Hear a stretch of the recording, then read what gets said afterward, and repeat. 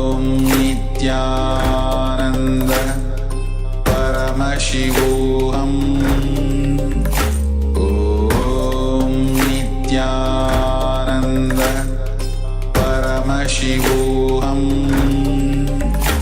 ॐ नित्यानन्द परमशिवोऽहम्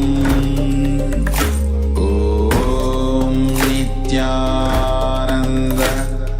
परमशिवोऽहम् ॐ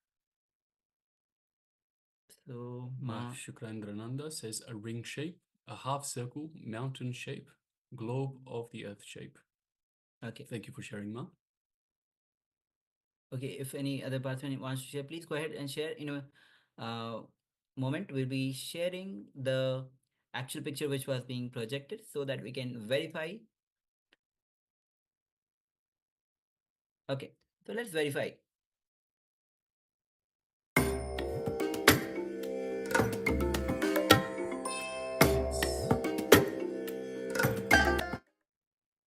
Yes, so as you can see, it is a Shiva Lingam. There's definitely a ring shape, half circle, so it's not a full circle. The triangle, like at the end, it can be seen as a mountain shape. So well done, Ma. Congratulations. Yes, actually, so it's the Unipetam, which is circular and going where the water falls, Unipetam, and the Shivlinga is there. And of course, it's on the mountain itself.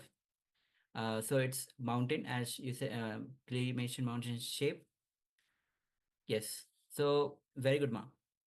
So yes. So now we'll be moving on to our first day of today's day of sessions, which is going to be Shiva Sutras. Yes, today's theme is experience ultimate reality. So sciences from the Shiva Sutras. And we'll be opening with the Shiva Sutras themselves.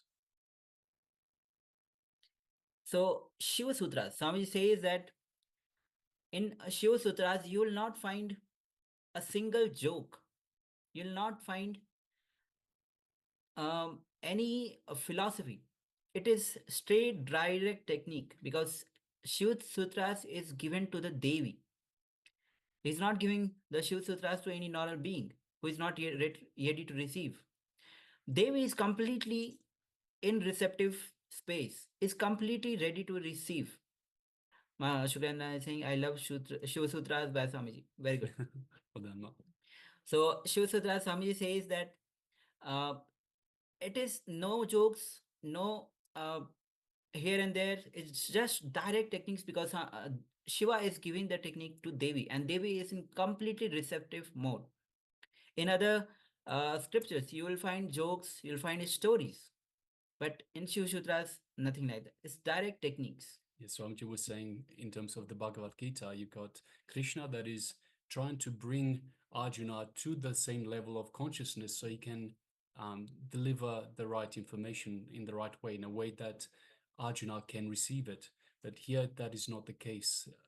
Devi is already in that high consciousness, the same consciousness level as Paramashiva, so this is no longer required. So it's just a simple transmission of the truth as it is. Yes, so Shiva Sutras are basically full of techniques, meditation techniques that was given by Paramashiva himself to Devi Parashakti for her to experience the state, space, and powers and being of and consciousness of Paramashiva. And when Devi is in complete receptive mode, Shiva just poured out Shiva Sutras, techniques. And there are 112 techniques that Shiva revealed, Paramashiva revealed to Devi. Now Shiva Sutras explains about the evolution of universe. Swami says, Devi says, oh Shiva, what is reality? So here the Devi starts with a simple questions. Oh Shiva, what is your reality? What is wonder-filled universe? What constitutes seeds? So Devi has all the questions in the universe about the existence of everything. Who centers this universe wheel? What is life beyond form, pervading forms? How may we enter it fully? Above time and space, names, description. So Devi is filled with the questions of the existence itself. When she is not able to have the answer by herself, she's asking the question to Shiva, Paramashiva. And Paramashiva, just for the introduction, those who are new, is a primordial divinity a divinity in Sanatana Hindu Dharma, the ultimate reality and cause, which is the self-effulgence which is called as Swayam Prakasha, the word Swayam Prakasha in Sanskrit. All pervading, unchanging, which is beyond time and space, form and casuality. And Paramashiva replies by the way of 112 sutras, each one describing a particular meditation technique to discover the ultimate reality. These 112 Shiva Sutras have also been compiled into 64 books, some of which are called Guru Gita, Kularvana, Mahanirvana, Vijnana Bhairava, and Spandakarika. So Devi was a platform for Parameshwar to deliver this science. And as we know, now all of us are receiving the Shiva Sutras. And whole humanity has been receiving Shiva Sutras. There are many versions of Shiva Sutras that people are having with themselves. So Devi, it was first revealed to Devi, Parameshwar himself revealed, and this Devi was a platform for Parameshwar to reveal this science to the whole world itself. Now, when we are sitting here and receiving the Shiva Sutras, it is because Parameshwar revealed this science to Devi. The Guru needs a platform without any restriction in any level, so he can deliver this science as it is.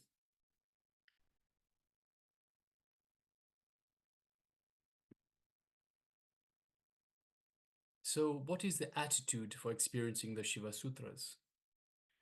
Feeling connected, feeling innocent is a basic requirement for any spiritual experience, any truth. These great truths given by Paramashiva should not be diluted in any way in your life, because any dilution is dangerous. If you bring honesty to your being, that's enough. That's all that's required. Nothing else is required. Ramakrishna beautifully says, Saralatva, which means simplicity. Nothing else is required. If you read some of Shiva's techniques, they will be so simple because they are for innocent beings. When you are completely innocent, open, even a small leaf falling from the tree, just by looking at it, you can get enlightened.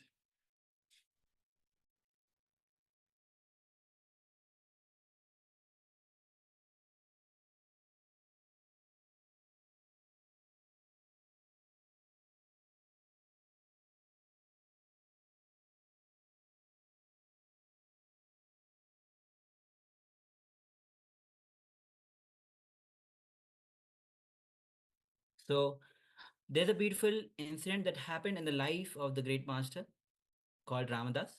His master just chanted the word Sri Ram, Jai Ram, Jai Jai Ram. He did not even tell the meaning, or he did not even initiate him. Just those words. He got awakened. And he said after that he forgot that mantra. Due to his innocence, he was in completely innocent space. His very being could experience a different space just by listening to one word.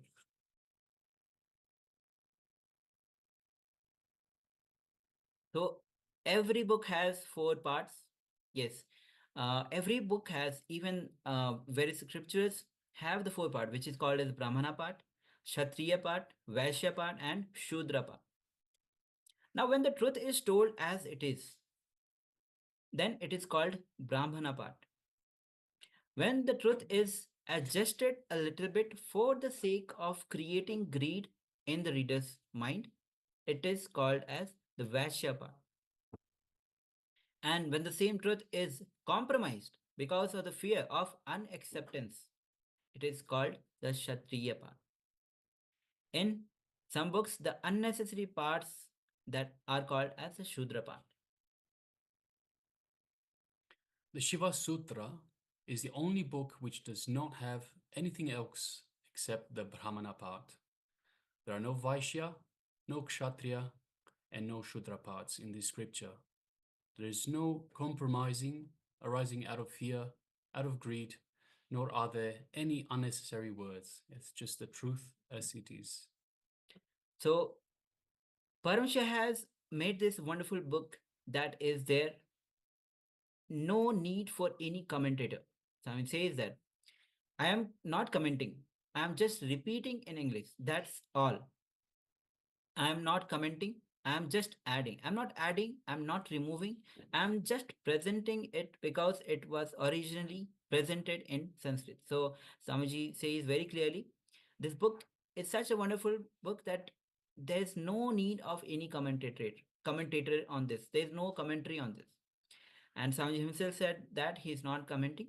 He's just repeating that in English because originally it is presented in Sanskrit.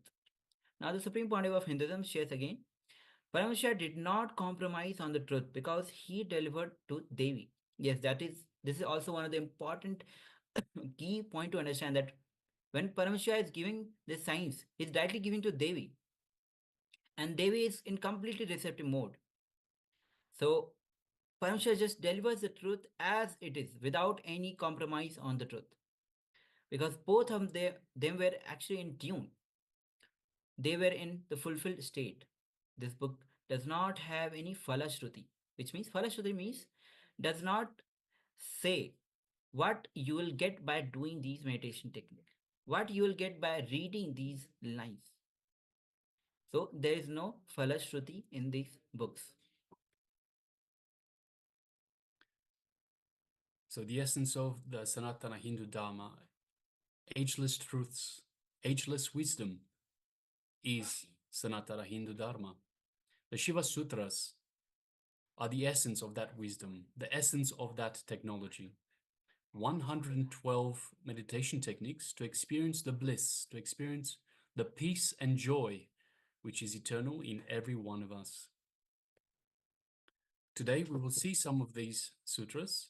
Not only we will see, but we will receive sacred initiation to experience Paramashiva's beautiful techniques. Yes. Now, the uniqueness of each sutra. Each and every meditation technique has the capacity and Shakti to create a sampradaya and a religion. Swami said that in the when he was giving the Shiva Sutras, when he was presenting the Shiva Sutras in English, he very clearly said that each and every meditation technique that is there in the Shiva Sutras has the capacity and Shakti to create a new sampradaya itself, a new religion itself.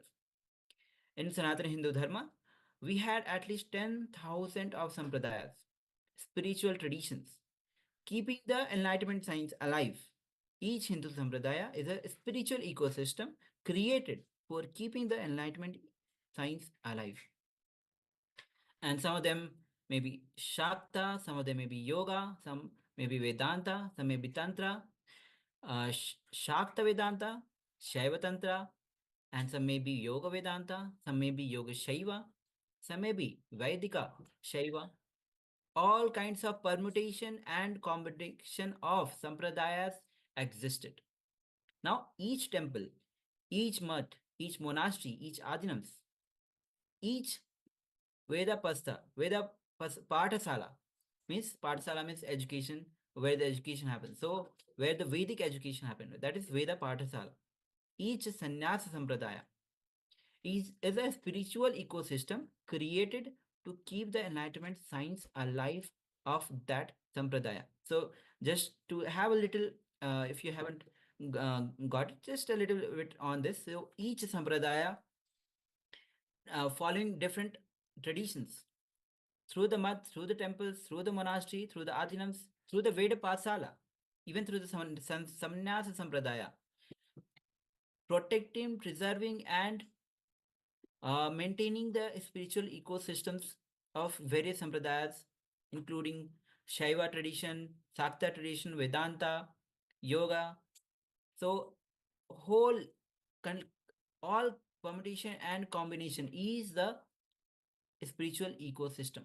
Now, Shiva Sutras has been caused breakthrough for human consciousness. Shiva Sutras is a complete compilation, complete completion. Nothing can be added and nothing can be removed. Yes, so now we'll be moving into a meditation technique to receive the Shiva Sutras. So This meditation will help us receive the knowledge, imbibe it, and make it as our experience. It will make sure that this knowledge does not stay as mere information, but becomes realization for us. To receive, we need to become passive. We need to connect with the passive energy inside us. This is the aim of the meditation we're about to do. So let's get ready. Find a place where you are comfortable without any disturbance, because we'll be entering into this meditation technique. So make sure that you are having a place without any disturbance. If you can sit on the floor, that's great. Now, visualize yourself as Devi. Devi who is ready to receive the Shiva Sutras when Paramashiva is giving. Be in completely tuned with Paramashiva. Forget your name. Forget your form. Forget your identity. Don't even remember you are male or female. Just visualize that you are Devi, completely in the receptive space to receive the Shiva Sutra. Visualize and experience that you have become Devi. Take few minutes. Clearly visualize you have become the passive energy, the mother energy, who is ready to receive Paramashiva. Become like a womb, Uma, so that Paramashiva can happen in you.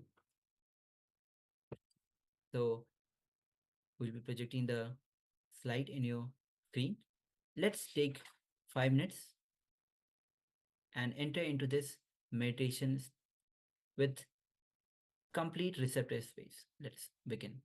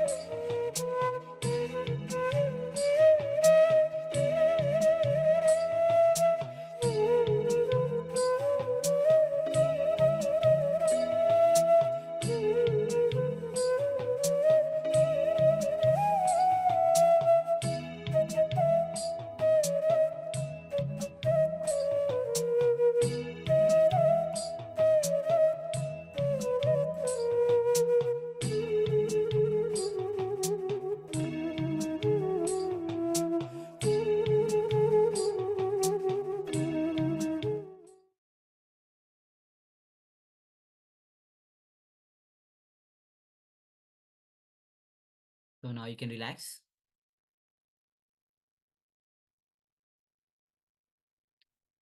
Be in the space of complete receptive as Devi is.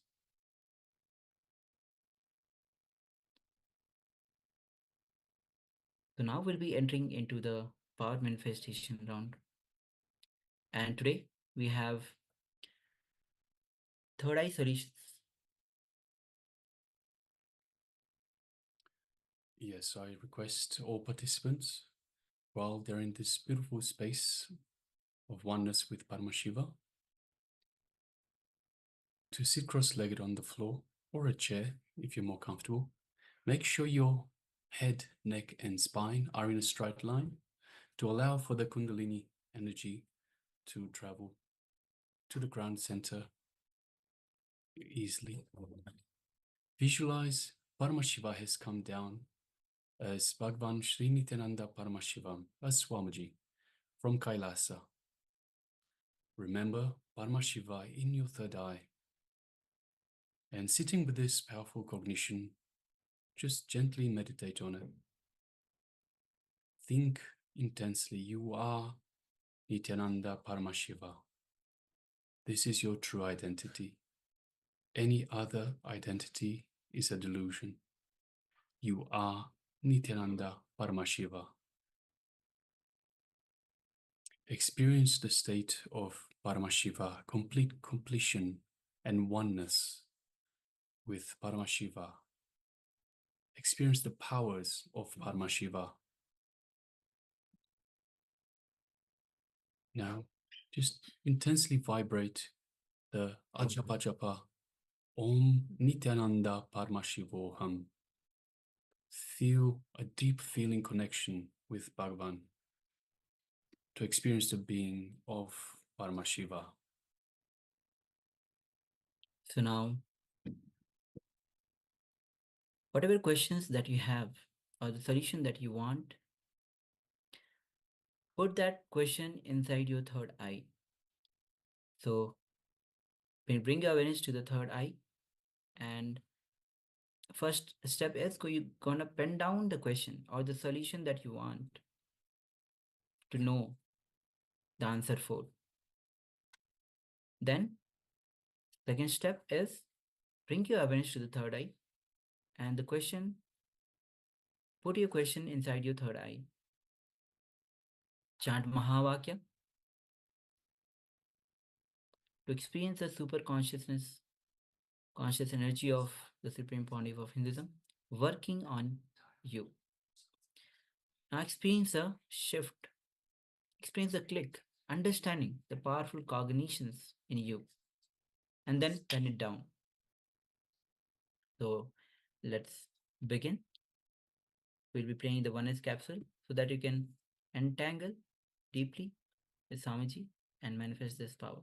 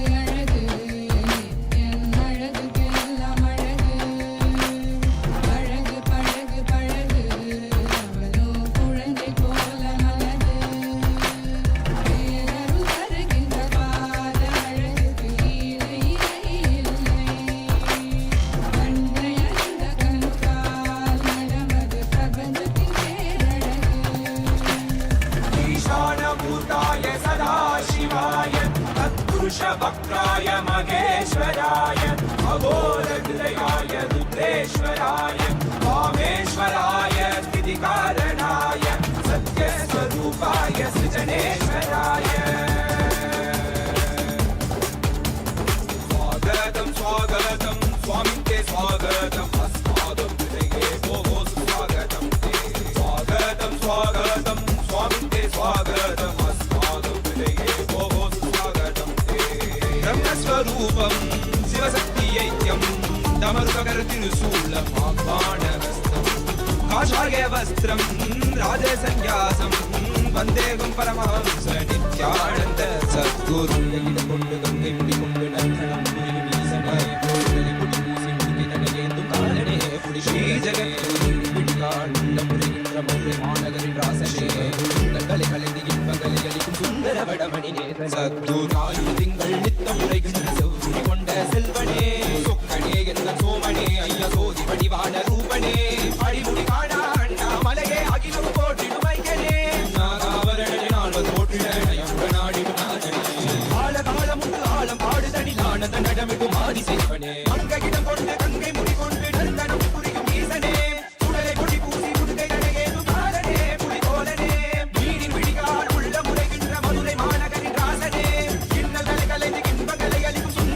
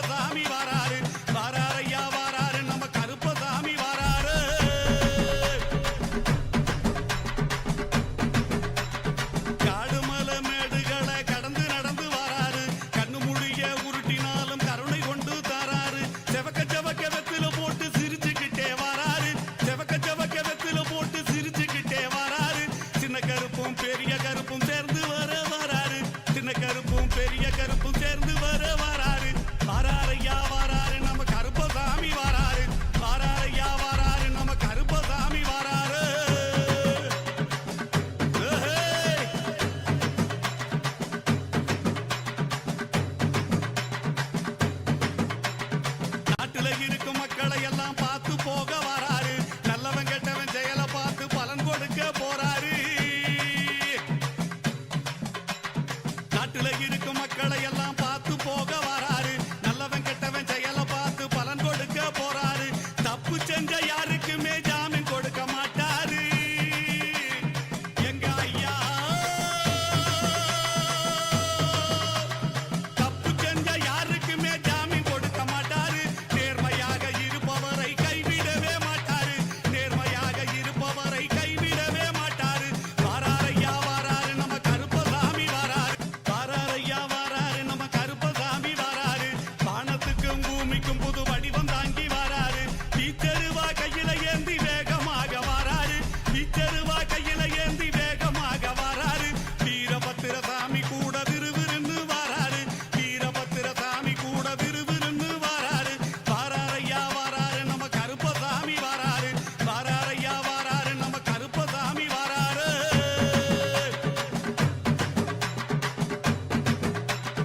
காடு மலை மேடுகளை கடந்து நடந்து வாராரு கண்ணு மொழிய உருட்டினாலும் கருணை கொண்டு தாராரு செவக்க செவக்க வெத்தில போட்டு சிரிச்சுக்கிட்டே வாராரு செவக்க செவக்க வெத்தில போட்டு சிரிச்சுக்கிட்டே வாராரு சின்ன கருப்பும் பெரிய கருப்பும் சேர்ந்து வர வராரு சின்ன கருப்பும் பெரிய கருப்பும் சேர்ந்து வர வராரு வாராரையா வாராரு நம்ம கருப்பசாமி வாராரு வாராரையா வாராரு நம்ம கருப்பசாமி வாராரு ஏய்!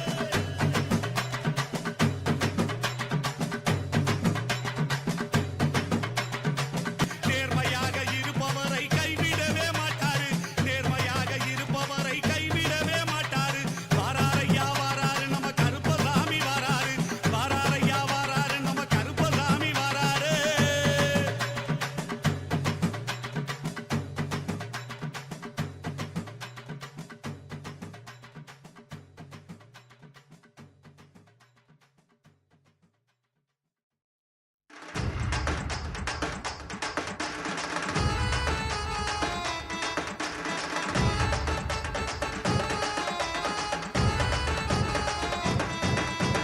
அண்ணாமலையில் பிறந்தான் புவி எண்ணாத யோகமே கொண்டிட நித்யன் ஈரேழு லோகத்திற்கெட்டா ஈசன் முக்தி நெறி அருளவே நித்யனாய் பூலகிற்கு வந்தம்மை ஆட்கொள்ள தேவர்களை காத்திட வைத்தான் தாயாய் பேரருள் புரிய உடல் ரோமம் சிலிர்த்திட நித்யனாய் வந்து அண்ணாமலையில் பிறந்தான் புவி எண்ணாத யோகமே கொண்டிட நித்யன் ஈரேழு லோகத்திற்கெட்டா ஈசன் முக்தி நெறி அருளவே நித்யனாய் அண்ணாமலையில் பிறந்தான் திருவண்ணாமலையில் பிறந்தான்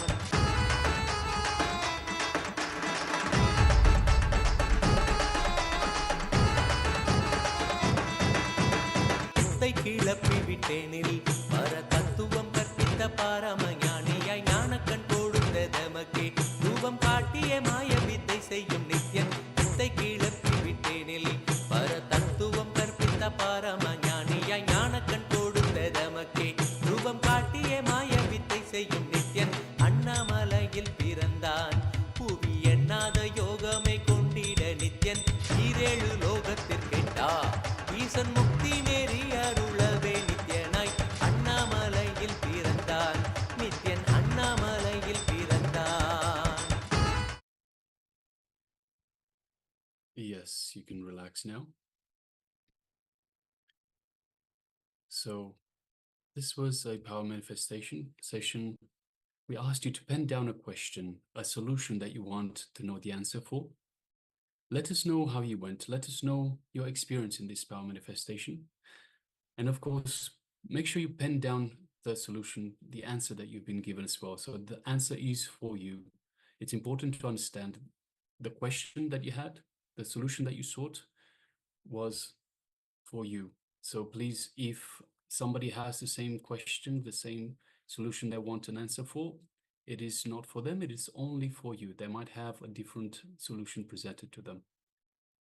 So I request you to please write down what was being revealed to you, what was the solution, the answer for you. So this is for you to have a record of, so you can have a look at the solution later in your own time. But right now, let us know also how you went, how was your experience, what you experienced during this power manifestation session. So I request participants to just take a moment now.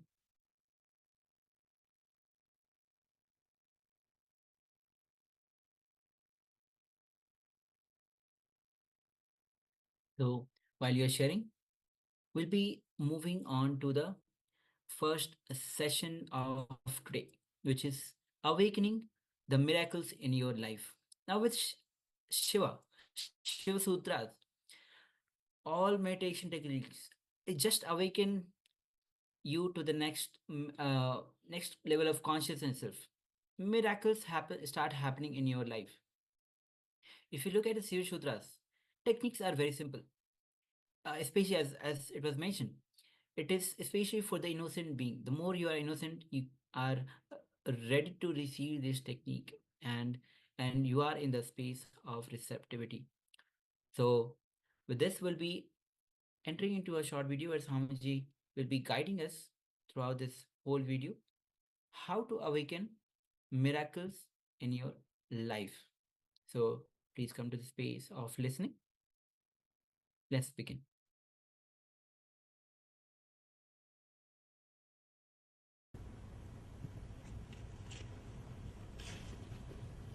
Before entering into the sutra, just few understandings, few words about the scripture, Shiva Sutra. This book is not even just a manual for enlightenment. It is a manual to create spiritual traditions. The technique which we are going to enter today is the base of whole Buddhist tradition. Each technique, each meditation technique which is described in this book is a base for one religious tradition, one spiritual philosophy. Out of this one meditation technique, whole Buddhist tradition is born. Fortunately, this book is older. That is why we are able to say from this book it started.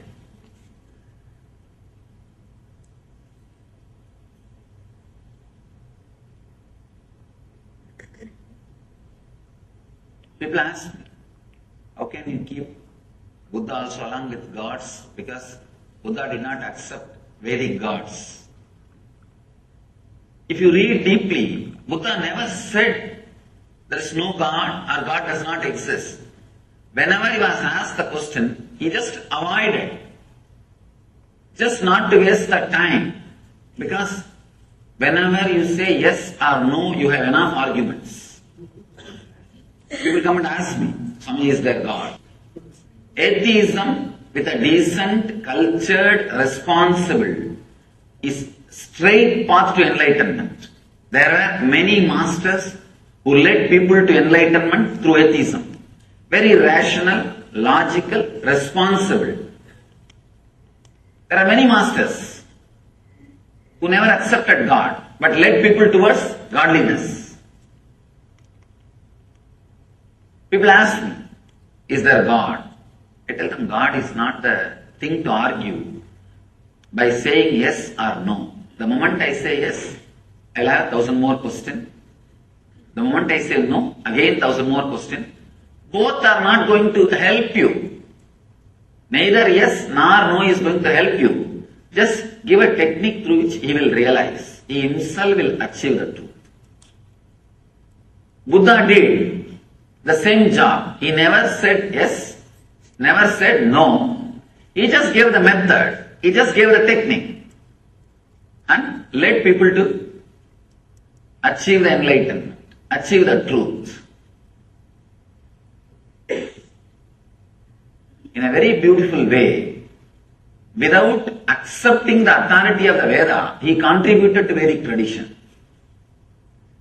See, there will always be 50% of the people saying no for everything.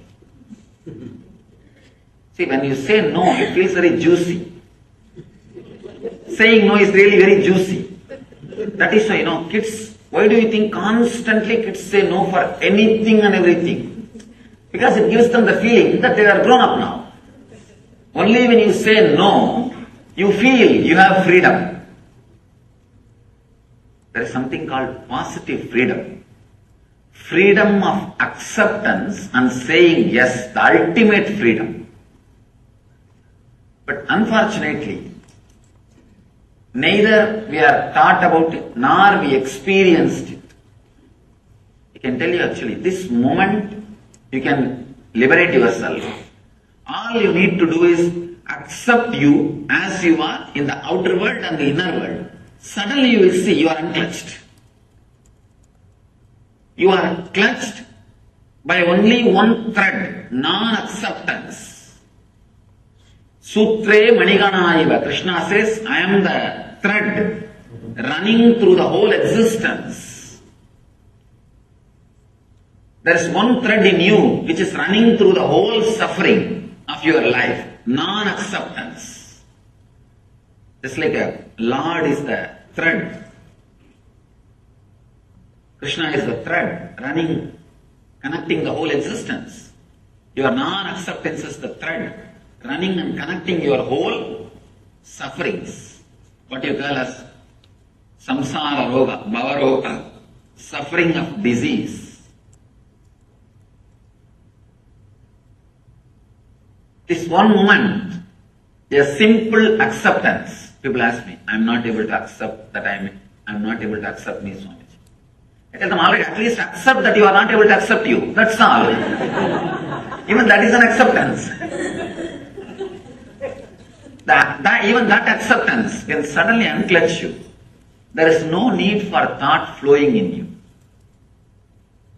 There were one group of people who are very simple, who are able to straight away connect and accept and realize the truth.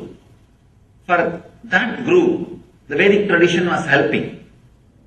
But slowly, unfortunately, a kind of a negative wave or negative group started developing because the spiritual techniques and the transmission of the spiritual enlightenment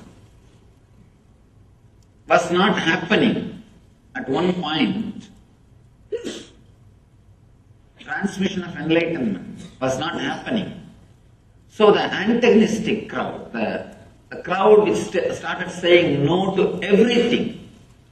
If you say no logically, there won't be any problem. Saying no, just, I don't want, just for the sake of feeling strong. For that group, there is nobody to guide them. It is not that just because they have gone astray, they can be dropped or they can be completely thrown out. No. Somebody has to take care of them. So then divine descends as Buddha, who gathers all the dropouts. Gathers all the people who are saying constantly no. He also gathered all of them and said, yes, he played the same tune. He played the same tune. But I can say among the masters, Buddha is the master who contributed maximum number of enlightened beings to the planet Earth. Maximum number of enlightened beings are contributed to planet Earth from the Buddhist tradition. Directly from Buddha. When he was alive, fortunately he was in the body for more than, you can say 80 years. He became enlightened around 40. 40 years enlightened public mission. He created at least 10,000 enlightened beings. I think even now, it's a achievement. I don't think anybody else has done much more than that. He contributed so much without directly saying yes or no to the question whether God exists or not. He straight away gave the technique. And that technique is from this sutra. This is the sutra which forms the core, center of the Buddhist tradition. Let me read the sutra, then we will understand. Unminding the mind, keep in the middle until it drops.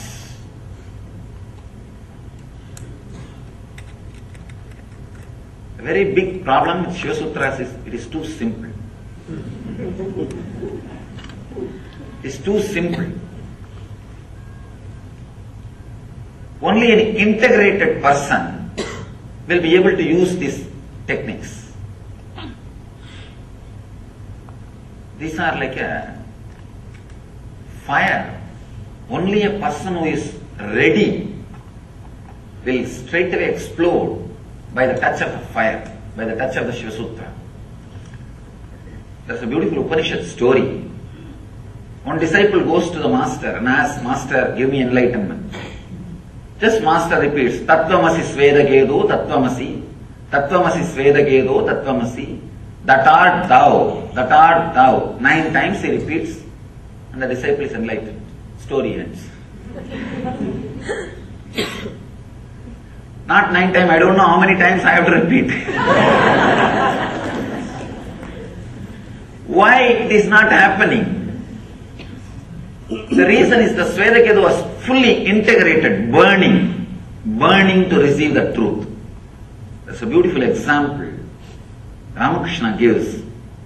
The mother pearl will be waiting for the rainwater. The mother pearl makes the pearl with the rainwater. When the rainwater falls, he just carries the rainwater into his womb and goes down into the ocean. And whatever process he does on the rainwater only becomes pearl.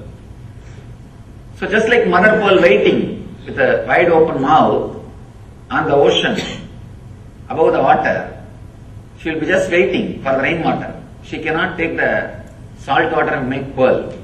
She needs pure rainwater. The moment one drop rainwater falls on the pearl, mother pearl, immediately she will go into the ocean, deepest layer, and she will start doing the process. She will come out with the pearl. Only a person who is seeking intensely like a mother pearl for the initiation, waiting with open being. The moment master utters some words, those words straight away enters into him and he carries that word, goes and sits inside his inner space, starts doing the process, comes out with the pearl of enlightenment. Opens himself with the pearl of enlightenment. Only that intense seeker, even few words are enough. Even few words are enough. You will see suddenly the being blossoming, expanding and expressing itself. It's a simple word, just like Tattvamasi. Tattvamasi is it's called as Mahavagya. That art thou. It's called as Mahavagya. Means the word which straight away gives enlightenment. Vakya which straight away leads you to the experience of the Mahat, the cosmos, is Mahavagya. In this book, every line is a Mahavagya. Every word is a Mahavagya. He just says, unminding the mind, keep in the middle until it drops.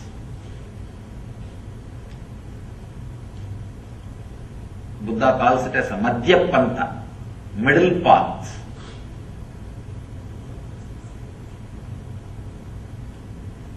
Let's first understand how our life flows.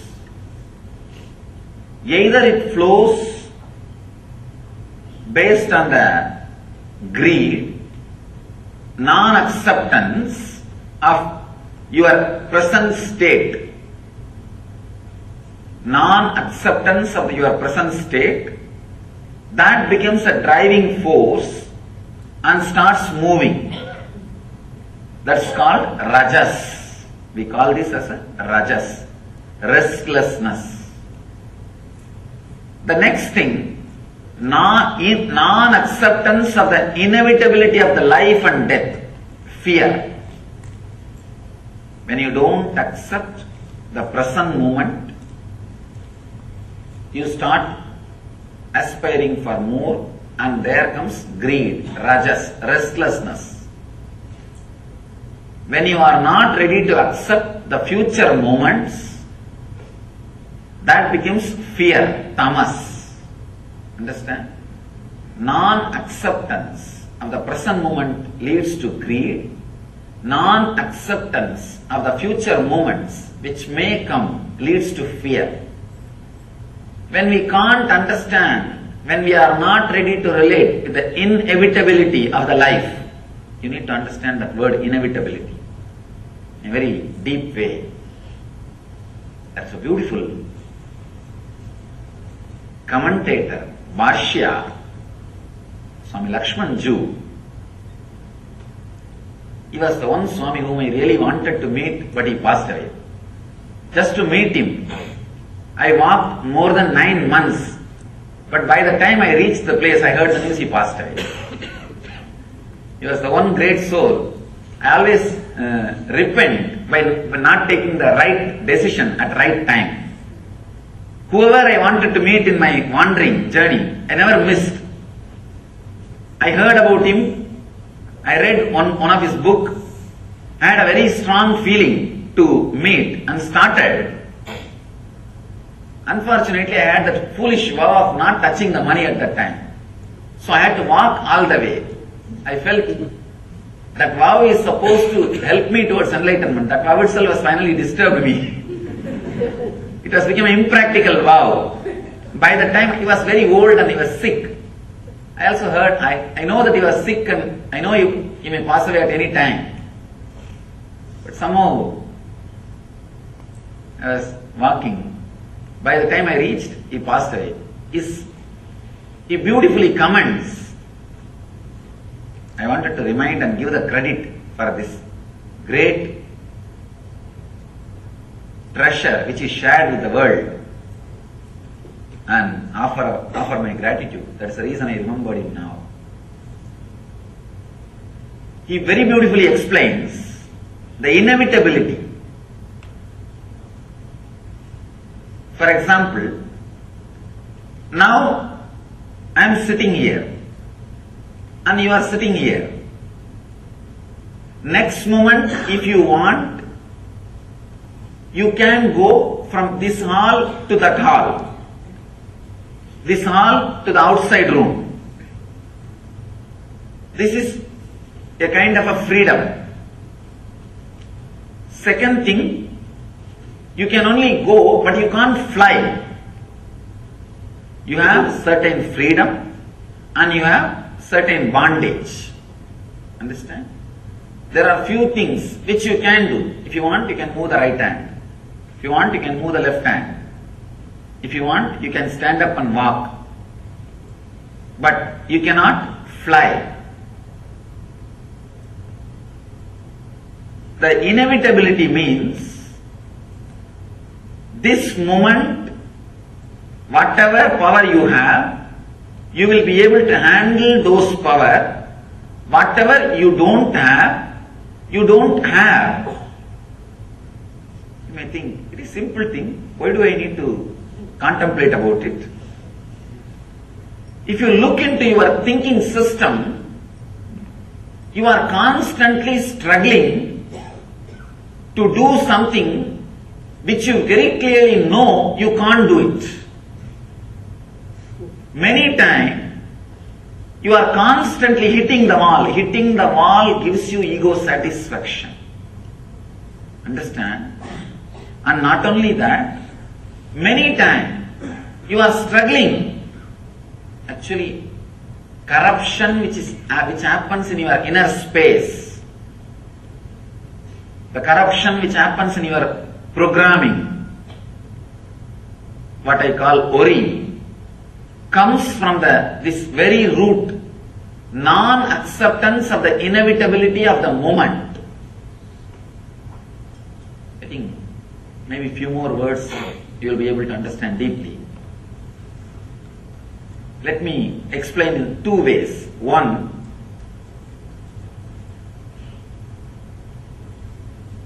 now, next moment if you want, you can go out or you can stand or you can be here. But this moment, you are already here. So this moment, what is inevitable. It is there. You can't avoid. Next moment, you may be able to change based on the availability of the power and freedom you have. That also in a very restricted way. There is a beautiful example from Ramakrishna that will throw more deeper and clear light on this concept. Actually, this inevitability concept, this truth, can straightaway lead to psychological revolution in you. That is why it's very subtle. But if you can put your attention and understand every line I am trying to express. Another one difficulty is I read his books in Sanskrit and my internal expression, the whole thing happens in Sanskrit. I have to translate the whole thing into English.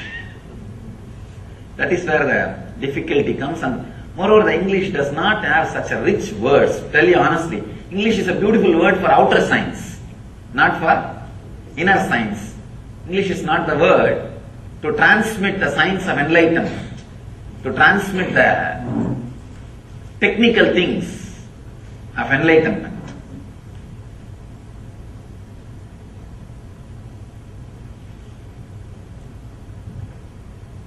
Somebody asked Ramakrishna, is everything in the life is a fate or individual freedom? Do we have individual freedom or everything is predestined? Ramakrishna says beautifully, if a cow is tied on a wall or a pole, 5 feet rope is there. The cow has a freedom to sit or stand or walk around inside that 5 feet radius, but not more than that. So there is a particular part which the cow can do. Beyond that limit, it cannot do. Beyond the limit, everything is fate. The cow has freedom to eat whatever is available inside the 5 feet. It has got some freedom. But if a lion comes and attacks, it is a fate. Cow cannot save itself. If the cow behaves properly, with that freedom, the owner may extend the rope. If he is not bullying around, if he is not hitting people, if he is not doing nonsensical things to disturb others, the owner may extend the rope or may even completely leave it free, liberate. So the freedom, the individual freedom or fate, predestined, comes based on our lifestyle. We do have a certain kind of a freedom. If we properly use it for a right purpose, for not hurting others, living properly, that freedom can be extended or completely given to you. Accepting the inevitability. Now, this is the freedom we have. Next moment, we may have, may not have. And this moment, whatever is happening is inevitable. That is the way it is happening. You cannot bring the moment which is lost back and correct it, alter it. There is no time machine. Inevitability means accepting all these three ideas. First thing, you cannot bring things back and alter. Second thing, this moment is this moment. Nothing can be added to it. If you want, you can only add in the next moment. Third thing, even the adding in the next moment is not completely under your control. These three understandings, when it settles in you, it brings a tremendous psychological revolution. Understand?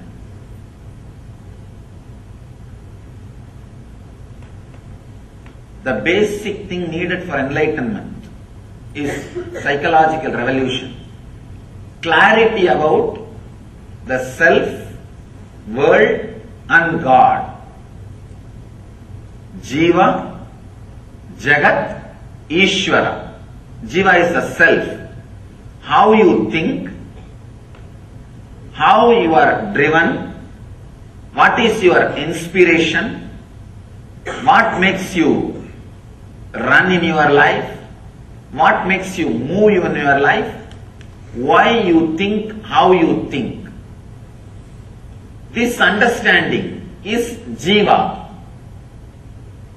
Then Jagat, how the clarity which happened in me or the desires and fears I feel in me, how I am going to connect it with the world. If I have some desires, how am I going to get it from the world? If I have some fears, how am I going to avoid it? Avoid those things being forced upon me by the world. That relationship is Jagat. Ishvara means the source for both.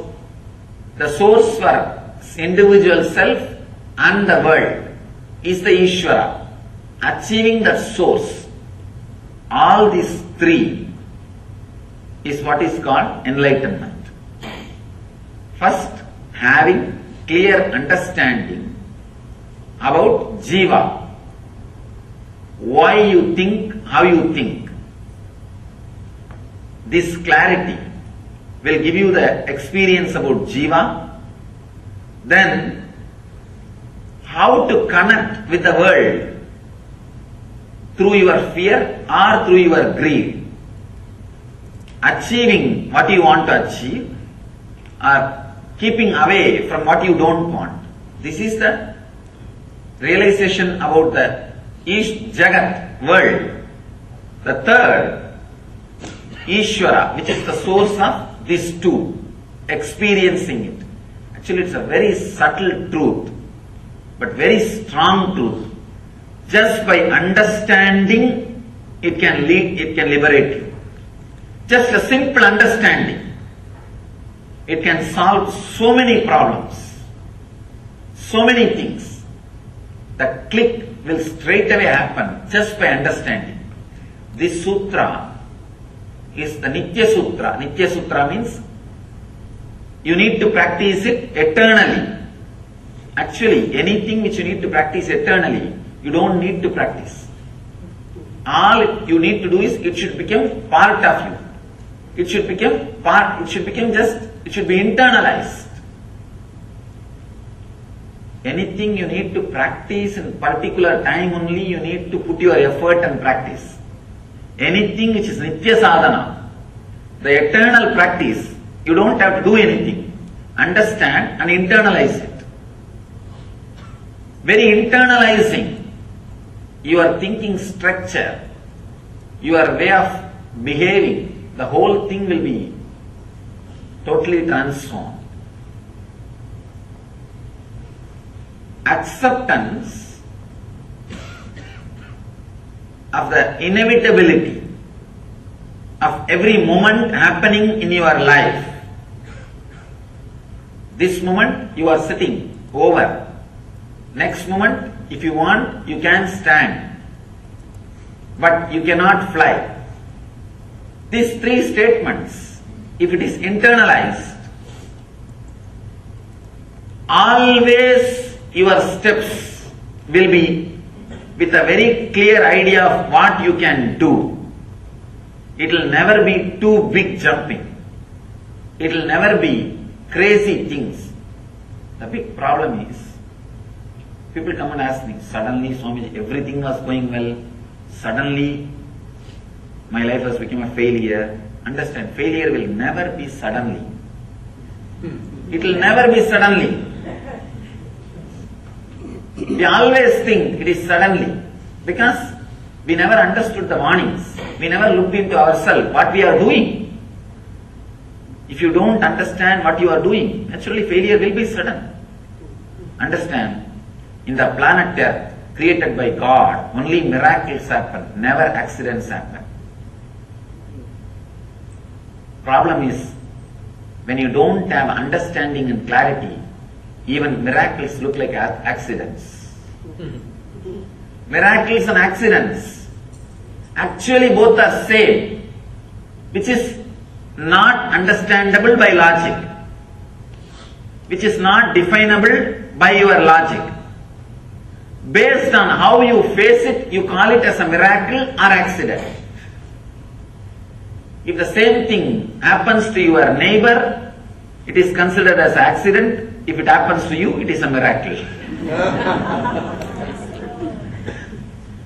That's all, nothing else. How you face it, how you face it, how you see it.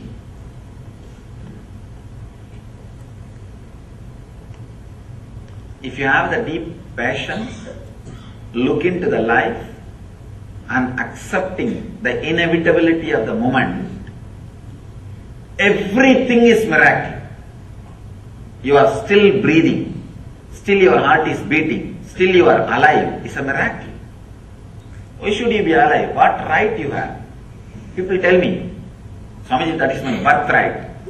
I tell them, birth itself is not your right. Where is the question of birthright?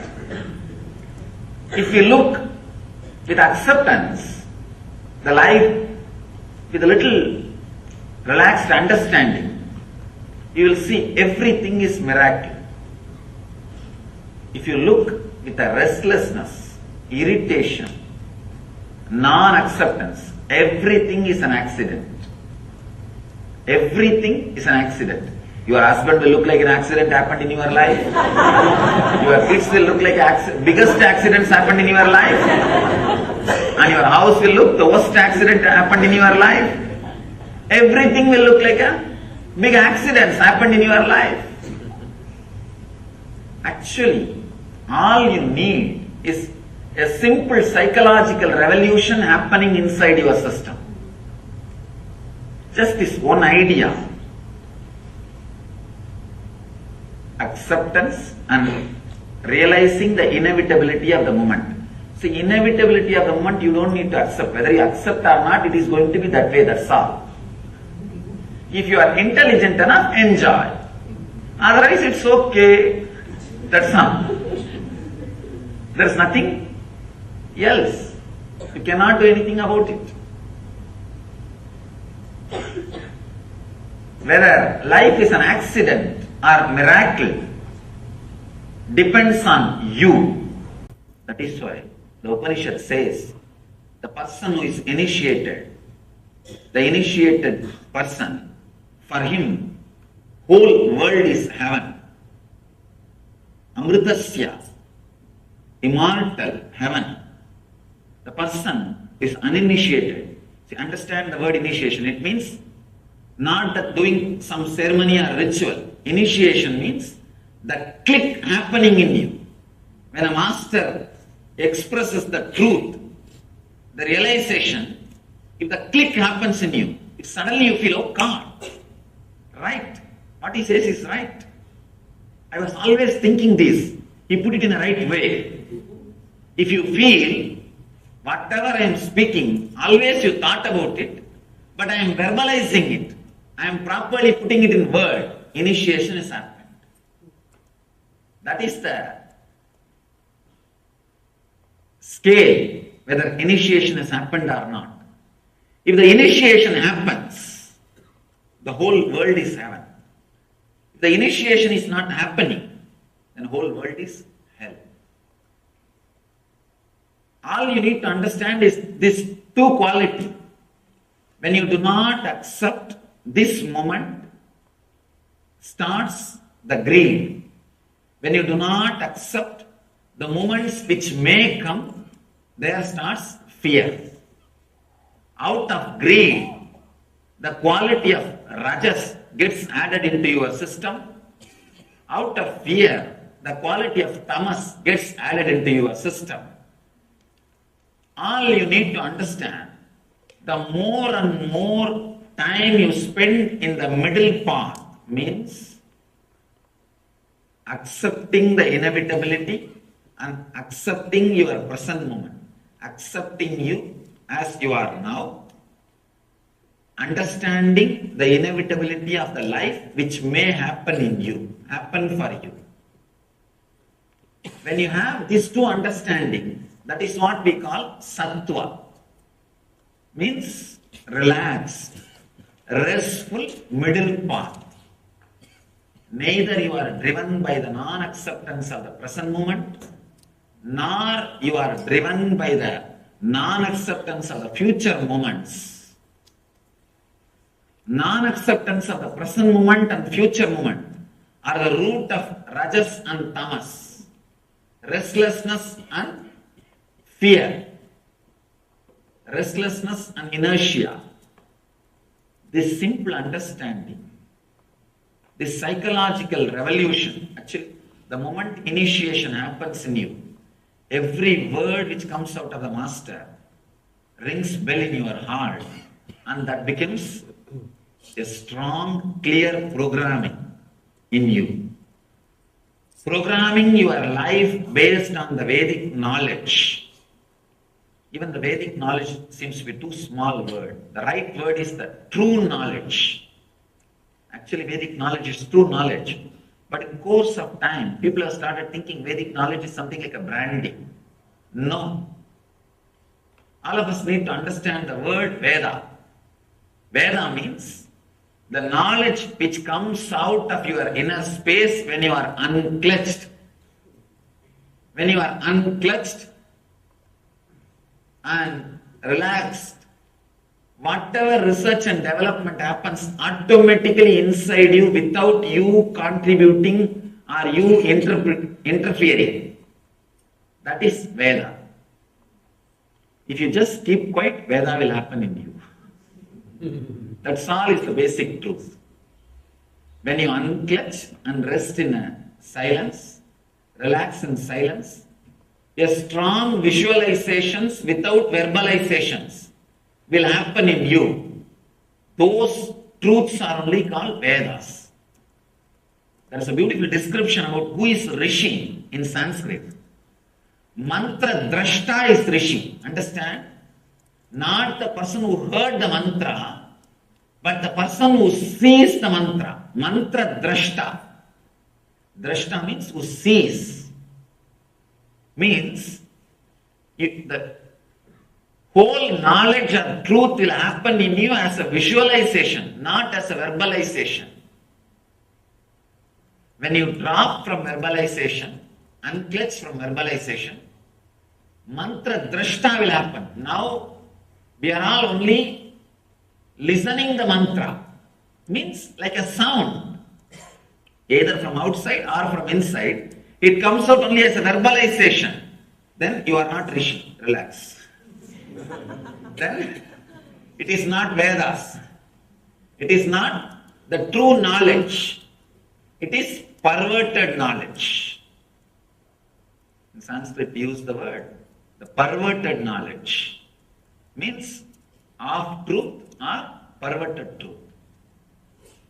When you unclutch from the verbalization which is constantly happening, a strong visualizations beyond your verbalization will come out. All you need to do is put all your effort and relax from unclutching. Suddenly you will see a very strong visualizations will start happening in you. Those visualizations are only called as visions. Mantra drashta. You will see the mantras. Mantra means knowledge, truth. You will see the mantras. You will see the truth. That is what is called Veda.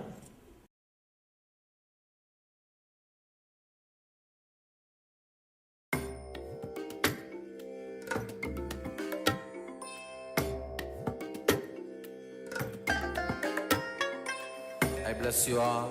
Let you all open all your three eyes and manifest the powers of Mahasudashiva. Om Nityananda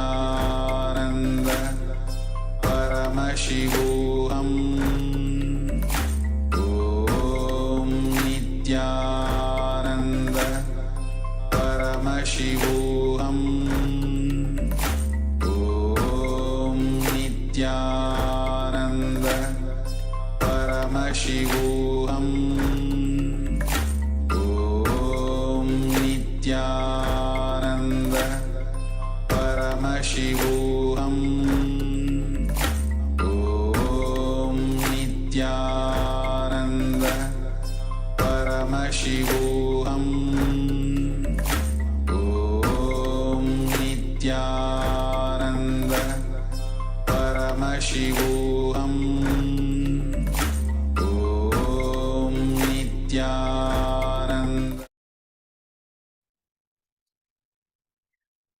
Yes. So, Shiva Sutras awaken the miracles in life. I hope all of you have enjoyed this video where Swamiji gave a beautiful explanation about the Shiva Sutra. It's a very small, very short sutra. That's why Swami said, yes, that's it. And it's over. So that is for the innocent being. When you're totally innocent, this techniques clicks with you. So why it is that we are not able to receive the miracles in our life? As Swami says that non-acceptance, it arises from when we are not able to accept the present moment, then continuously running after some greed. When we are not able to accept the present moment, some greed, rajas happens in.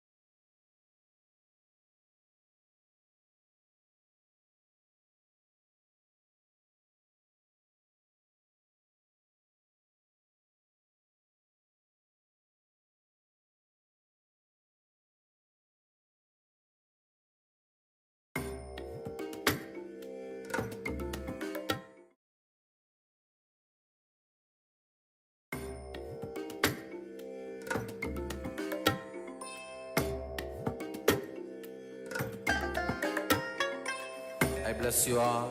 Let you all open all your three eyes and manifest the powers of Mahasadashiva. Om Nityananda Paramashivoham Om Nityananda Paramashivoham Om Nityananda Paramashivoham Om Nityananda Paramashivoham Om Nityananda Paramashivoham Om Nityananda Paramashivoham Om Nityananda Paramashivoham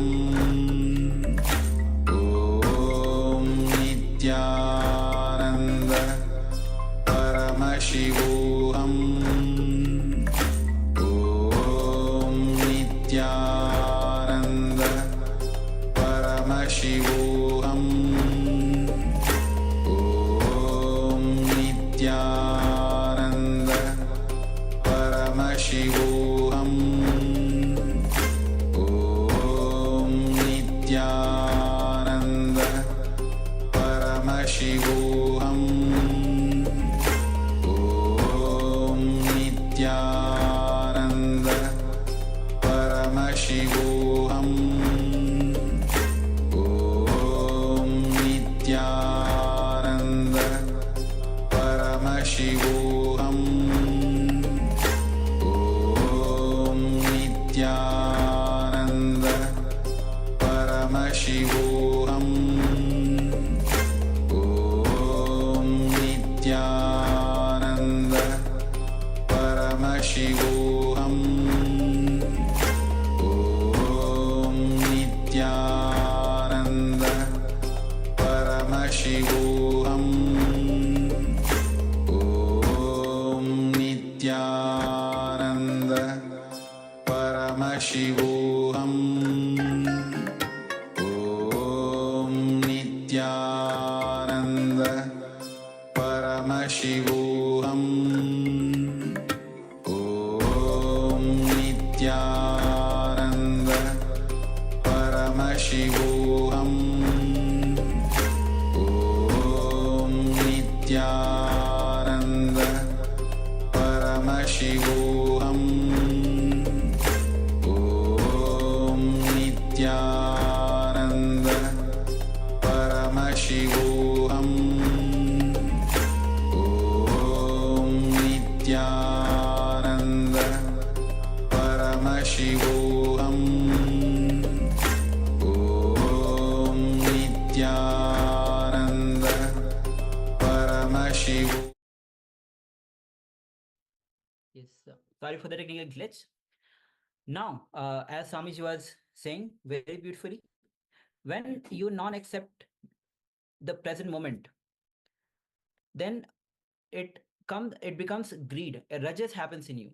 Every moment you are looking for something, and greed happens in you. When there's a non-acceptance of inevitability of the future moment, then tamas, fear rises in you, and that drives your life. That is why psychological revolution is required. Psychological revolution means, Swamiji explained very beautifully, understanding about the self, which jiva, the world, jagata, and Ishvara, the source itself. When you understand about the jiva, how you function, how you feel, why you feel, what drives you, when you understand about the jiva, the self, when you understand about the jagata, the world, when how whatever you want to achieve, whatever desire you have, how to achieve that, and the fear that you have, how to keep it aside so that it won't disturb you to achieve what you want, and realizing the source, Ishvara, that itself, altogether is enlightenment. When you have the understanding of this, then life becomes a miracle. And so life is a miracle or action is dependent on you. And Swamiji, at the last of the video and last part of the video, Swamiji explained about the mantra drashta, the one who sees the mantra, not the one who visualizes, or the one who sees the mantra as it is a rishi. When you are in the unclutched space, what you visualize, that is the vision. So now we'll be entering into a meditation by Swamiji, and he will be guiding us through a Hamsa Mantra meditation to awaken the miracles in your life, to be in the unclutched space. So let's get ready. I request all the participants to be seated in an appropriate place. Make sure that you're not disturbed by anybody. Make sure that you're sitting on the floor. So take a moment, sit on the floor, a space where nobody will be disturbing you. As you'll be entering into this meditation technique, guided by Swamiji himself. So let's get ready. Please bring attention to this meditation. Do this sincerely. Okay, so let's begin.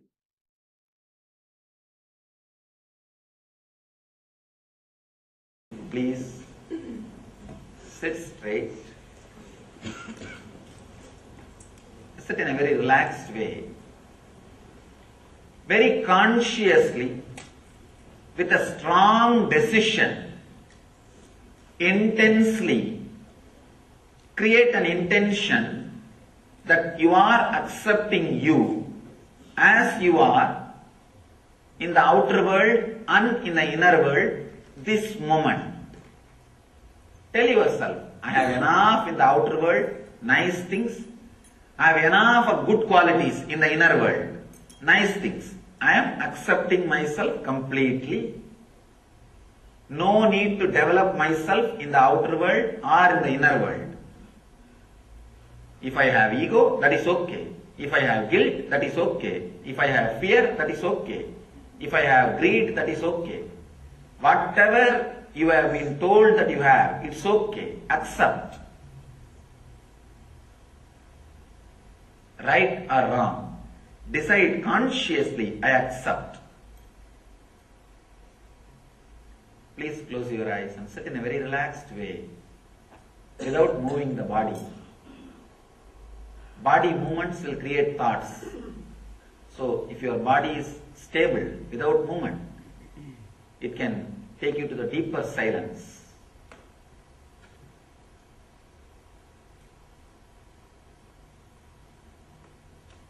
Whatever objection your mind raises, no, I can't accept me, I can't accept this, at least accept that. Accept that also.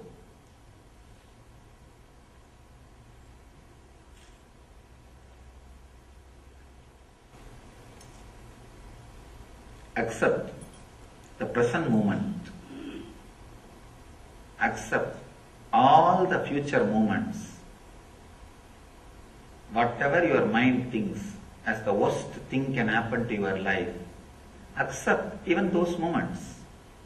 If it happens, you cannot avoid. It is inevitable. Understand the inevitability and accept it.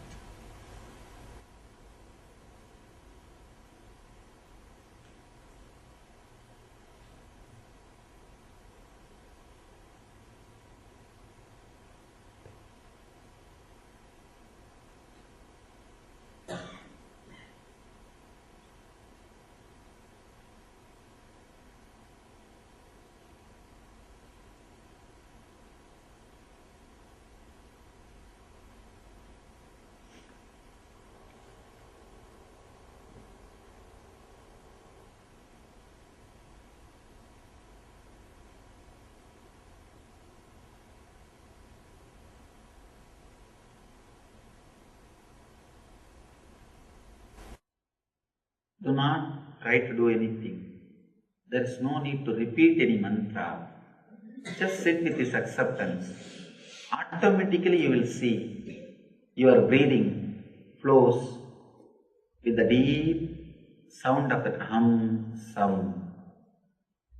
Just you become silent. You will hear that mantra which is getting repeated constantly, continuously in you.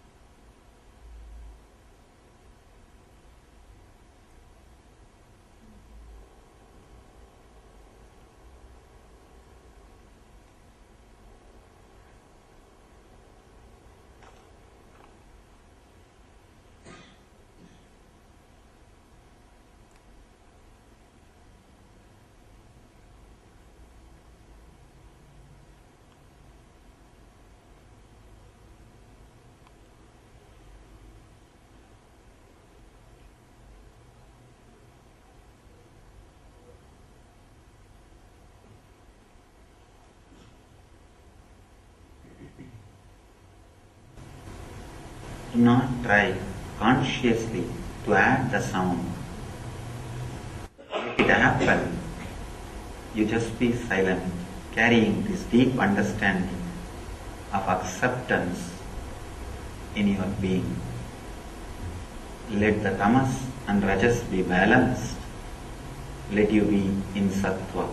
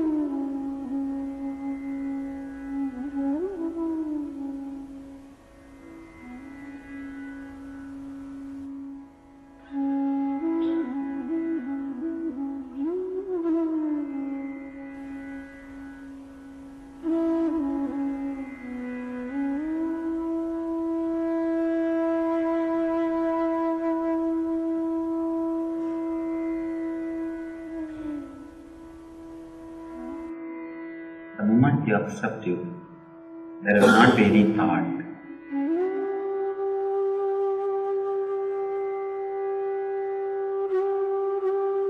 Whatever you saw and heard from the outer world, drop it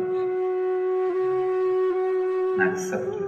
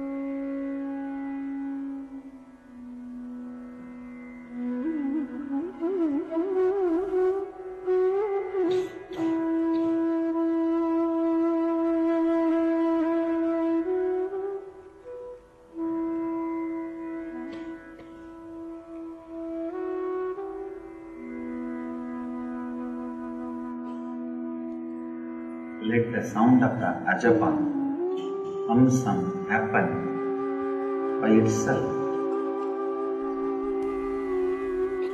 Try to add sound. Do not try to repeat the mantra. Just relax with the deep acceptance in your heart.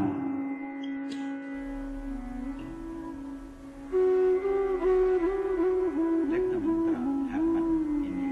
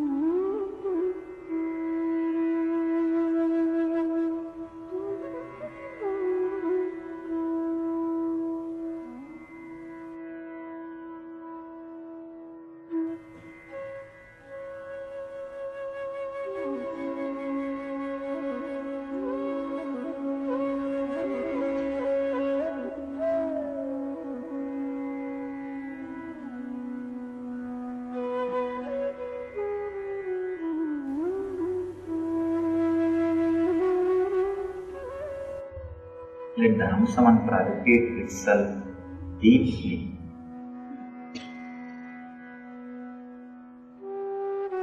You lost the connection, come back and again sit with the deep acceptance.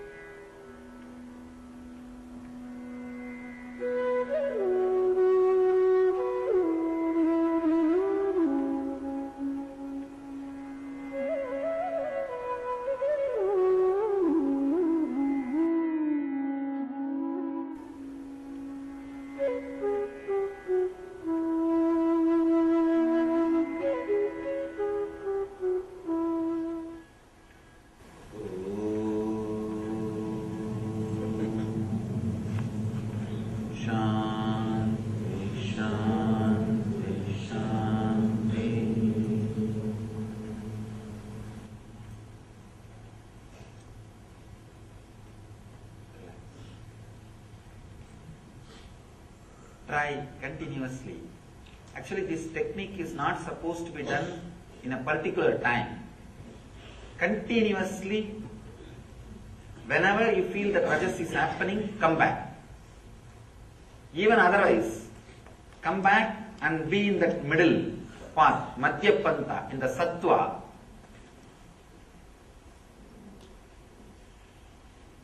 Let the Hamsa mantra repeat itself.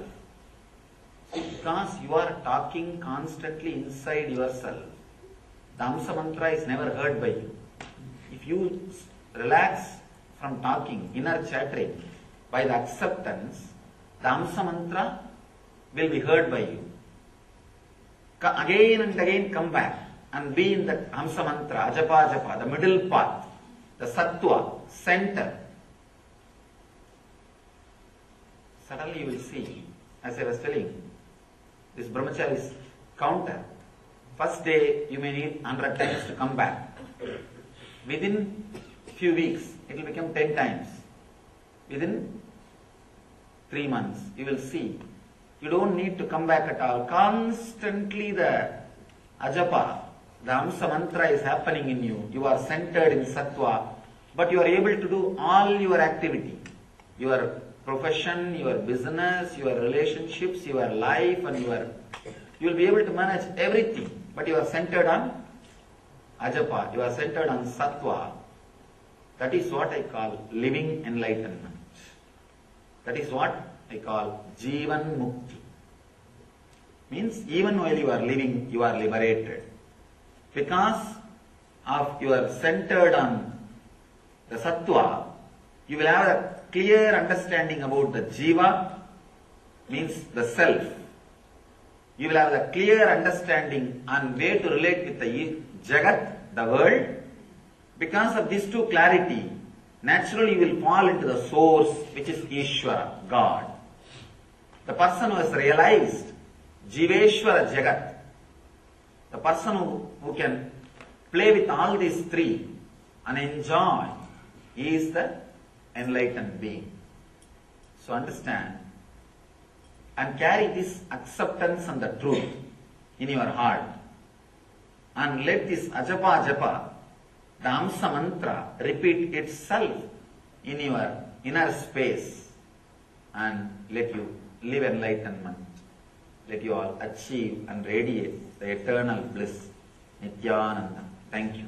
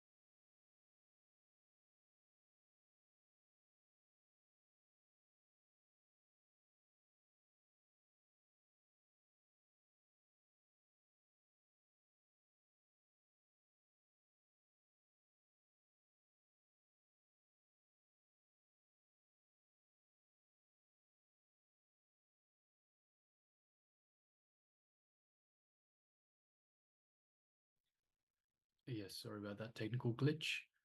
So welcome back. Welcome back from a wonderful meditation technique by the Supreme Pontiff of Hinduism, the Hamsa technique. Now, while we're in the space of oneness, in the space of super consciousness, let's move on to a power manifestation session. So the power manifestation for today is the third eye solutions. So in the first round, we asked you to have a question or a solution that you want an answer for. In this round, we ask you to connect with a partner. The partner can be with you around wherever you are, in the place that you are, or it can be away from you. Connect with a partner and ask them what solution or what question they have that they want a third eye answer for, an answer from the divine, from the source. So please take a moment now and connect with a partner.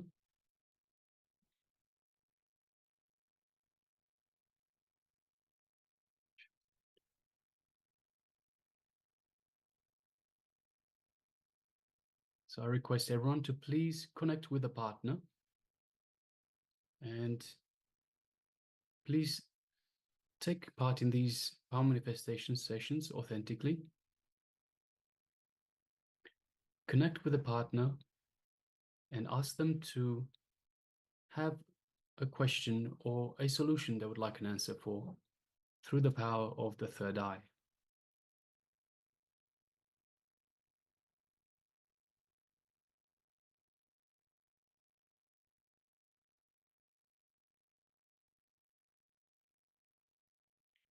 Okay, so once you've got the partner,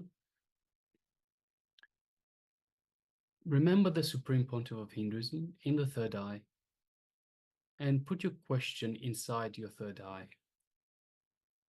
Make sure you're sitting comfortably on the floor with your legs crossed, with your neck, head, and spine in a straight line. Chant the Mahavakya. Hold the source, the Supreme Super Consciousness that is Paramashiva in your third eye. And while chanting the Mahavakya, continue chanting the Mahavakya to experience the Super Consciousness energy, to feel the Supreme Pontiff of Hinduism, Swamiji, working on you.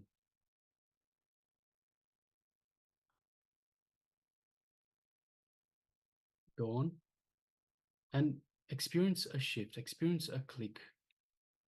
And whenever you have that click, whenever you have that powerful cognition, that manifestation in you. Pen it down. Please go ahead, do that now.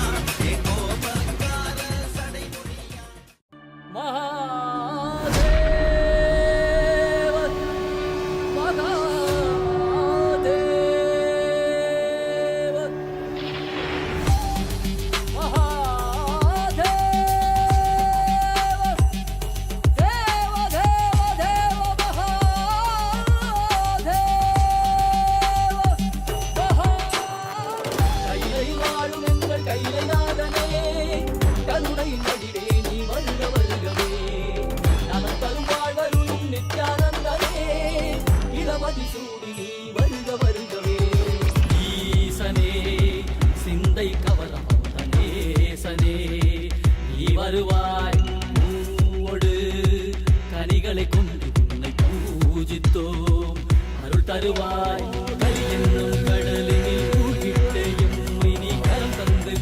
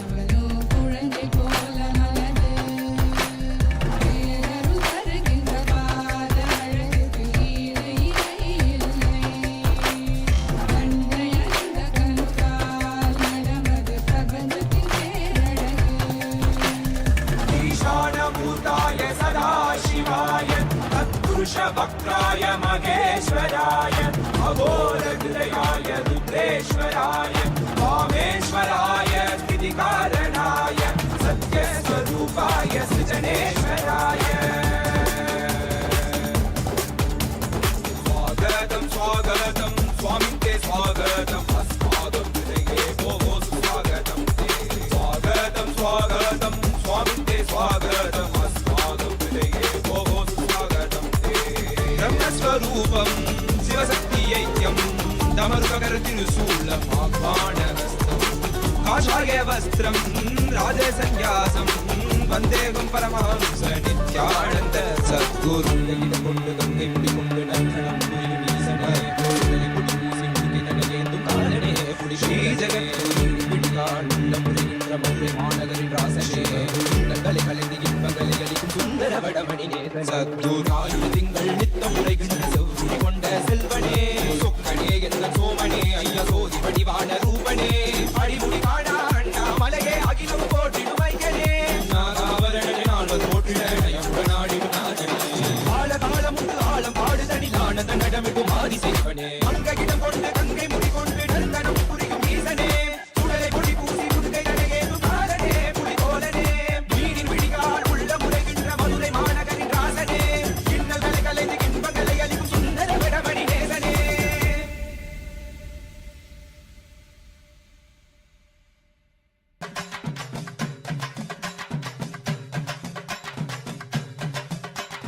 வாராரையா வாராரு நம்ம கருப்பசாமி வாராரு வானத்துக்கும் பூமிக்கும் புது வடிவம் தாங்கி வாராரு வீச்சருவா கையில ஏந்தி வேகமாக வாராரு வீச்சருவா கையில ஏந்தி வேகமாக வாராரு வீரபத்திர சாமி கூட விறுவிறுன்னு வாராரு வீரபத்திர சாமி கூட விறுவிறுன்னு வாராரு வாராரையா வாராரு நம்ம கருப்பசாமி வாராரு வாராரையா வாராரு நம்ம கருப்பசாமி வாராரு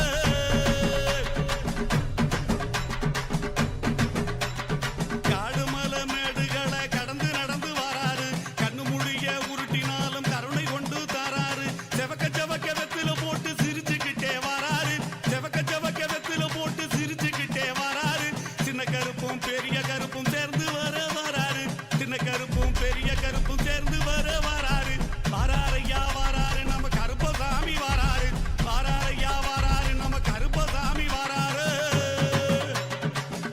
ஏய்!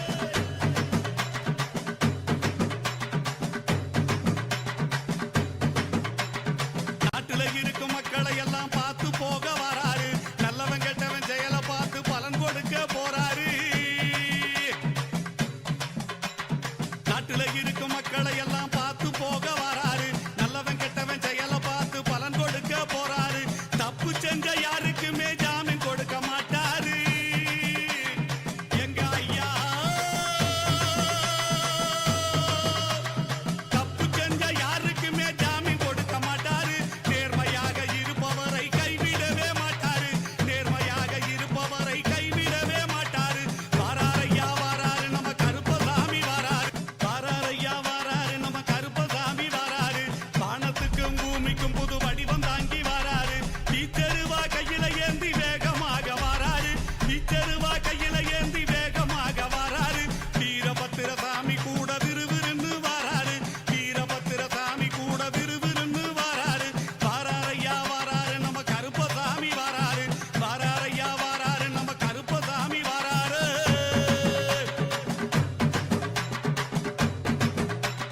காடுமலை மேடுகளை கடந்து நடந்து வாராரு கண்ணு முடிய உருட்டினாலும் கருணை கொண்டு தாராரு செவக்க செவக்க வெத்தில போட்டு சிரிச்சுக்கிட்டே வாராரு செவக்க செவக்க வெத்தில போட்டு சிரிச்சுக்கிட்டே வாராரு சின்ன கருப்பும் பெரிய கருப்பும் சேர்ந்து வர வாராரு சின்ன கருப்பும் பெரிய கருப்பும் சேர்ந்து வர வாராரு வாராரையா வாராரு நம்ம கருப்பசாமி வாராரு வாராரையா வாராரு நம்ம கருப்பசாமி வாராரு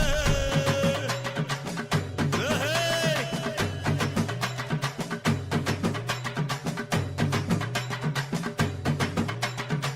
நேர்மையாக இருப்பவரை கைவிடவே மாட்டாரு நேர்மையாக இருப்பவரை கை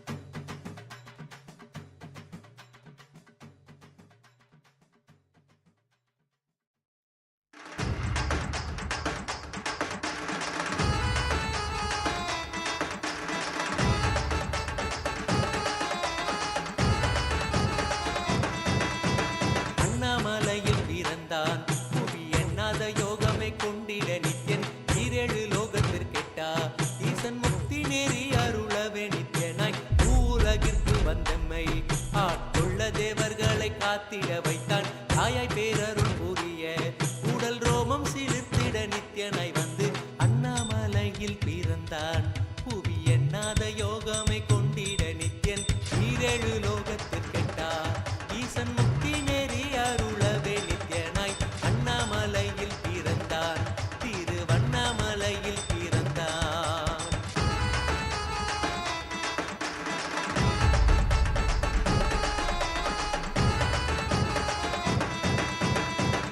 கிளப்பி விட்டேனில் பர தத்துவம் கற்பித்த பாரமஞானியாய் ஞானக்கண் கொடுத்த தமக்கே ரூபம் காட்டிய மாய வித்தை செய்யும் நித்யன் வித்தை கிளப்பி விட்டேனில் பர தத்துவம் கற்பித்த பாரமஞானியாய் ஞானக்கண் கொடுத்த தமக்கே ரூபம் காட்டிய மாய வித்தை செய்யும் நித்யன் அண்ணாமலையில் பிறந்தான் புவி எண்ணாத யோகமை கொண்டிட நித்யன் ஈரேழு லோகத்திற்கெட்டா ஈசன் முக்தி நெறி அருளவே நித்யனாய் அண்ணாமலையில் பிறந்தான் நித்யன் அண்ணாமலையில் பிறந்தான்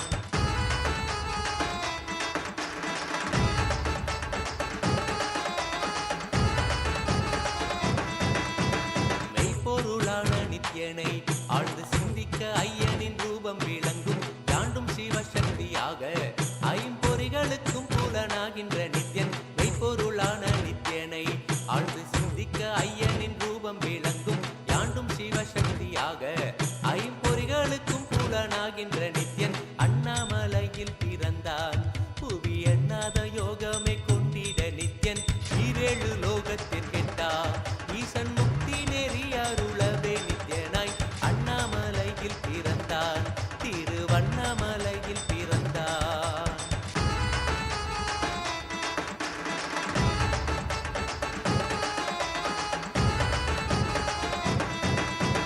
உள்ளும் பூரமும் இருந்து உயிர் பக்குவமாக்கிடும் பரமனாம் நித்யன் ஞானப்பாடித்தங்கள் ஏழும் கொண்ட ஞானமும் ஆகிய ஆண்டிடும் நித்யன் உள்ளும் பூரமும் இருந்து உயிர் பக்குவமாக்கிடும் பரமனாம் நித்யன் ஞானப்பாடித்தங்கள் ஏழும் கொண்ட ஞானமும் ஆகிய ஆண்டிடும் நித்யன் அண்ணாமலையில் பிறந்தான் புவி எண்ணாத யோகமை கொண்டிட நித்யன் ஈரேழு லோகத்திற்கெட்டா ஈசன் முக்தி நெறி அருளவே நித்யனாய் அண்ணாமலையில் பிறந்தான் நித்யன் அண்ணாமலையில் பிறந்தான்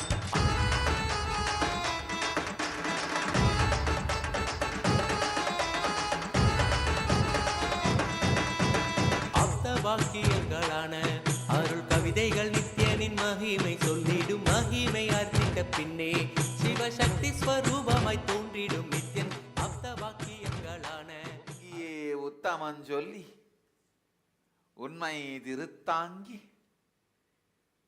வாங்கிய மனத்தில் வந்திட்ட துக்கமெல்லாம் போக்கி குறையலாம் களைந்து நிறைவலாம் தந்திட ஓங்கி உலகளந்த உத்தமன் பாதத்தை வருடிய கங்கை வருடிய பூமிக்கு வந்தேன் ஹரித்வாரம் கண்டேன் வாருங்கள்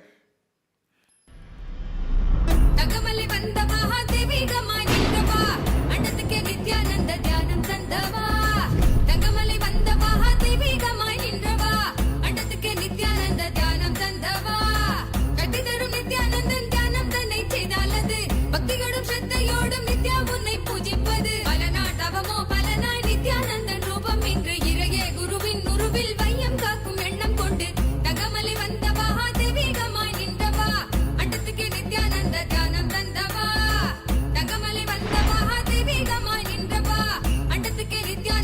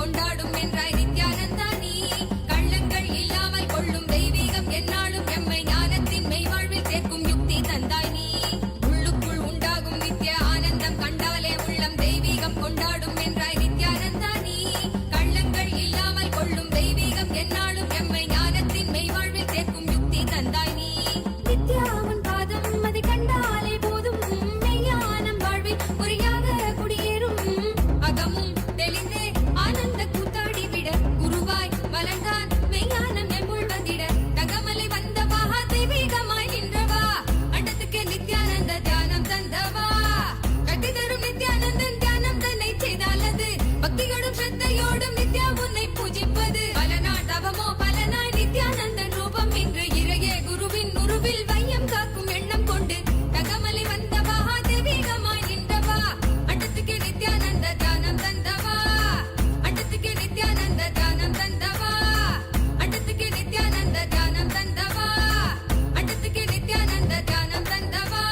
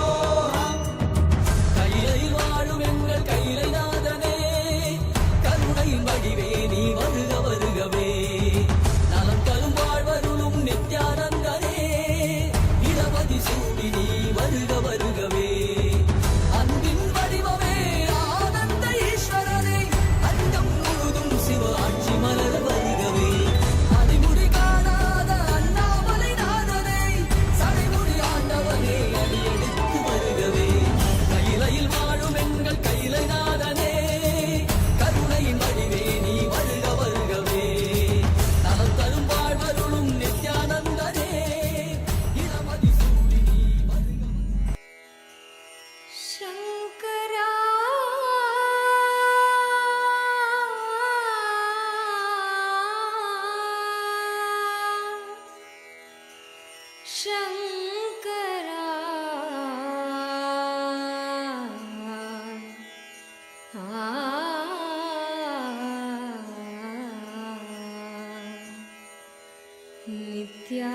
Nityananda Shankara.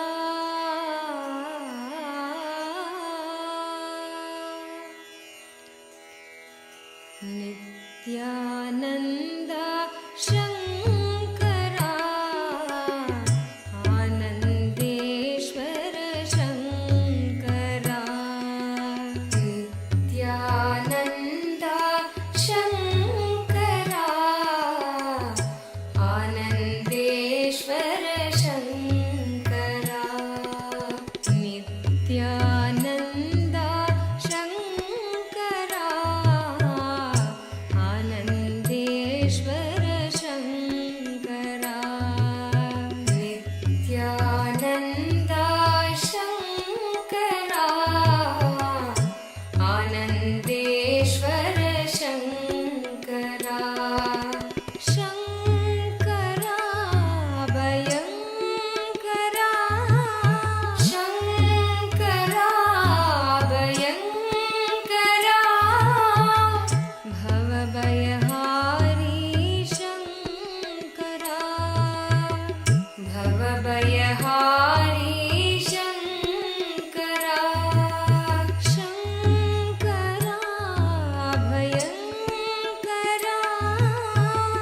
Shankara Bhayankara. Bhavabhayahari Shankara. Bhavabhayahari Shankara. Nityananda Shankara. Anandeshwara Shankara. Yes, you can relax now. So let us know how you went in this power manifestation session. So first of all, take a moment and write down what was revealed for your partner. What solution was revealed for your partner to the question or the answer to the solution that they were asking for solution, for answer. So just take a moment and pen it down. Make sure you pen it down to have it for your future reference. And also let us know in the chat, how was your experience in this power manifestation session? What was it that you felt? What did you experience? So please take a moment now.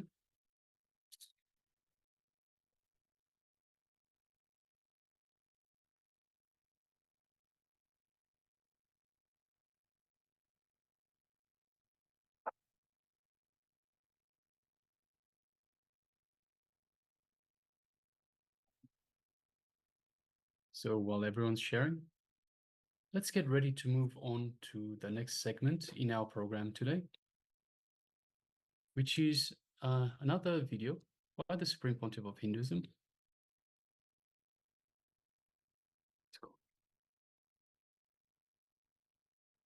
Called Elevate Your Consciousness Through the Power of Sound. So I request all participants to please come to the place of listening, bring your full awareness, and let's listen to the Supreme Pontiff of Hinduism.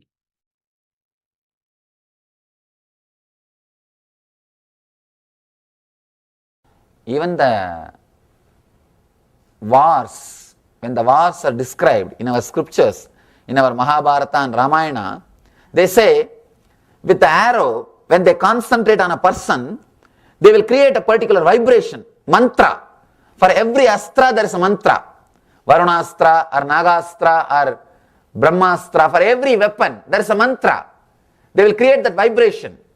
That vibration will do the effect. The vibration will carry this arrow powerfully and do that effect, create that effect. Mastering the science of vibration is only taught in the Gurukulas. In the Gurukulas, kids, when they were learning, under the enlightened masters, you see, to become a master of archery, you don't need to go to an enlightened being. To become a master of killing others, you don't need to go to an enlightened being. But in those days, even archery, even fighting with a sword, all the martial arts, everything is taught by an enlightened being. Why? Because it is not just physical. Something more than physical was involved. That is why they went to Dronacharya, they went to Kripacharya, who are enlightened beings, who are able to handle the power of vibrations, who knows the technique, method to handle the power of vibration, who can teach students to handle the power properly and to use that science of sound. Understand? 20 years ago, if somebody tells you, if somebody would have told you that if you just type few words in the computer, you can get to know about anything you want in the world, nobody would have believed. But today you can do it. Just type any word and search in the net. Anything. You name it, you have it. Anything. 20 years ago, nobody would have imagined this is possible. But today, it is possible. Understand? Same way, just because we are not seeing few things, never think it never existed. Just like a computer passwords. Computer passwords are our olden days mantras. Those days mantras are just like computer passwords. If you now just type anything in the search in the internet, you will get the whole information. You will be able to do so much. Same way, those days our masters had passwords. Passwords for particular vibration, to handle particular thought, to handle particular sound. Those passwords are only called as mantras. They are only called as mantras. Why? Why we lost it? Why Durvasa is able to curse somebody? Why Vishwamitra is able to curse somebody? Why Vasishta is able to bless somebody? Why we are not able to? Vishwamitra was just like us, Durvasa was just like us, but how they are able to use the power of sound and use the power of vibration? Why we are not able to use? Understand, this is an important question. If you know the answer for this question, you can work on the Shiva Sutra. Now Shiva is giving technique, solution, just for this question. He is answering just this single question. Why Vishwamitra or Durvasa were able to use the power of vibration? Why we are not able to use? Understand, the answer is cerebral layer. Let me explain that word. Please understand, let me explain how we are corrupted even in our lust, how we are corrupted even in our anger. Even in our anger, we are not pure, we are not authentic. Even in our lust, we are not pure, we are not authentic. If Vishwamitra is angry, if Durvasa is angry, he will not sit and calculate whether the guy in front of me is my boss or subordinate. You will calculate. Understand? When you become angry, one part of you is still able to manage the calculation. He is my boss, too much is at risk, please relax. But Durvasa is not calculating. Durvasa doesn't know how to calculate. He is just fire. Authentic anger. I tell you, I am not telling you to shout at everybody or be violent at everybody. No. I am saying, integrate your anger, be authentic. Suddenly you will see anger leaves you, lust leaves you. Somebody came to me and asked, Swamiji, I am addicted to smoking, I don't know what to do. Few days ago, I read a book and then dropped. I asked him, did you drop the smoking? No, I dropped reading books like that, which are confusing. Please do something. I told him, do one thing.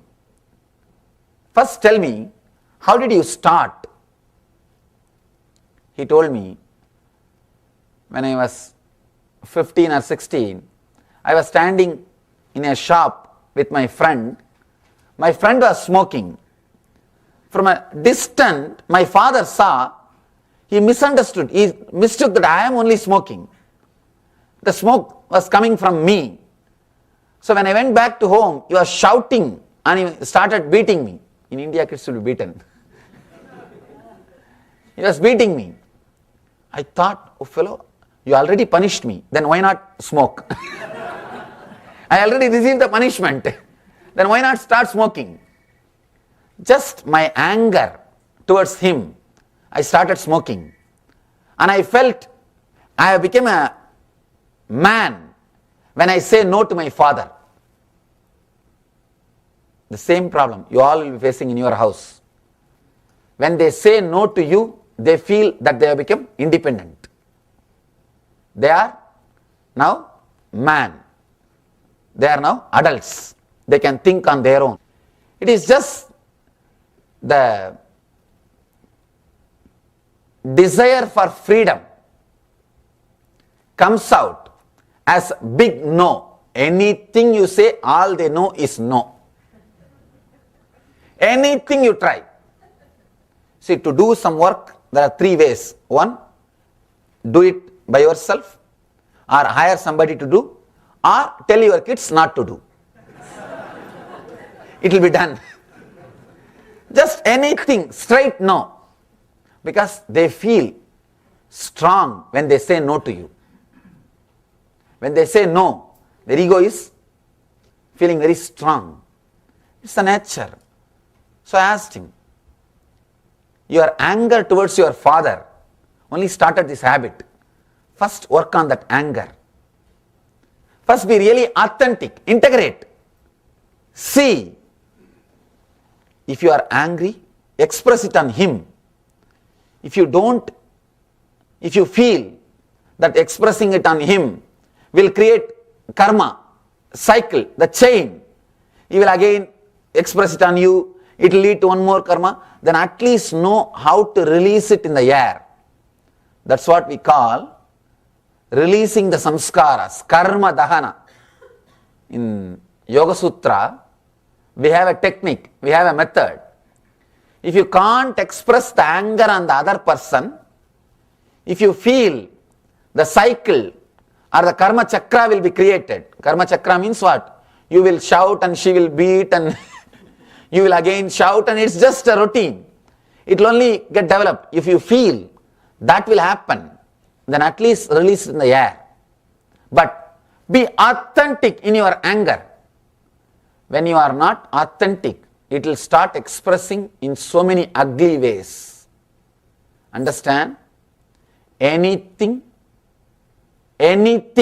whether it is anger, guilt, lust, or pain, or fear, if you are not authentic with that emotion, with that energy, it will express it in a very perverted way. Very perverted way. All perversions, all mental disorders are just perverted or cerebral expressions, are disturbed, distorted expressions of these emotions. Understand? These emotions are power, energy to your being. You can see when you become angry, how energetic you become.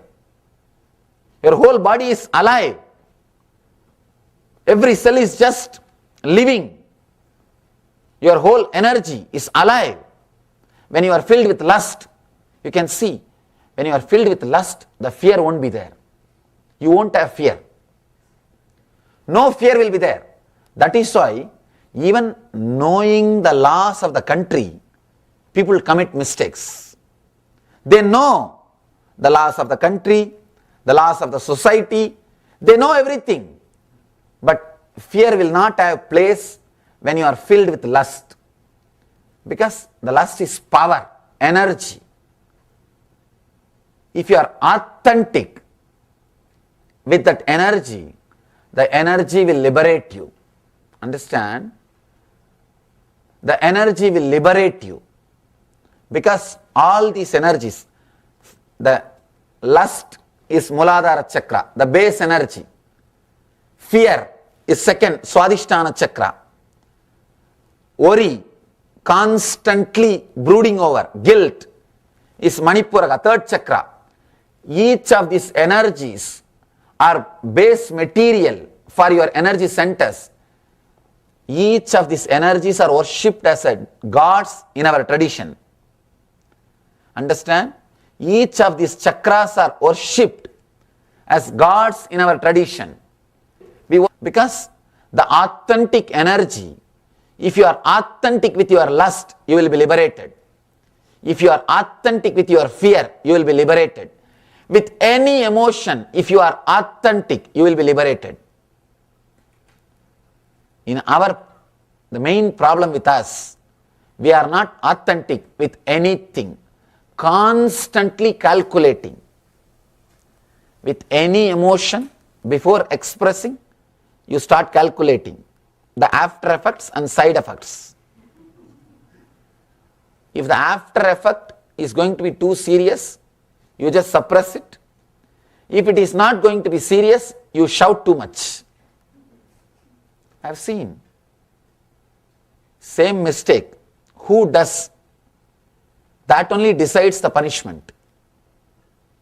Who does decides. Please understand. Everything else is a story. No, I am equal to all. That and all. You can tell for others, not for yourself. At least with yourself, be authentic. Integrate. One more thing. Person who never looks into his problems. Person who constantly believes he is integrated. Person who thinks I am okay. Person who is not ready to look into his problem will never be able to achieve the truth. Authenticity. See one thing, at least you should know the accounts properly. At least you should know the accounts properly. To others you can tell stories. To others you tell stories, no problem. I have this, I am that. At least for you, you should know the accounts. You should know the truth. You should know the fact. Let you know the facts about you completely. Sit and analyze. If the same mistake, if this guy does, how I will react. Same mistake, if this person does, how I am reacting. Try to grind. Try to polish. Try to be honest with yourself. Integrating yourself, bringing honesty to yourself is the only way to remove the hypocrisy. Person who has removed the hypocrisy from the inner space will experience enlightenment. Ramakrishna says beautifully, integrating your inner chattering and your words spoken is enlightenment. You will be shocked. He says, just integrate your inner chattering and the words which you are uttering. Let both of them be integrated. You are enlightened. He says, Man mukh ek karo. The mind and the words, inner chattering and the words, if they are connected, you are liberated. I tell you, to live in a body in which the inner chattering and the words are connected is heaven. Is heaven. No other pleasure can show you that ecstasy like living in a body where this inner chattering and the verbal words, which spoken words, are integrated. It is just pure ecstasy.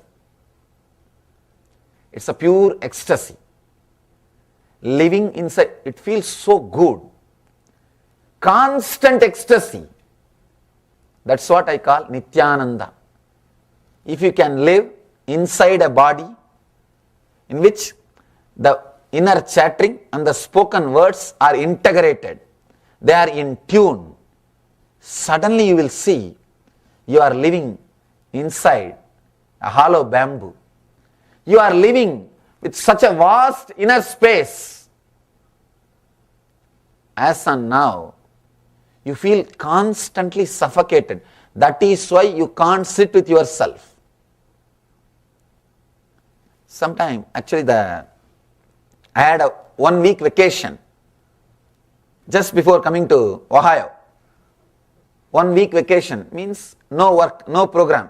Some of the situation was such that I was not able to continue my regular programs. 1 week. You will be surprised to know, not even 1 week, 9 days. I sat in my room, did not come out of the room 9 days. No TV.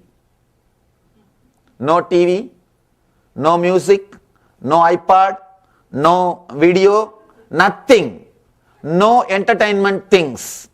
Just I sat, 9 days I did not come out. People who are taking care of me, the ashramites who are traveling with me, they said, Swamiji, let's go and have fresh air here, and let's go here, let's go there. I said, no, I don't feel like. 9 days, you see, it is not that I felt like going out and I controlled myself. I don't have to. I don't have to. If I think, simply I can go out and go around and do sightseeing and everything. There was no other routine, no other work. But I didn't feel like. Morning I'll get up, just sit, and maybe 1 or 2 meals in a day, and then just sit and relax. Even people who lived around me were shocked because they have never seen me sitting in one place for 9 days. 9 days I did not come out of the room. Full 9 days. They were asking, what is this, Swamiji, why? I said, just I don't feel like. Understand, you can sit with yourself only if your mind and words are integrated. Only if you have enough inner space. We were in the Vancouver, Canada, and there is so much of skiing, snow, everything is going on around. They were saying, Swamiji, let's go here, let's go there. I said, no, nothing is there. What is there? I am completely comfortable with myself. I can sit with myself for hours. I don't need anything to entertain me. We need so much of entertainment because we can't sit with ourselves. Suffocation. Understand? If you can't sit with yourself, your inner chattering and the spoken words are not integrated. You can't experience power of sound. The basic quality to experience power of sound, power of vibration, you must be able to sit with yourself, doing nothing. People are shocked. They ask me, how can you just sit? I say, what is there? How can you not just sit? Human beings have lost one big dimension of the life. If you can't sit with yourself, be very clear, you have lost one major dimension of your life.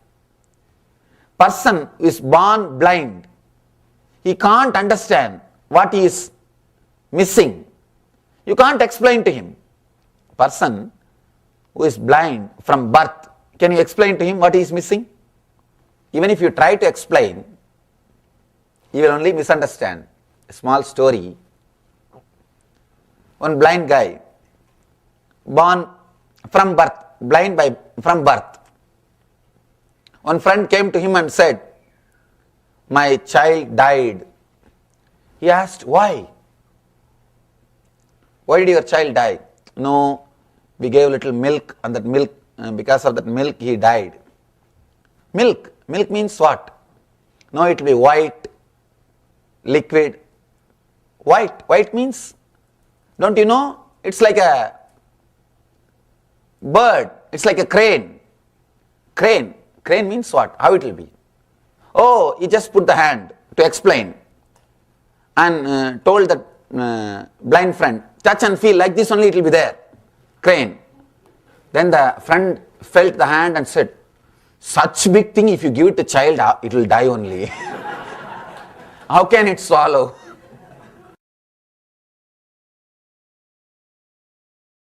If you try to explain something to a person who is blind from birth, he can't relate. And you can't even make him understand what he is missing. Same way I tell you, if you can't sit with yourself, what you are missing, I can't explain. Not able to sit with themselves means does not have so much of inner space, so much of suffocation. Get all the unnecessary furniture and junk from your inner space out. See, now it's like you got too many furnitures, not only furnitures. Somehow you feel all this junk will be useful sometime. These mad people, if you have seen, the mad people, they will go around and collect everything. Every cover, bag, all the things from the road. And if you ask them why, no, it will be useful at some point. They will keep all those things in the house and they will be sleeping outside. Now that is what we are doing. We have collected enough furnitures and junk. Furniture means which you are using now. Junk means which you are thinking you will use it in the future. But you will never use it. Collecting everything and keeping in the inner space, and you are sleeping outside. You are never able to enter in your inner space. So much smell. It is so dirty. You always live outside with your TV, with your iPad, with your laptop, with your car, or with some other entertainment programs. You not able to sit with yourself means you are not able to enter into your own home, your own inner space. Understand, you are completely cheated by this consumeristic culture. The worst thing which can happen to human beings is being cheated by the consumeristic culture. Consumeristic culture means you can have anything, have more. What to do? That later on will take care. That will think later on. Now have more. You are bombarded with desires. You are blasted with advertisements. Constantly. So much of please don't mistake me. I am not disrespecting, but I am telling you the truth. So much of advertisement for food and medicine is not good. See, constantly you are seeing the restaurants. You see, I am not comparing or criticizing. Everywhere, so much of advertisement for food. What will happen? Every time when you see a food, such big burger photographs, and you will think, why not have one? So much of consumeristic attitude, life. Understand, you lose your inner space. Inner space is lost. You can't sit with yourself because you are constantly. One more thing, you are taught, you are conditioned. If you are sitting with yourself, you are lazy, useless. I am not telling you to be lazy. I am not encouraging you to be lazy. But I am saying, when you want, you should be able to sit with yourself. You should have integrity, clarity, freedom, energy just to sit with yourself. Person who can't sit with himself. He may have anything, he will not have his self. You may have anything. You may can't. Why people need so much of entertainment? I have seen the people in India, I have seen, they will be 80 or 85. They would have got married, their sons would have got married, their grandkids would have got married, nothing to do. Even they can't sit with themselves. From morning till night, they will be reading that same old Hindu paper, newspaper, with a big glass and matrimonial columns. What for? Nobody knows. Just because they can't sit with themselves. No, truth. All the old magazines they will collect and they will be sitting and reading. What is there in the old newspaper? No, what else is there to do? Because running so much, you lost the ability to sit with yourself. You lost the ability to sit with yourself. The cerebral layer means disintegrated being, unconnected being, completely disconnected with yourself is the reason why we are not able to experience the power of sound. Understand? When Vishwamitra can experience, when Durvasa can experience, when Arjuna can experience, then why can't we? The only reason is they are authentic even in their anger. See, anger itself is not wrong, lust itself is not wrong, but from where it comes, if it comes in an uncorrupted way, in a pure way, you will live it and leave it. You don't have to drop smoking. Smoking will drop you. If you are complete, if you are really smoking, just for smoking, not because of your anger towards the father turns as a habit of smoking, then you can't be healed. You can never be healed. Understand? If you are not able to drop the addiction, some addiction, be very clear, you are not addicted to that. The root of the addiction is somewhere else. People come and tell me, I am addicted to alcohol. Swamiji, please heal me, cure me. I tell them, what do you mean by the word addiction? Do you want to drink? No. Then why do you drink? At that point I want to drink. Why? You know you don't want to drink. How can you say you are not able to control? People ask me, please you control me, Swamiji. What do you mean by it? You want me to take away your car key? And what do you mean by you control me? You are intelligent enough. Just understand, difficulty is they are not directly addicted to alcohol. Some other anger or vengeance, some other emotion got perverted, and that is associated with addiction. Like a story I told you, that boy is not directly addicted to cigarette. No, his anger took a perversion and he started smoking. Whenever he smokes, his unconscious feels satisfied, he is taking revenge on his father. He always says, when I leave that smoke, I feel I am leaving it on my father's face. I am blowing it on my father's face. His unconscious feels satisfied when it uses the anger in some other way. He feels satisfied. I am taking revenge on my father. Impossible. You can't drop addiction. You can't drop addiction unless you are authentic, unless you are able to understand to what you are addicted.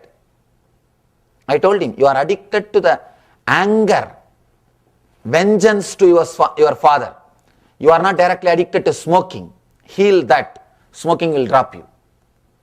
You don't have to drop smoking. Smoking will drop you. If you are addicted to something, understand, if you are not able to drop something through your logical analyzing, be very clear, you have the perverted emotions. You have the perverted being. Your inner chattering and the spoken words are not integrated, are not clearly connected. They are not directly relating with each other. The power of sound can be experienced only if your spoken words and the inner chattering is directly connected. Durvasa is not bothered when he comes, when the anger fills him. He doesn't bother who is cursing. He cursed Shiva. You know that?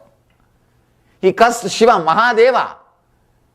He did not even bother who he is cursing. When he is filled with anger, he is authentic. When Vishwamitra was filled with lust, he was authentic. When he was filled with guilt, he was authentic.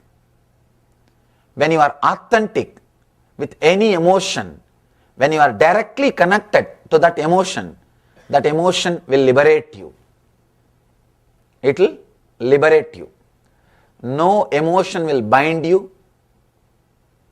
They will bind you only when you are not facing them face to face.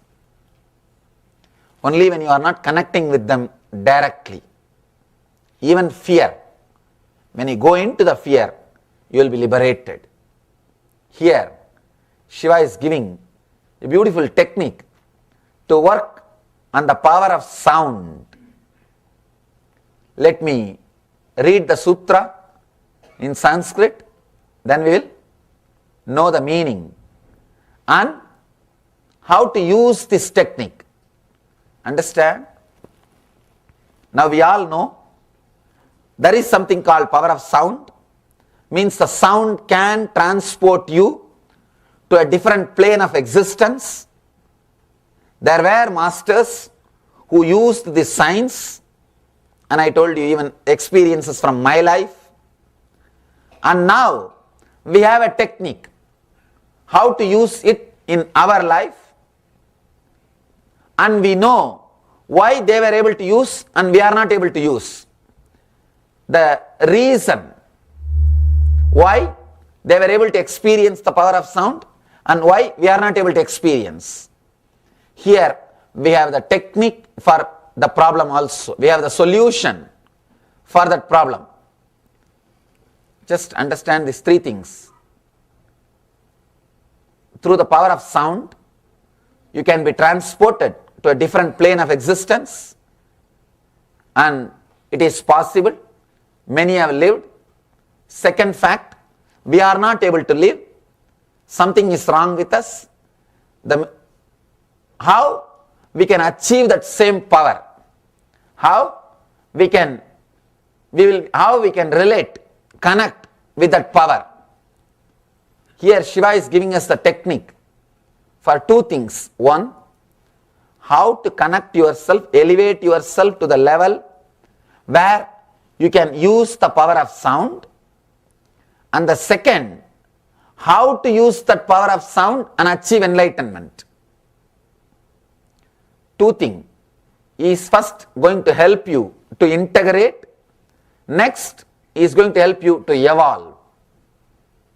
Integrating yourself and evolving beyond yourself. Here he is giving the technique. Let me read the sutra. Pranavadi samucharat plutante sunya bhavanat sunyaya paraya shaktye sunyatam iti bhairavihi.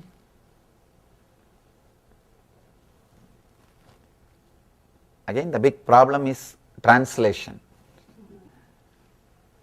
Sanskrit is such a poetic language. You can't translate poems. Even from English poems to English prose. No. You can't translate. if you translate, you can say what he means, but you can't say what all he wants to express. Maybe you can express only one dimension. Poem is like a 360-degree vision. Prose is like a 120-degree vision. Poem is like a 360-degree vision. Prose is like a 120-degree vision. Only one slice of a pizza. One bit. You can't express the whole truth. And here I am trying to translate a Sanskrit poem to English. Maybe I will try to give the technique, that's all. I don't think I will be able to translate the sutra completely. Intone a sound, O Bhairavi, as Om, the A-U-M, A-U-Ma, the Pranava. Slowly, as sound enters the soundfulness, let you also enter and become enlightened. Very simple sutra.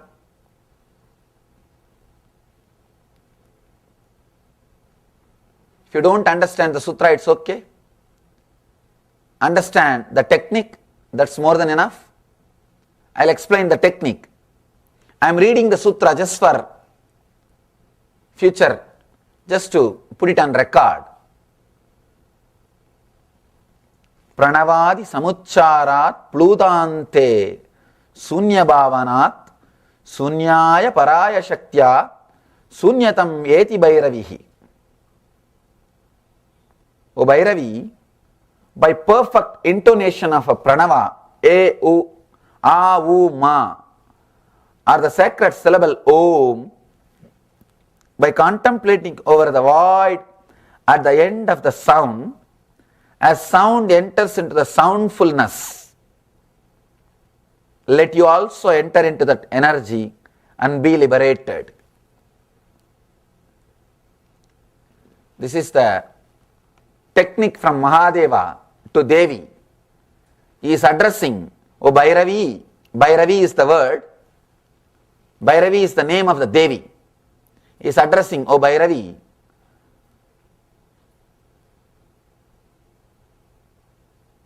use this technique and experience, let the people experience enlightenment. This technique is given for us through Devi. Devi is enlightened, no doubt. It is given to us so that we will become enlightened. This Murti is made out of the Dhyana Sloka from this book.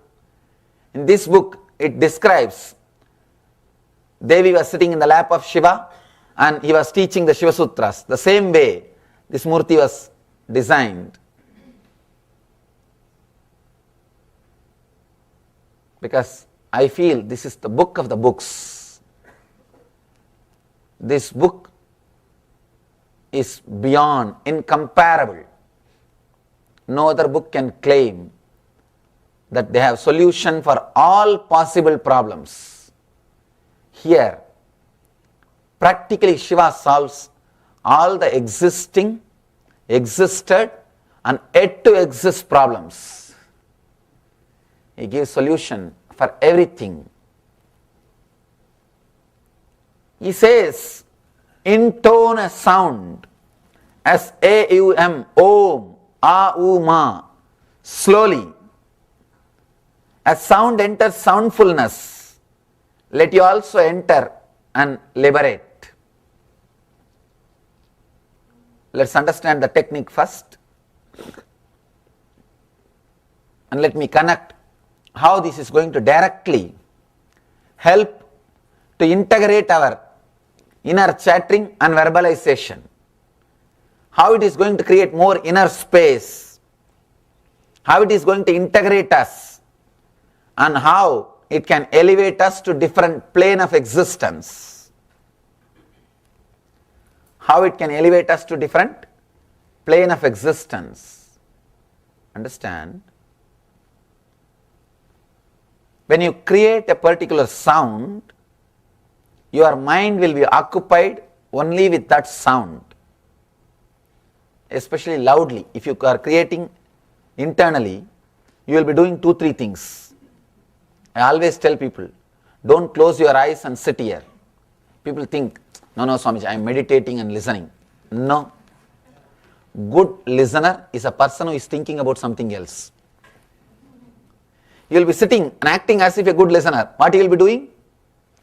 He is lost somewhere else. If you are using the words internally, your whole being will not be integrated. No. Create the sound loudly. Let others also listen. Actually, you listen what you think only when you talk to others.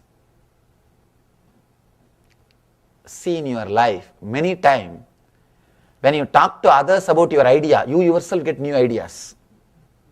People think you planned and now you are coming and giving presentation. No. Suddenly you discovered it. That's all. When you are talking to others, suddenly you discover it. Actually, great truths are discovered when they are presenting the truths. That's all. It was not discovered earlier by contemplating and thinking and then presentation is given. No. Orators, speakers look very intelligent, filled with wisdom, because they are constantly discovering when they talk. If you want to be an intelligent person, don't think you need to think, contemplate, meditate and discover the truths. No. Just start talking to the people as if you know the truth.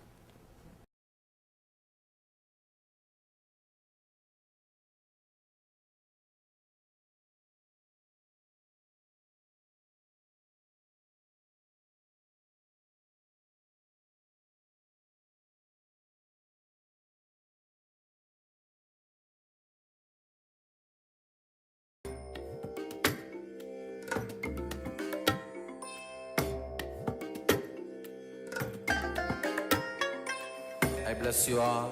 Let you all open all your 3 eyes and manifest the powers of Mahasadashiva. Om Nityananda Paramashivoham. Om Nityananda Paramashivoham. Om Nityananda Paramashivoham. Om Nityananda Paramashivoham. Om Nityananda Paramashivoham. Om Nityananda Paramashivoham. Om Nityananda Paramashivoham. Om Nityananda Paramashivoham. Om Nityananda Paramashivoham. Om Nityananda Paramashivoham. Om Nityananda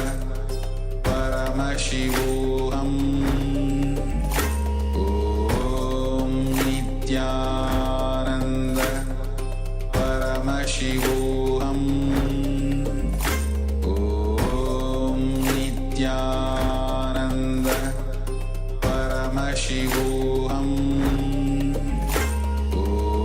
Om Nityananda Paramashivoham. Om Nityananda Paramashivoham. Om Nityananda Paramashivoham. Om Nityananda Paramashivoham. Om Nityananda Paramashivoham. Om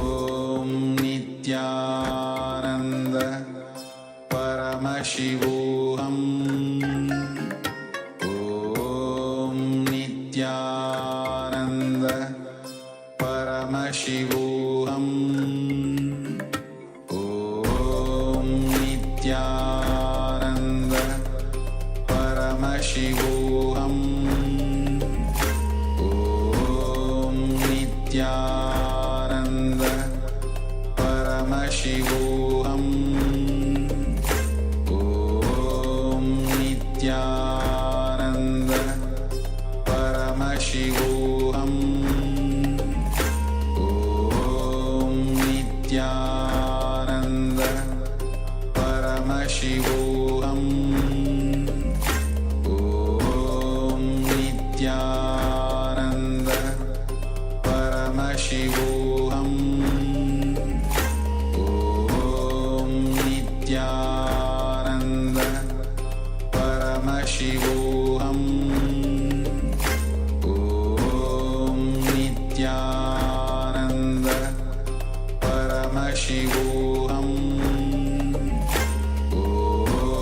Nityananda Paramashivoham Om Nityananda Paramashivoham Om Nityananda Paramashivoham Om Nityananda Paramashivoham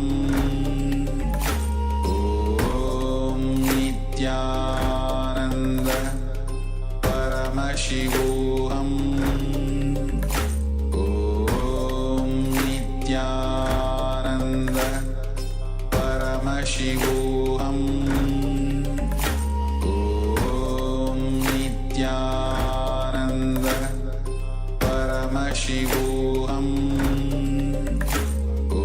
Om Nityananda Paramashivoham Om Nityananda Paramashivoham Om Nityananda Paramashivoham Om Nityananda Paramashivoham. Yes, sorry for that technical glitch. So welcome back from that wonderful, wonderful video by the Supreme Pontiff of Hinduism on the power of sound, on how to elevate your consciousness through the power of sound. So Swamiji has beautifully told us that elevation through the power of sound is possible, and it has been done. He has even told us about stories from his own experiences with sound, with elevation of consciousness through sound. Swamiji has also told us about how to integrate your inner chatter and words. And when you do integrate your inner chatter and words, you will be liberated. So when your inner chatter, the chatter we have inside our mind, and the words that we utter to ourselves and others, when these two are integrated, they are one and the same. We will be liberated. And indeed, it is a basic quality for the power of sound, for us to experience the power of sound. One basic quality is to have this inner chatter and the words integrated. And the other one is the ability to just sit with ourselves, to be comfortable just sitting with ourselves. So Swamiji continued, be authentic to yourself, your actions, and your emotions, and it will liberate you. So this was from a beautiful Shiva Sutra that was given by Shiva to Devi. We talked about this earlier. So the Shiva Sutras are direct techniques, direct truth with nothing else added to it. And Paramashiva himself tells us in the first step how to elevate ourselves using the power to be able to use the power of sound. And secondly, how to use the power of sound to reach enlightenment. Yes. Swamiji has beautifully explained that the masters of the past, they were very conscious about the soundless space and the creation of sound. So in the following meditation, into which we are going to enter now, we are going to be meditating on the very fundamental sound, the primordial sound, Omkara. Om, which is probably the most commonly known thing about the entire Hindu, Sanatana Hindu Dharma, which is one of the binding principles among all the various traditions. We're going to enter into a very powerful technique directly guided by Swamiji himself. So we can enter into that zone between the soundlessness and sound, that meeting point where the sound is created. When we bring the intense awareness into that space where the sound emerges, then we can elevate ourselves and utilize, manifest the powers of sound. So requesting everyone to please settle down, come to a space of deep restful awareness. Make sure you are in an undisturbed space. Mute or switch off your smartphones. Maybe inform your family members or roommates, whoever is there around you, to not disturb you as we are going to enter into a meditation process. So make sure you can yield the benefit from this meditation by being total, being completely present throughout this entire meditation as we are entering into a video with Swamiji where he is guiding us throughout this powerful process.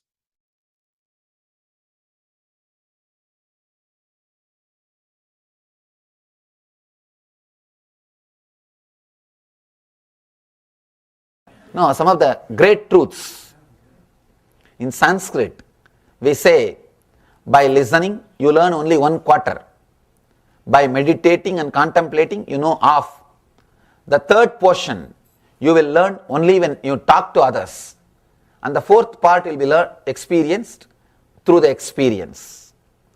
You will become a complete being when you experience it. 25% of truth and the knowledge and the new things can happen to you if you talk loud.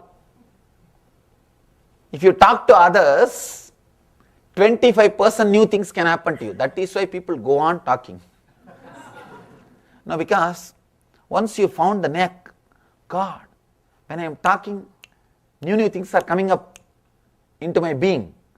I am expressing new things. You start enjoying talking. Even if you don't have somebody, just catch somebody. Or you have pets who can't run away. Start talking. Start giving your presentations. And you will see, suddenly you are talking too many intelligent things. And things are falling in tune.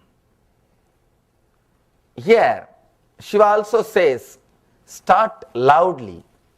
Only then you will be listening. You won't listen if you are chanting internally. People ask me, Swamiji, if I chant inside silently, it will be nice. No. You will feel nice because you have fallen asleep. People come out and tell me, no, Swamiji, I chanted very silently. It was so great. It was such a great experience.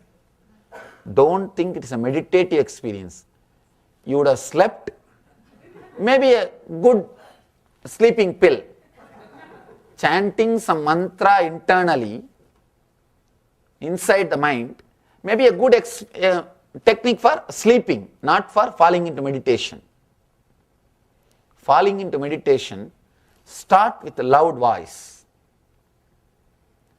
And slowly you will see your whole inner being is filled with that voice. Your whole energy is concentrated to that sound. Now, slowly reduce the sound. Go to the depth from where that sound is rising, from where that sound is arising, from where that sound is coming out. Go to that source. Go to that being. You will see your inner space filled with soundfulness. I want all of you to know, silence is not soundlessness. Soundlessness, absence of sound, is dead silence.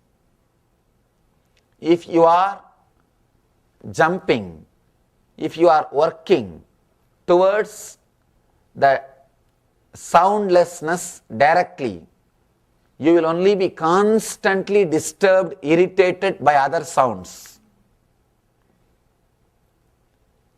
People, the so-called meditators, the silent meditators, they will create such a hell to the whole house. They will tell, hey, keep quiet, switch off the cell phone, switch off the telephone. The noise which they make, and they will be so filled with irritation. And I have seen people who are working towards the absence of sound, who want absence of sound. For them to meditate for 10-20 minutes, they will turn the whole house upside down. They will shout at this person, that person, and after shouting, before sitting for meditation, they will shout, go around, keep quiet, keep quiet, keep quiet, keep quiet. After coming out of the meditation, they will come and shout, you didn't have sense when I was meditating, you did that, you did that.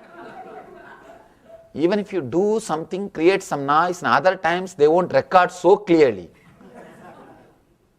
It means what? When they were sitting in meditation, they were recording like a voicemail. Whatever was going on was getting recorded. People who work for the soundlessness, and even when they were sitting, they will be so irritated. Ramakrishna, Ramakrishna, Ramakrishna. Ramakrishna, Ramakrishna, Ramakrishna. Don't you have a sense? I am meditating. Keep quiet. Ramakrishna, Ramakrishna, Ramakrishna, Ramakrishna, Ramakrishna. When you are working towards the dead silence, even a small sound will irritate and disturb you. You are bound to be, because you are excluding. Anything which you exclude will take revenge on you. Anything you exclude will take revenge on you. And you will see purposely sounds are coming towards you. They are traveling. Sometime, even if the sounds don't come, you will be waiting for them. A small story like this. One great guy who is trying to work with that absence of sound. The dead meditators, I call them. With a long face, serious, and they can't tolerate even a small sound. They need absolute silence. Absolute means pin drop silence. One fellow, like this guy, sitting in the banks of lake, the village tank, and meditating. That's where people usually meditate. After taking bath, they will sit there and meditate. One day I heard the sound of anklets. One girl came to fetch water. First anklet up, the sound of anklets. When they put the pot in the lake, when the pot gets filled, that sound. That fellow opened the eyes and saw. Irritated, shouted, don't you have sense? I am meditating here. Why don't you come without anklet? Next day, she came without anklet. But the water fetching, that sound, he got irritated. He shouted, why don't you come with some other vessel which will not create sound? The third day he was sitting in meditation, just expecting the anklet sound and the water sound. The third day, even if you don't get the sound, you will be just expecting to get irritated, to get that sound. You will be waiting for some sound. When you want complete the soundless silence, you are in trouble. Here Shiva says, enter into the soundfulness, the intensity of sound, then no sound can disturb you. No sound can disturb you. He says, go into that sound, source of the sound. That's what we call anahata dvani, uncreated sound. The sound which is not created, which is not created by two things eating. Ahata means created or hitting. Anahata means uncreated, the primal sound. When you go to that soundfulness, you will experience a sound which is silence, the silence which can't be disturbed by any sound. Silence which can't be disturbed by any sound is the true silence. Silence is not absence of sound. Silence means intense living silence. Understand?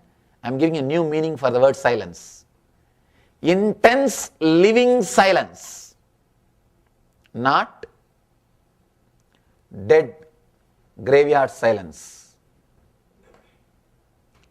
These guys who are working for the dead silence, soundlessness, even in graveyard they will not be relaxed. They will say, oh, the air sound is coming, or some bird chirping.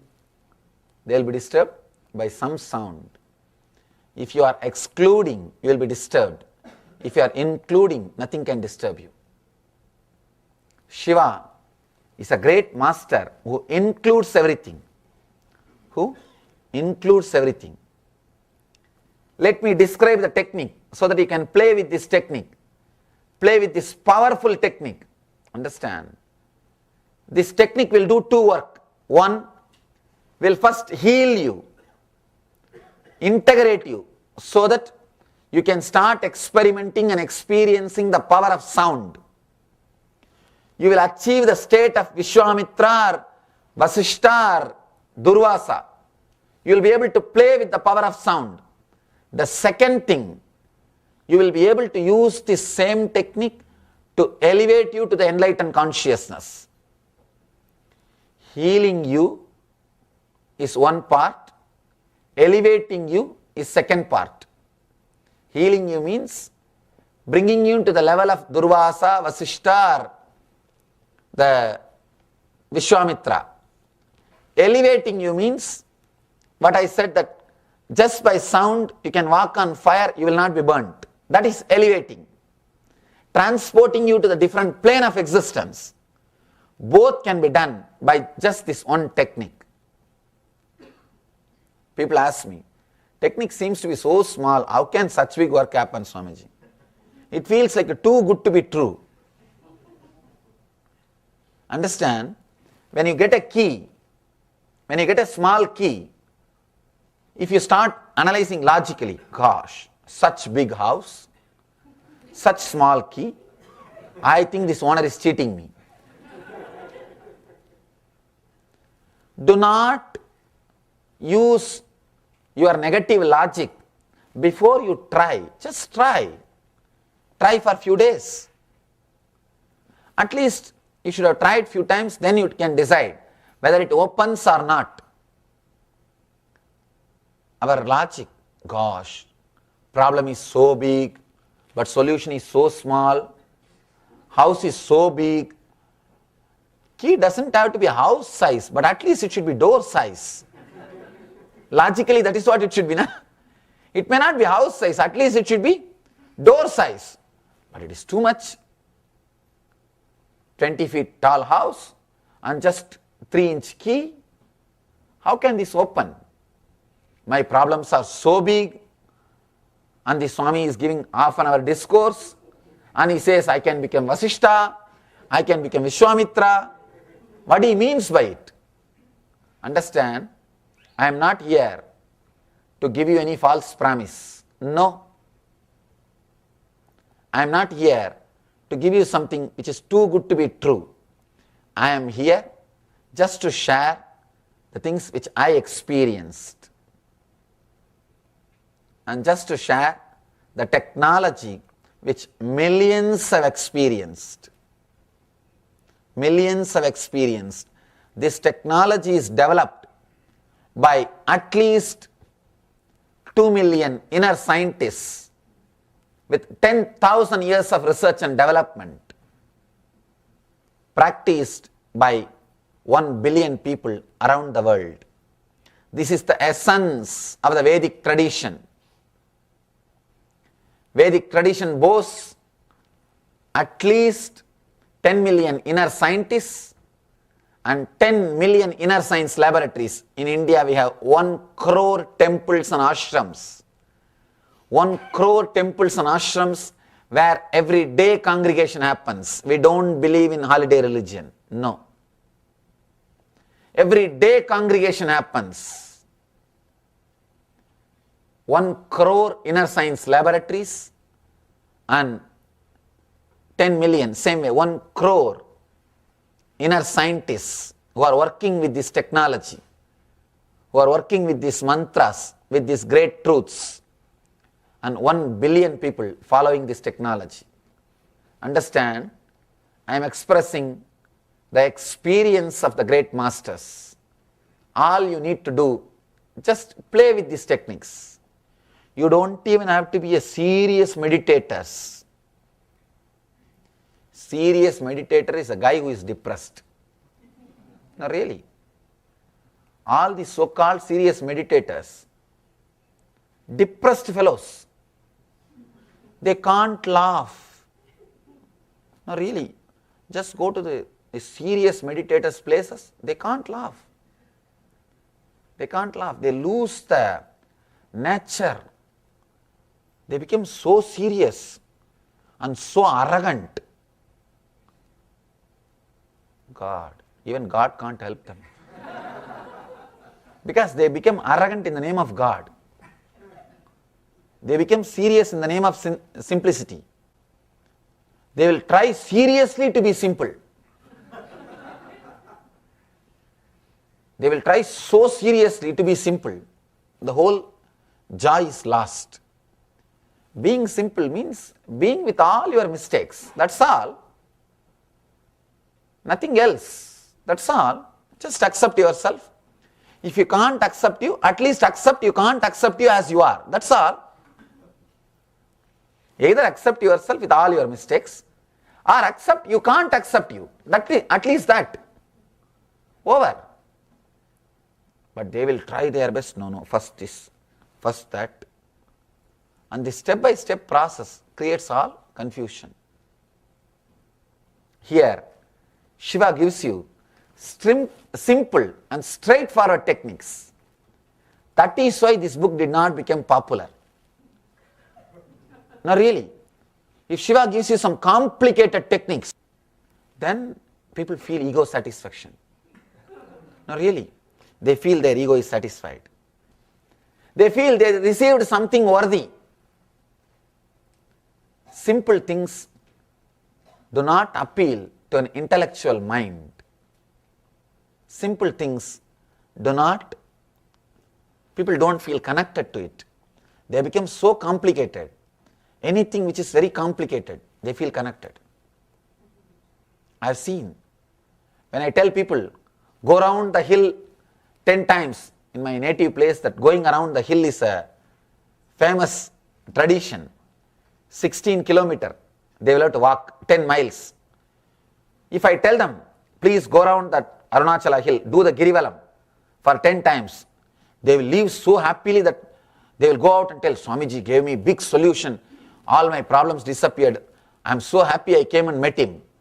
If I tell them, please sit for 10 minutes and meditate every day, I think this Swami doesn't know much. This Swami doesn't know much about spirituality.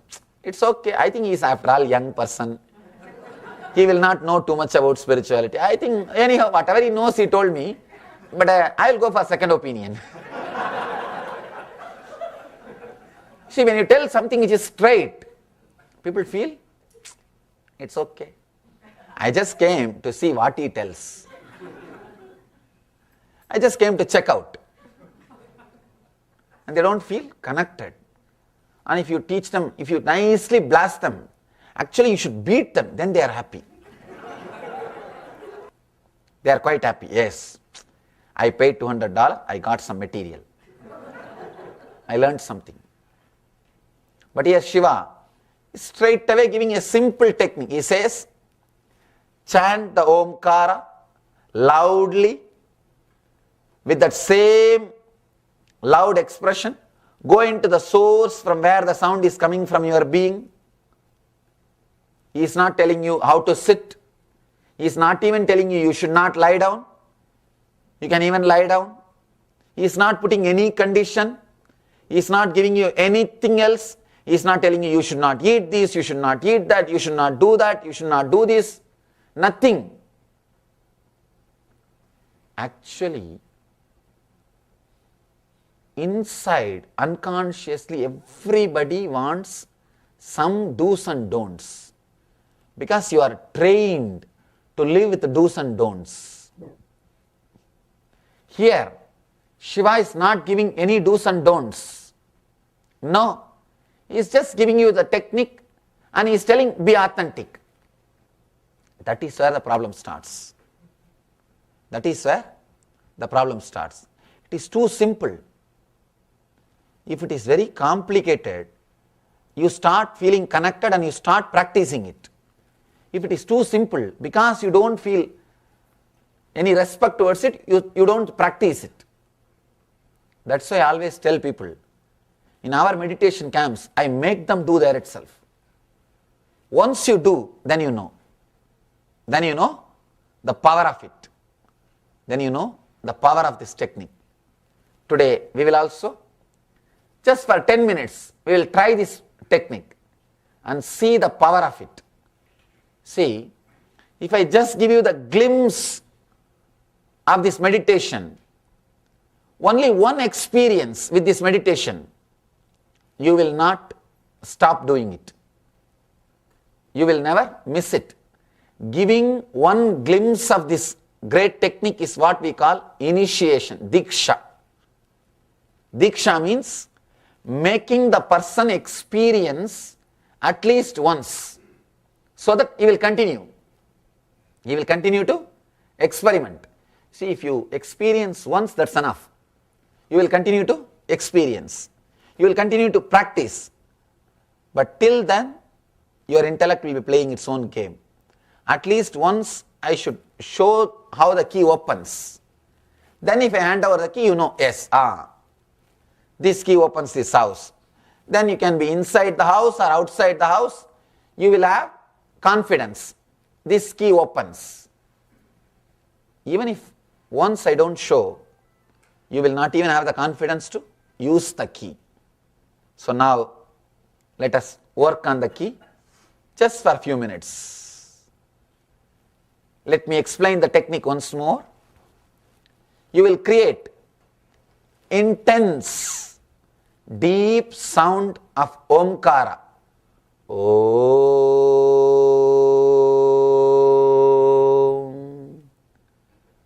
When you create that sound, for a few minutes you will be listening to that sound. After a few minutes, let you be creating the sound loudly. Along with that, just internally search the source of the sound, from where that very vibration is coming. Where is the source of that vibration, that sound? Understand? First you will listen the sound which you are creating. Then you will go to the source of the sound, from where the sound is coming.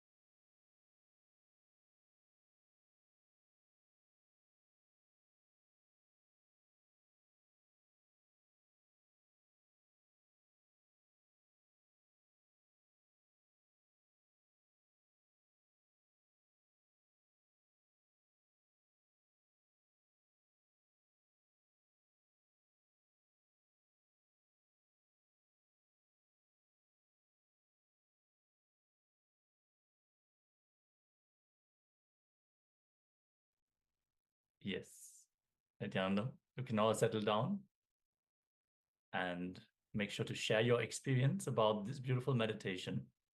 Also, the participants in the Chinese translation room, requesting the translator to please convey any experience that is being shared by the Chinese participants. Kindly send your messages in the chat and let us know what you have experienced during this meditation. And let us get ready as we are preparing to move on to the next round of today's power manifestation. As today we are manifesting the power of third eye solution. Yes, so we request everyone to sit down comfortably on the floor with legs in a crossed legs position. Sit with your head, neck, and spine in a straight line. Connect with the Supreme Pontiff of Hinduism. See Paramashiva himself has come down as the Supreme Pontiff of Hinduism, as Swamiji from Kailasa. Have your question that you want answered, a solution that you want an answer for, hold it in your third eye. Chant the Mahavakya, Om Nityananda Paramashivoham. And as you connect with the Supreme Pontiff of Hinduism, ask him to show you the solution, the answer to the question that you're holding in your third eye. Please go ahead. We'll be playing a oneness capsule for you to connect and entangle with the Supreme Pontiff of Hinduism a lot easier, to feel the energy, the superconsciousness, to experience the superconsciousness manifest through your third eye. Please do this authentically, and you can go ahead now.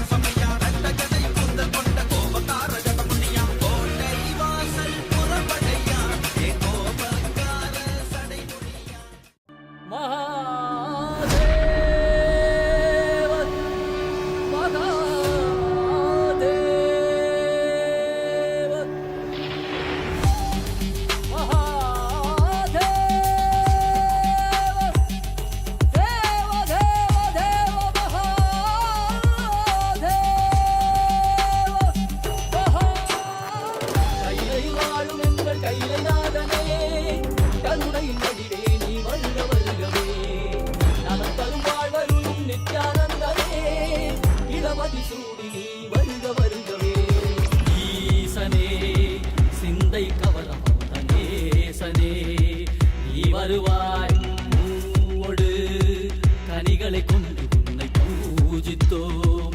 அருள் தருவாய் கலி என்னும் கடலினில் மூழ்கிட்டேயும் நீ கரம் தந்து காத்திட்டு கருணை மழையை பொழிவாய். பொய்கையில் அலர்ந்திட்ட அளவற்றம் போல உன் திருவடியில் வாழ்ந்திட நித்தியனென்றும் வாராய். அருணாச்சலனே நீ வாராய், அகண்ட ஜோதியனே வாராய், அல்லல் நீக்கிடவே வாராய், அகிலம் போற்றுகின்ற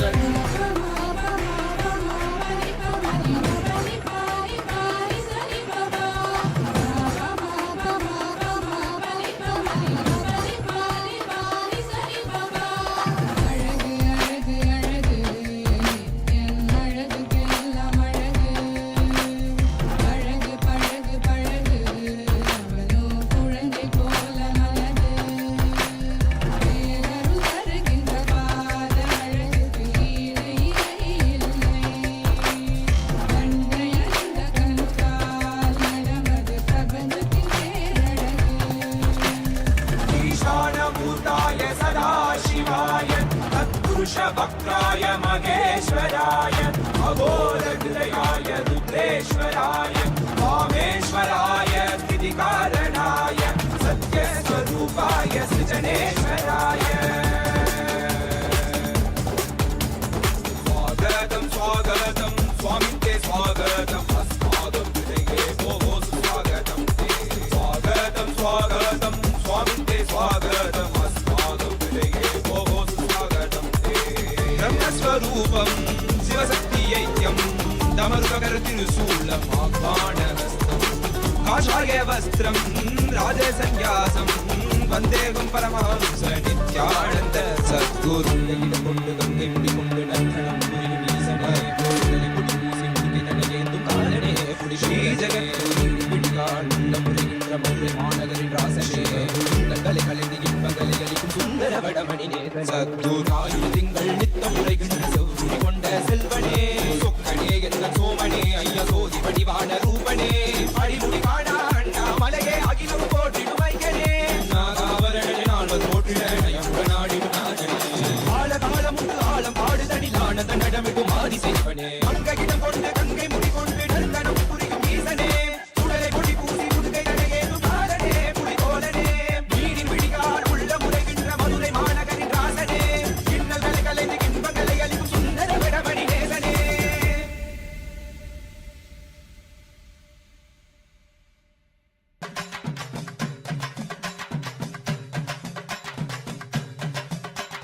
வாராரையா வாராரு நம்ம கருப்பசாமி வாராரு, வானத்துக்கும் பூமிக்கும் புது வடிவம் தாங்கி வாராரு.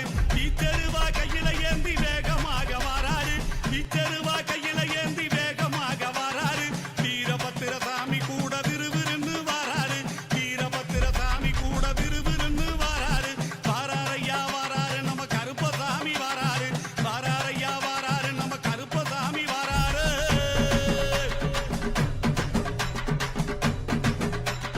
காடு மலை மேடுகளை கடந்து நடந்து வாராரு, கண்ணு முடிய உருட்டினாலும் கருணை கொண்டு தாராரு. செவக்க செவக்க வெத்தில போட்டு சிரிச்சுக்கிட்டே வாராரு, செவக்க செவக்க வெத்தில போட்டு சிரிச்சுக்கிட்டே வாராரு. சின்ன கருப்பும் பெரிய கருப்பும் சேர்ந்து வர வாராரு, சின்ன கருப்பும் பெரிய கருப்பும் சேர்ந்து வர வாராரு. வாராரையா வாராரு நம்ம கருப்பசாமி வாராரு, வாராரையா வாராரு நம்ம கருப்பசாமி வாராரு. ஏஹே!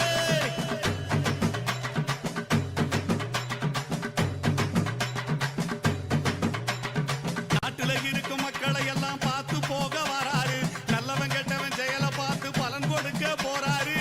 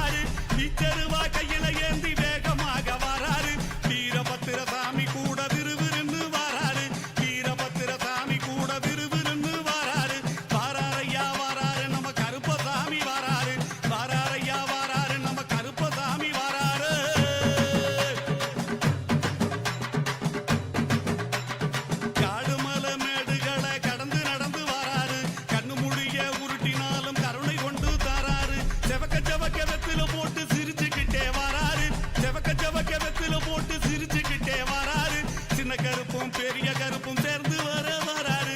சின்ன கருப்பும் பெரிய கருப்பும் சேர்ந்து வராரு. வாராரையா வாராரு நம்ம கருப்பசாமி வாராரு. வாராரையா வாராரு நம்ம கருப்பசாமி வாராரு.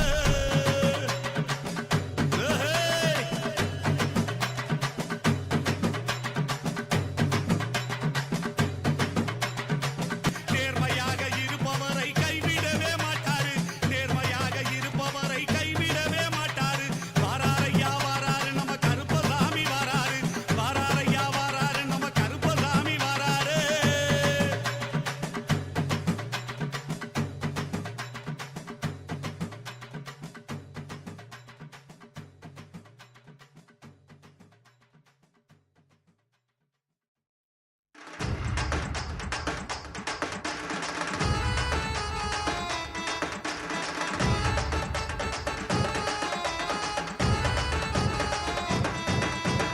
அண்ணாமலையில் பிறந்தான் புவி எண்ணாத யோகமே கொண்டிட நித்யன் ஈரேழு லோகத்திற்கெட்டா ஈசன் முக்தி நேரி அருளவே நித்யனாய் பூலகிற்கு வந்தம்மை ஆட்கொள்ள தேவர்களை காத்திட வைத்தான் தாயாய் பேரருள் புரிய உடல் ரோமம் சிலிர்த்திட நித்யனாய் வந்து அண்ணாமலையில் பிறந்தான் புவி எண்ணாத யோகமே கொண்டிட நித்யன் ஈரேழு லோகத்திற்கெட்டா ஈசன் முக்தி நேரி அருளவே நித்யனாய் அண்ணாமலையில் பிறந்தான் திருவண்ணாமலையில் பிறந்தான்.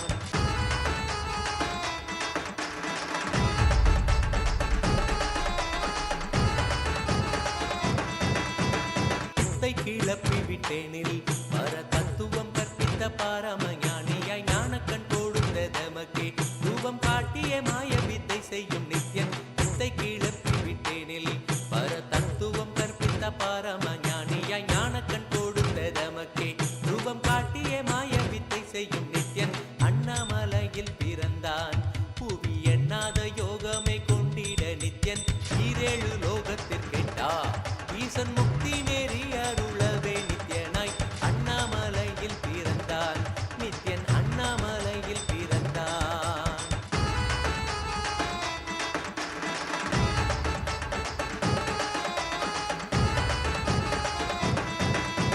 மெய்ப்பொருளான நித்யனை ஆழ்ந்து சிந்திக்க ஐயனின் ரூபம் விளங்கும் தாண்டும் சிவசக்தியாக ஐம்பொறிகளுக்கும் புலனாகின்ற நித்யன் மெய்ப்பொருளான நித்யனை ஆழ்ந்து சிந்திக்க ஐயனின் ரூபம் விளங்கும் யாண்டும் சிவசக்தியாக ஐம்பொறிகளுக்கும் புலனாகின்ற நித்யன் அண்ணாமலையில் பிறந்தான் புவி எண்ணாத யோகமே கொண்டிட நித்யன் ஈரேழு லோகத்திற்கெட்டா ஈசன் முக்தி நேரி அருளவே நித்யனாய் அண்ணாமலையில் பிறந்தான் திருவண்ணாமலையில் பிறந்தான்.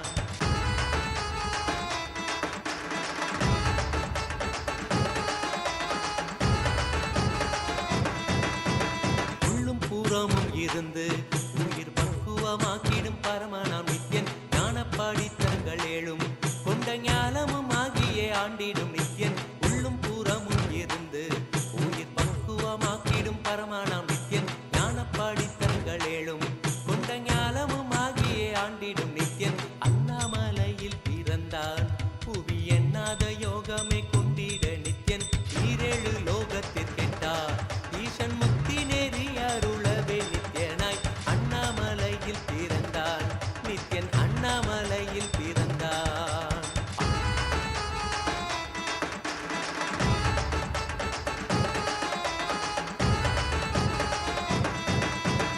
ஆப்த வாக்கியங்களான அருள் கவிதைகள் நித்யனின் மகிமை சொல்லிடும் மகிமை அர்த்தித்த பின்னே சிவசக்தி ஸ்வரூபமாய் தோன்றிடும் நித்யன் ஆப்த வாக்கியங்களான உத்தமன் சொல்லி உண்மை திருத்தாங்கி வாங்கிய மனத்தில் வந்திட்ட துக்கமெல்லாம் போக்கி குறையலாம் களைந்து நிறைவலாம் தந்திட ஓங்கி உலகளந்த உத்தமன் பாதத்தை வருடிய கங்கை வருடிய பூமிக்கு வந்தேன், ஹரித்வாரம் கண்டேன், வாருங்கள். தகமலை வந்த மகாதேவிகமாய் நின்றவா, அண்டத்துக்கே நித்யானந்த தியானம் தந்தவா. தகமலை வந்த மகாதேவிகமாய் நின்ற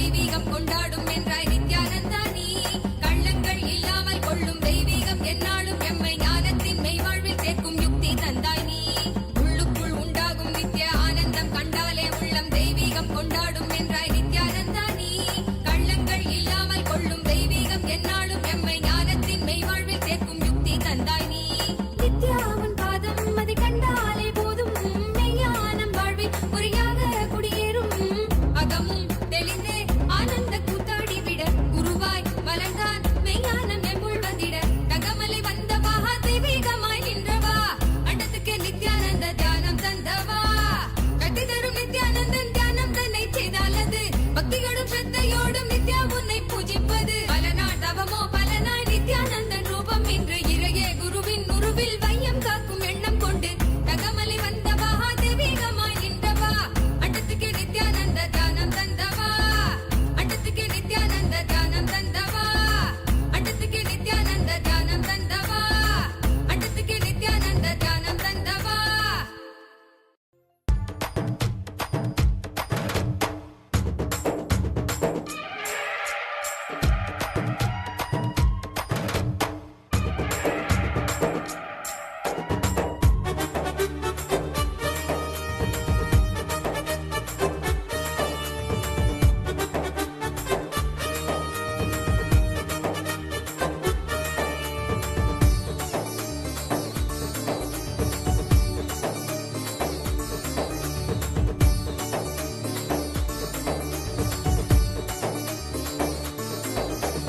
தக தக தக தக தகவனாடிவா நித்யநந்தா குருநாதனே நீ ஆடிவா தக தக தக தக தகவனாடிவா நித்யநந்தா கிரி சக்தியே நீ ஆடிவா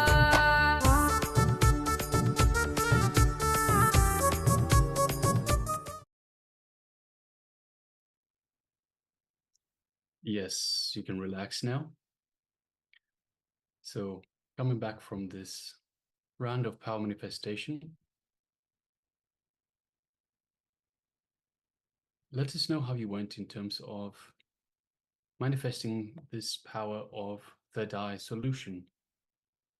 So we asked you to have a question or a solution that you would like an answer for.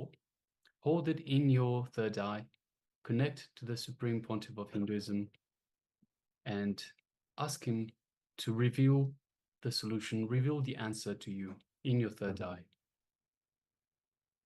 So I request participants to please take a moment, pen down what was revealed for them,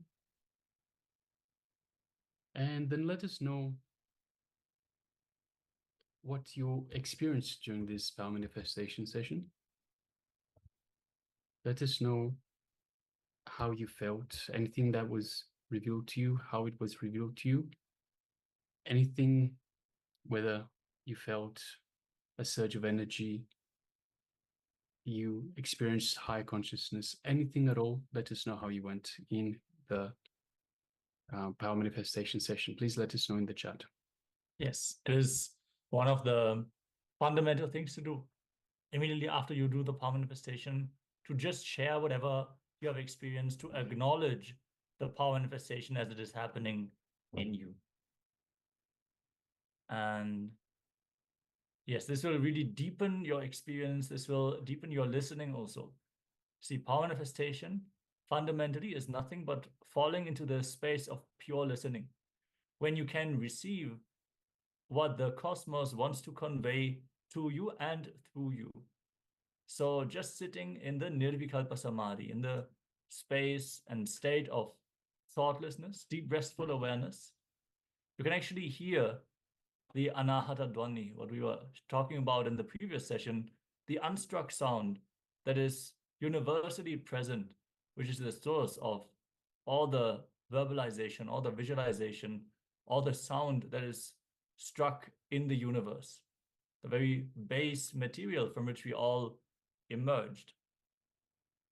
So Ma Nitya Guru Prasadini has shared about the previous process, that she has experienced heat in the navel region and saw something like moving waves in red and orange color. Thank you for sharing your experience, Ma. She's also sharing about reading a book and just remind of the teachings of Swamiji. Great. Yes, we recommend all the participants to read the Living Enlightenment book and the Bhagavad Gita. These fundamental teachings will give the right context for all the teachings that Swamiji is giving for the entire revival of the great Sanatana Hindu Dharma that we are currently performing, what we are currently experiencing through the descent of the Supreme Pontiff of Hinduism. Yes. So still requesting all the participants to share your experiences, and you can even just share the problem that you were looking for the answer for. And we are now going to get ready to enter into the next segment of the day. Yes, the next segment is another Jnana video, another video by the Supreme Pontiff of Hinduism on drive into enlightenment. So I request everyone to please come to the space of listening. Listen with deep awareness. Sit comfortably with your head, neck, and spine in a straight line. And let's give our full attention to Swamiji.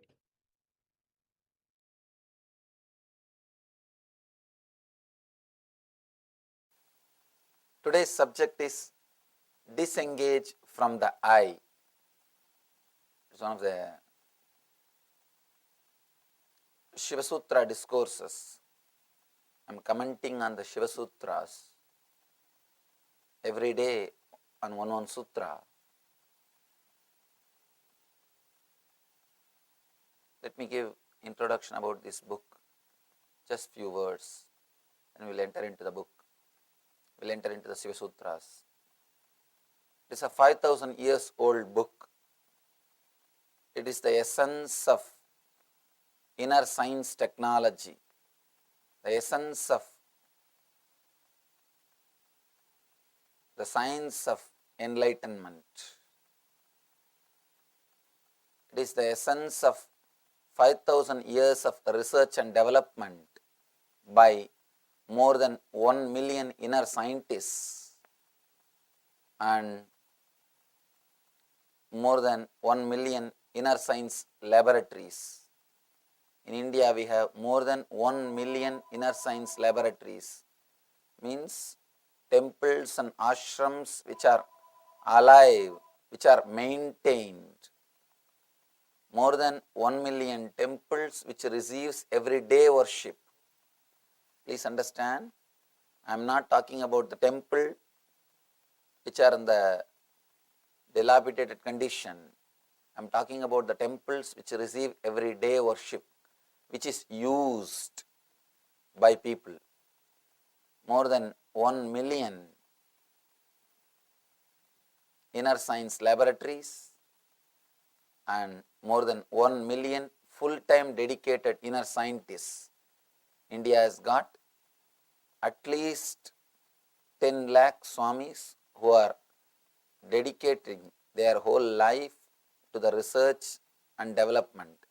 I am not speaking about the Swamis who are living in the streets or who are not living in the monasteries. In that way, it goes to something like a crore, 10 million. I am speaking about the people who are staying in one place and dedicating their life for research and development of this inner science. That alone is 10 million, 1 million, 10 lakh, and 1 billion people following this technology. This is the strength of this great inner science.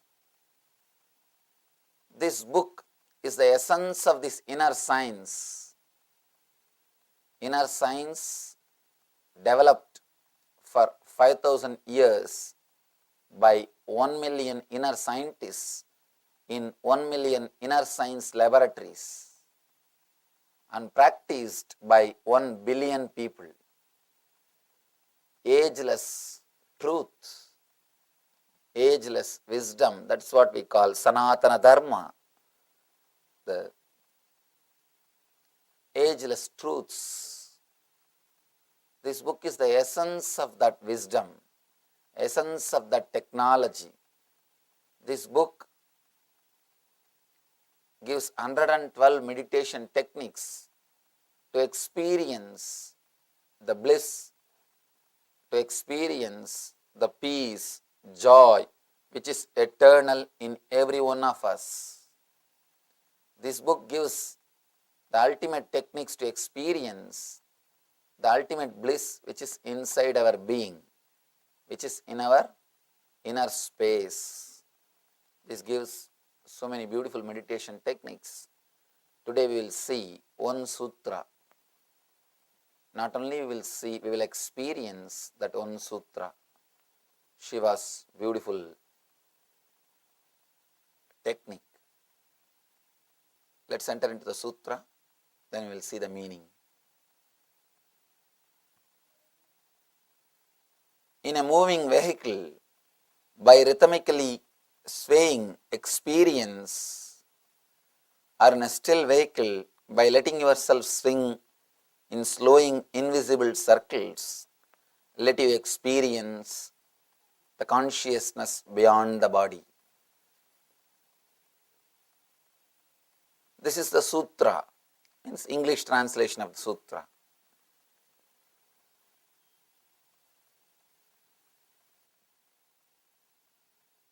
Before entering into the sutra, few things.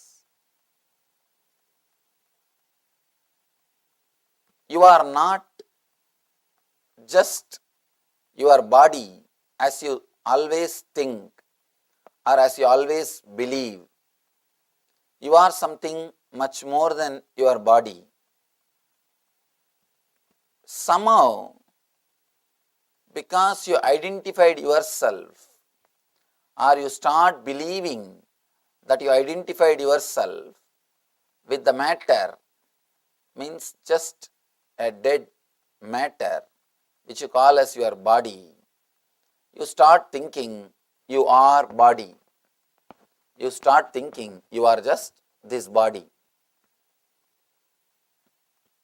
You are not just the body, the stuff which is inside the body, not even flesh or bone. When I say the stuff, I don't mean the flesh or bone. I mean the being which is living inside the body. You are something more than what you think.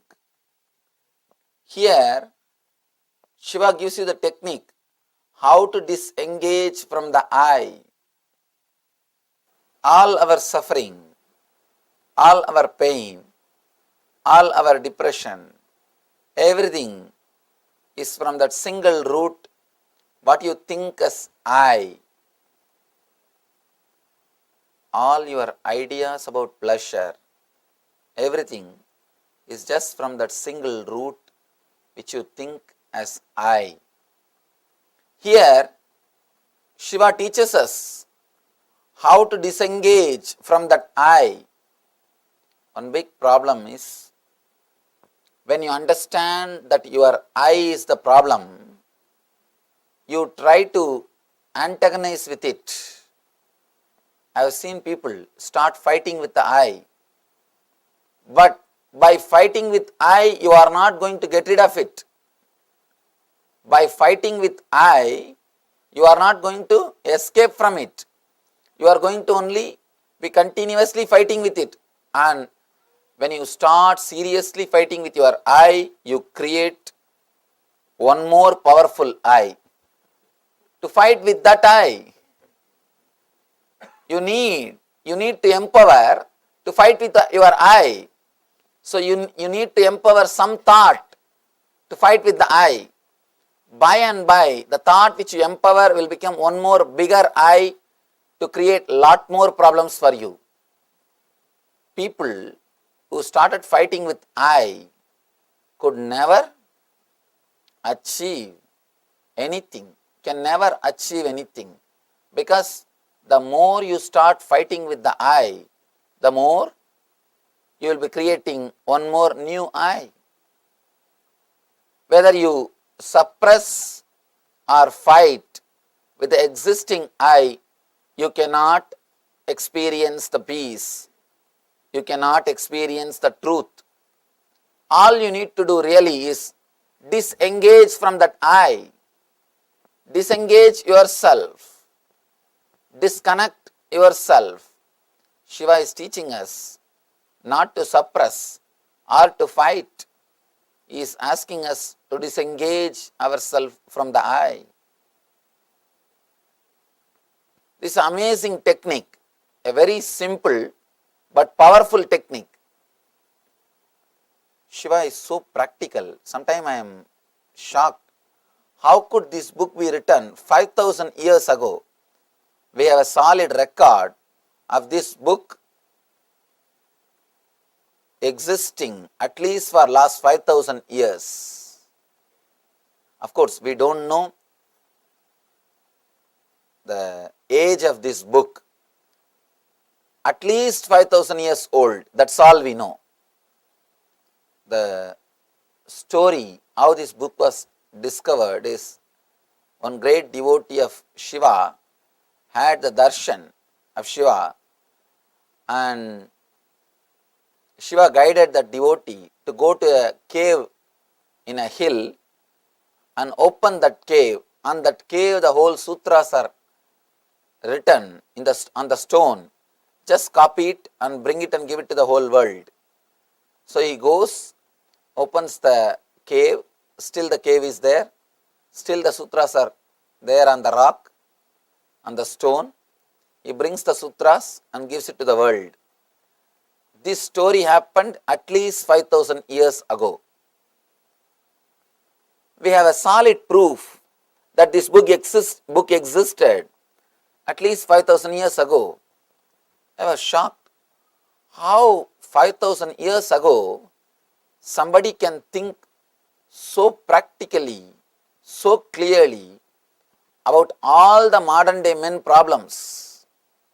Because all our problems, fantasies, phobias, fears, depression, every inch is answered in this book. For every step he gives solution. That's why I say this book is not just a book. It is the essence of 5,000 years of research and development. The Indian Vedic system is at least 10,000 years old. I can't say it is 10,000 years old, at least 10,000 years. We have a solid record to prove at least 10,000 years. This book is discovered 5,000 years. So, it is a 5,000 years of R&D, research and development expressed itself in this form of this book. Otherwise, it is impossible to give so many practical techniques. It is very easy to give philosophy. It is very easy to give teachings. It is very easy to say what to do, what should not, what should be done and what should not be done. That's not a big thing. Very easy to tell people, do this, don't do that. Very easy to create a philosophy. To create a philosophy, you don't need anything. A simple 3 things I can tell you. You can become philosopher from tomorrow. All you need is just criticize anything and everything. Whatever you see in front of your eyes, just start criticizing. Do not bother about what you are criticizing. And second thing, never create a system which people can understand. Third thing, complicate things as much as possible. That's all. Nothing else is necessary. To become a philosopher is very easy. And fourth important footnote, never give any solution. Shiva is not creating philosophy. To create a philosophy is easy. He is not giving you philosophy. He is giving you the techniques, technology, how to. He is not saying what to do, what not to do. He is saying how to do. Straight away he is giving you the technology to experience the inner consciousness, to experience the ultimate consciousness, to experience the Shivatva, means the consciousness of Shiva. experience of Shiva. He is straight away teaching us the techniques, not just words. That is why I say this is one of the ultimate book, amazing book, which gives straight teachings and techniques to experience the ultimate consciousness. Beautiful sutra, he says, in a moving vehicle, by rhythmically swaying, experience it, or in a still vehicle, by letting yourself swing in slowing invisible circles, let you experience the consciousness beyond body-mind.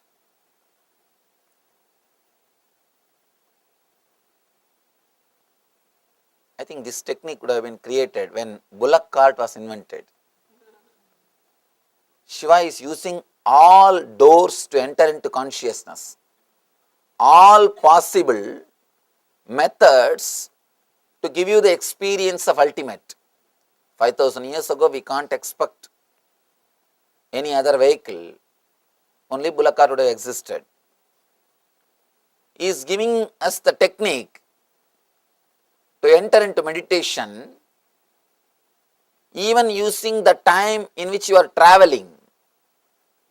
He knows after 5,000 years, people will come and ask, Swamiji, no time to meditate, we are too busy with our routine, we have too much of work, we have to do so many things, there is no time to meditate. He knows. That is why he gives a very clear solution. You don't have to spend separate time. At least 1 hour you spend in driving every day, at least 1 hour. In this country, at least 3-4 hours. I can say at minimum 1 hour you spend your time sitting in a moving vehicle, sitting in a car. Either you drive or you sit when somebody else drives. Mostly you drive in this country. At least 1 hour you spend sitting in a moving vehicle. Shiva gives you the technique to convert that 1 hour into meditation. You don't need to spend separate time. He is giving you the technique to make money and meditate. You can just drive and get enlightened. I can say it's a technique for driving into enlightenment, or driving towards enlightenment. He gives you such a wonderful technique to use the time in which you are driving.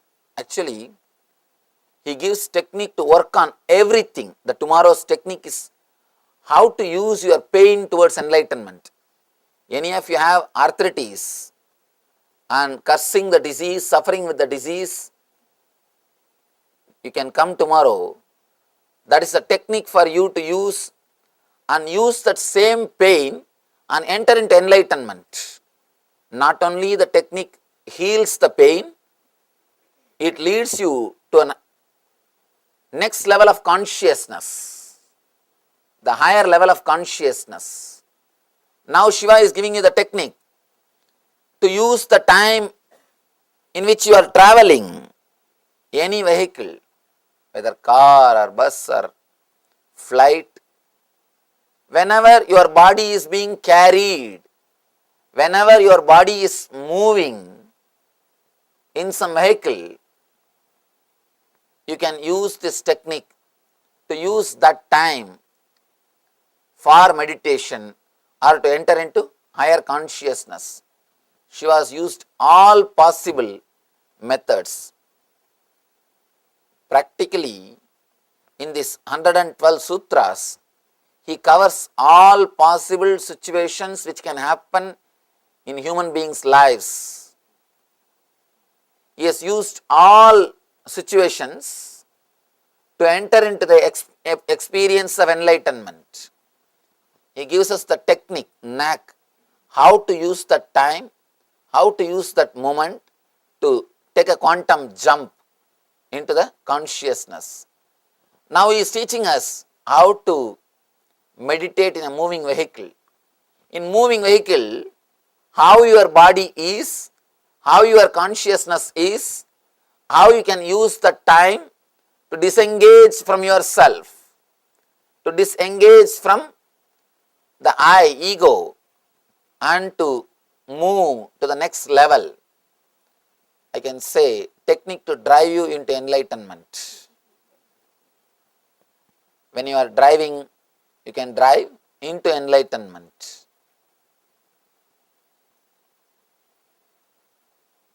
He says, in a moving vehicle, by rhythmically swaying experience, first thing you should understand, constantly you resist all the movements of the body. You can see in your life, whether you are in car or train or flight, constantly you resist the natural movement. Why do you think you become tired by traveling in train? You are not doing anything, but if you travel for 10 hours, you are tired. The reason is you are constantly resisting the flow. You are not allowing, you are not relaxing, you are constantly holding on. You can see in your life, even when you are driving, if the vehicle is taking this side turn, you always move the body this side to balance. To balance, you don't want to fall, you balance. But you don't understand one important thing. There is no need for you to hold your body 24 hours. Whenever you are driving, even if you are not driving, even if you are sitting in a vehicle, even if you are sitting in the car or train, constantly you are holding the body. Your body is never relaxed. You don't let go. You are holding on to it. You can feel near the Muladhara, root of the spinal cord, you will be just possessing your body. That is the point from where you balance your body, or you try to balance your body.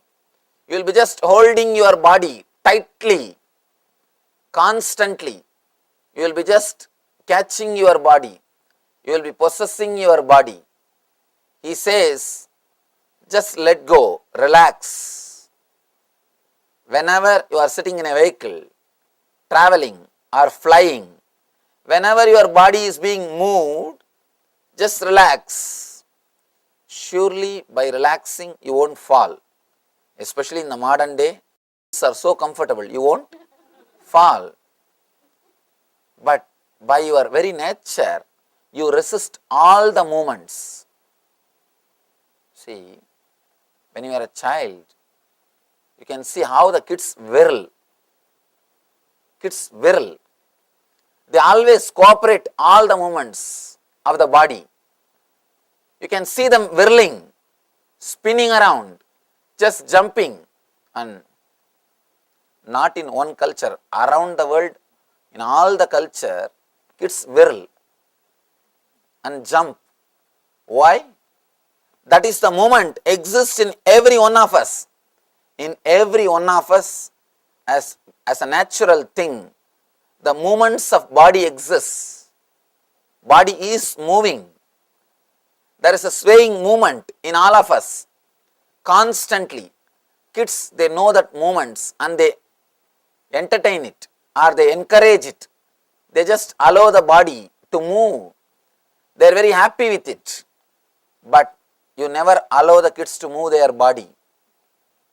Somehow you feel uncomfortable if the kids are jumping around. You are afraid they may hurt themselves. You don't understand an important secret. When kids fall, they don't hurt themselves. Only when you fall, you hurt yourself. Please understand, you fracture your bone not because of weight, but because of resistance. There are thousands of researches done. The same force, the same distance. If kids fall, they don't hurt themselves. If you fall, you break your bones. One more, you may say, we are heavy, Swamiji. No. They even calculated. See, for you, if you fall from 10 feet height, what impact is created on your body? To create the same impact on the kid's body, they may have to fall a few feet more.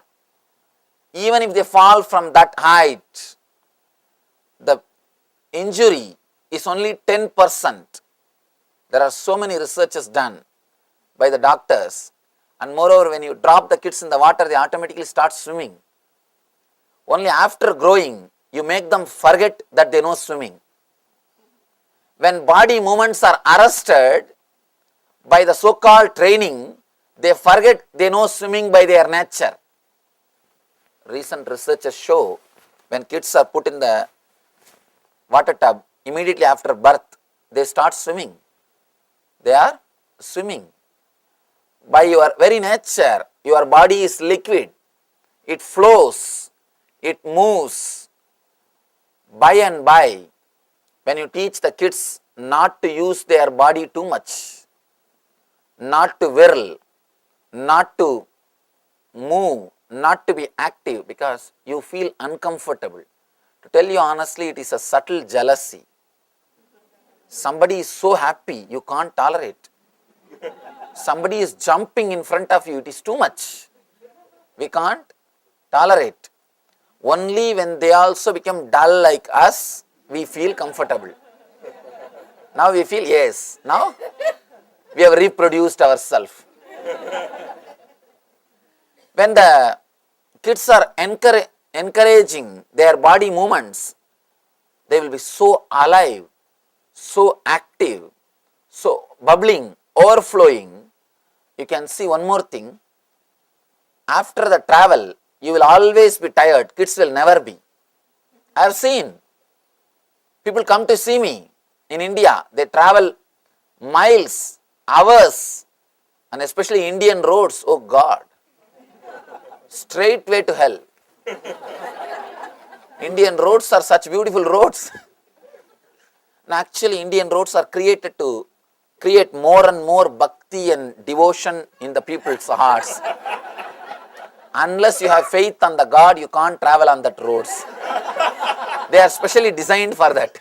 Now, India is such a spiritual country, we design everything for spirituality. We design everything only for spiritual purpose. You cannot travel in those roads unless you have surrendered yourself to God. Unless you have tremendous faith or devotion to God, simply you can't travel in that roads. And I have seen people will come to see me, 10 hours of travel, 12 hours of travel, 1 day of travel. The moment they come inside, the elders, they will ask for room to go and rest. They will ask for room to go and get, they will only come next day to see me. But the kids, first thing, they will drop everything, jump and come to the meditation hall. You will never see them tired. You will never see them tired. I have always seen they are so alive. They don't get tired by traveling because they do not resist or possess the body. They do not constantly resist the subtle movements of the body. The subtle movements which is happening, the natural movements which is happening, kids do not resist those movements. They do not possess their body. When you start training them to possess the body, by and by they forget to flow with the energy. By and by they forget to flow with the movements of their body. They start creating solid rock. They start becoming like a stone. They start becoming dull, frozen, dead. The more you become frozen, more you are dead. If you are completely frozen, you are ready to be burnt. The more you are frozen, the more you are dead. Kids, you can see them alive. They are not frozen. Even when they laugh, their whole body laughs. It's not that only the mouth laughs, only the face, the whole body will laugh. They do not calculate and move the body. You start moving your body only after a big calculation, because you start believing if you work too much, you will become tired. Hard work myth, which is taught to you, is also an important reason for your body becoming like a stone. an important thing. I always tell people, hard work is a pure myth. The idea of hard work is a pure myth. You are taught to sell yourself, especially these so-called developed countries. Constantly you have to sell yourself. You have to frighten your boss that the work which you are doing is too big, which cannot be done by anybody else. Next thing, first thing you have to frighten him, no, it cannot be done, forget about it. And then next you have to convince him, only you can do. Third thing, you also can do if you give your whole life and energy. Only if he is convinced for all these three, you can shave his head now. That's the reason we are constantly trained to sell ourselves. And one more thing, in the beginning, just to sell yourself, you create the idea of hard work. By and by, you start believing you are really working hard. And this idea gets into your body, and you do not move your body for anything else except when you get some solid result. One more important thing you miss. By and by, for every moment you start calculating, what will I get by this moment? What will I get by this moment? Before every moment, logically you start calculating. Why do you think people never come out and do some voluntary service? Because they start thinking that half an hour, me moving my body so many times, if I do it for some other reason, I'll get little money. Why do you think the voluntary service has become such a rare thing? Because people have started calculating. In India, really, to tell you honestly, the country may be poor, but I can say thousands of or millions of people spending their time in social service projects are just going to temple. Every temple, millions of people visit, and the amazing time which they spend in the spiritual tourism, you will be shocked, because they don't have the idea of hard work. They don't work is different. The idea of hard work doesn't exist in their mind. They do not have to sell themselves much. Naturally, when you don't have to sell yourself, you will not logically calculate too much about your body movements. Calculating too much about your body movements, analyzing about your body movements too much logically makes you completely dead. You are frozen. All these things are subtle but important things which makes yourself dull and dead. Please understand, each one of these contributes for making your body dull, making yourself dead. Here Shiva is touching one by one. He says, allowing your body to move rhythmically. Before entering into the technique, we should understand why we are not allowing. Only then we will be able to allow. First thing, why we are not allowing, the insecure feeling. Constantly you possess your body and you balance it. First thing. Next thing, somehow you do not feel comfortable when your body moves for no reason. If it moves to get money, you don't have any problem. If it moves to get a status, you don't have any problem. If it moves to get a name and fame, you don't have any problem. I always tell people, before entering into this type of meditations, you need to prepare yourself. Just do some work which will not bring you money or name and fame, just for 20 minutes to half an hour per day. Just 20 minutes or half an hour per day, do something which will not bring you money or name and fame. Go to a temple like this, some places, clean it, wipe it. Don't expect to be a leader of volunteers. Don't expect your name should be inscribed somewhere. Don't become an administrator. I am not asking you to do that. Just do it for no reason. Some cleaning, some helping. Help the person who cleans, help the priest. Do something which will not bring money or name and fame. Then you will understand how to move the body for no reason. As on now, we do not know how to move the body for no reason. Constantly you calculate before taking any move.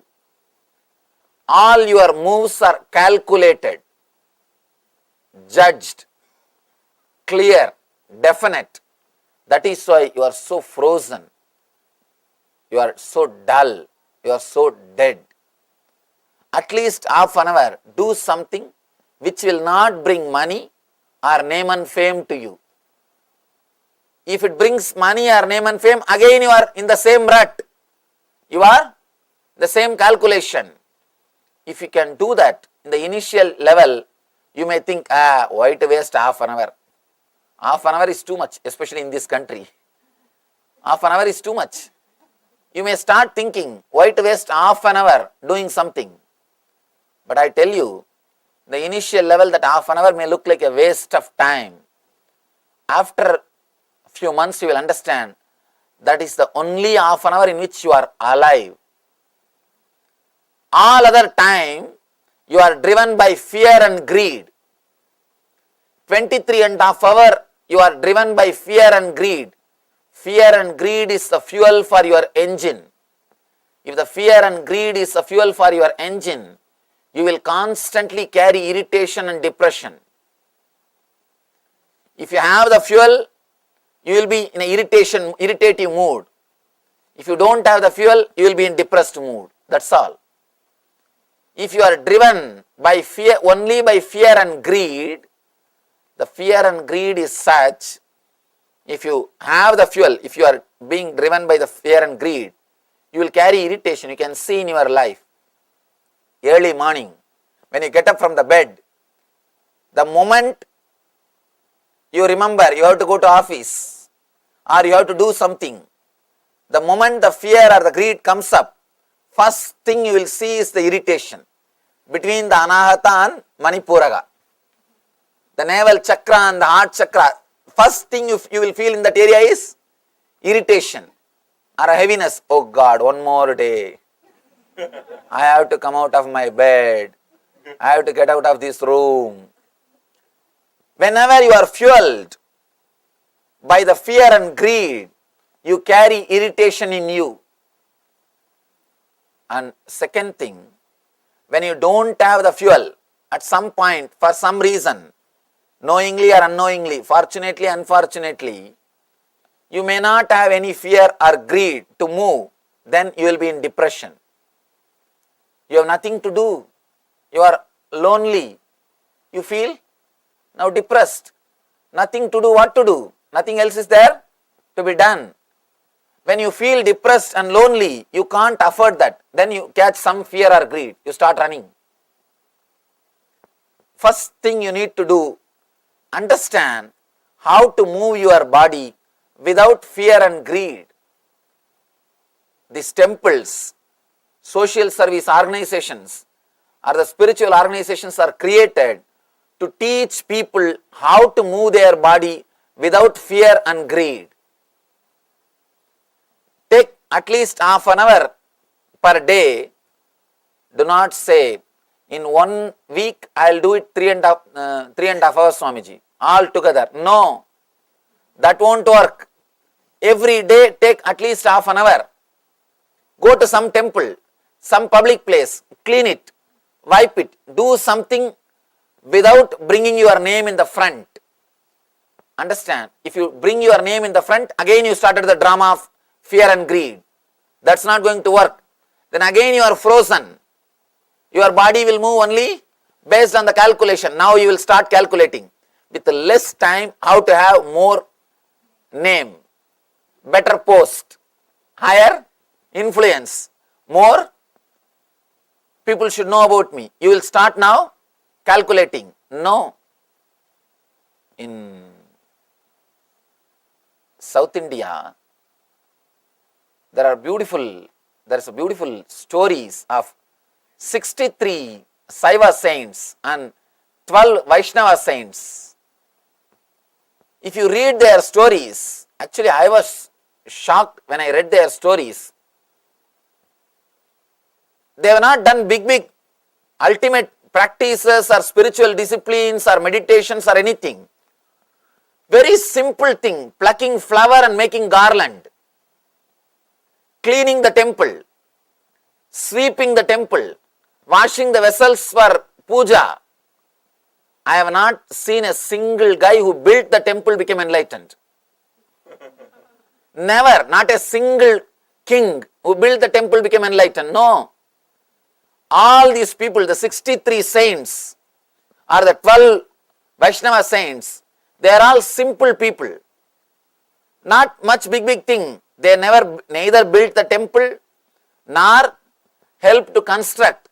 All they did is plucking flowers, making garland, cleaning the temple, simple things. But the beauty is they learnt the knack of how to move the body without fear or greed. It is the knack how to move the body, how your body can be kept alive without the fuel of fear and greed. As on now, you are kept alive just by fear or greed, either by fear or by greed. That is why your body is completely frozen.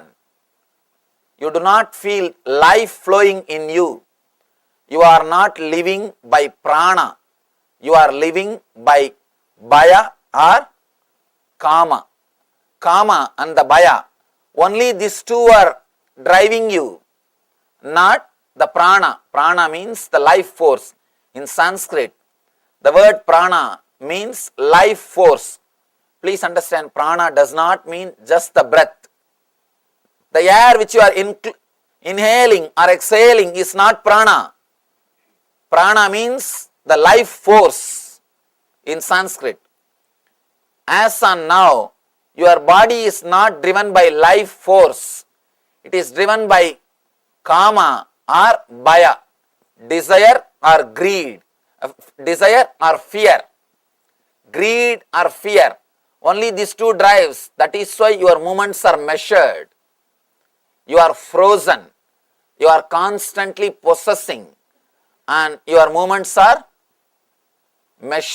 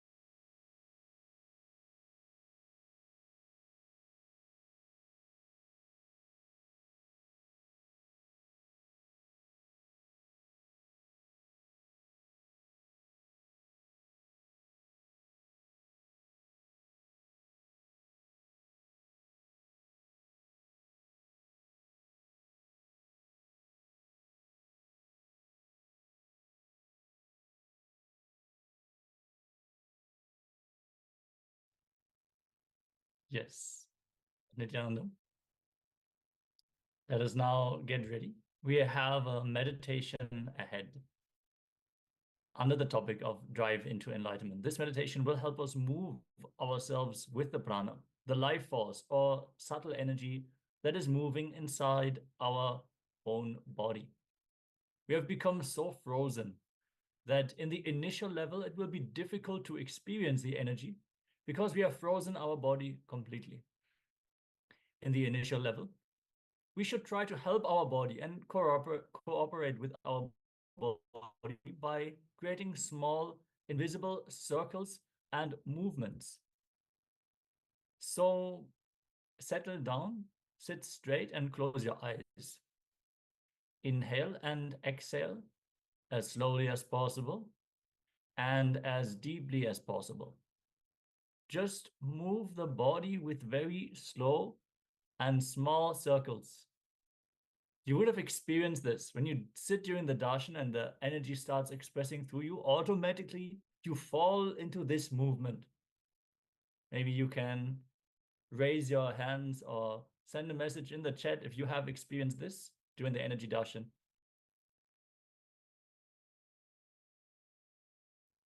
I'm sure maybe you would have experienced this. So just move the body with very slow and small circles. Even if we visualize this movement, that is enough. Suddenly, we will see that our body is slowly moving and we are feeling really comfortable, and then be in that same state and allow the movement to happen. Don't resist it. Don't question, why am I moving now? What is this supposed to do? What is the context of this? Just understand the energy starts expressing through your body, and it'll start with slow circular movements. So now settle down, sit straight and close your eyes. Inhale and exhale as slowly as possible and as deeply as possible. Feel the flow of the energy and just voluntarily or involuntarily start the circular movement of the body to support the energy to flow through your body, through the rigid energy blocks that we all have in our bodies due to the current lifestyle that we are all practicing, or we have practiced in the past. So simply enter into the flow of energy in the first step of this meditation.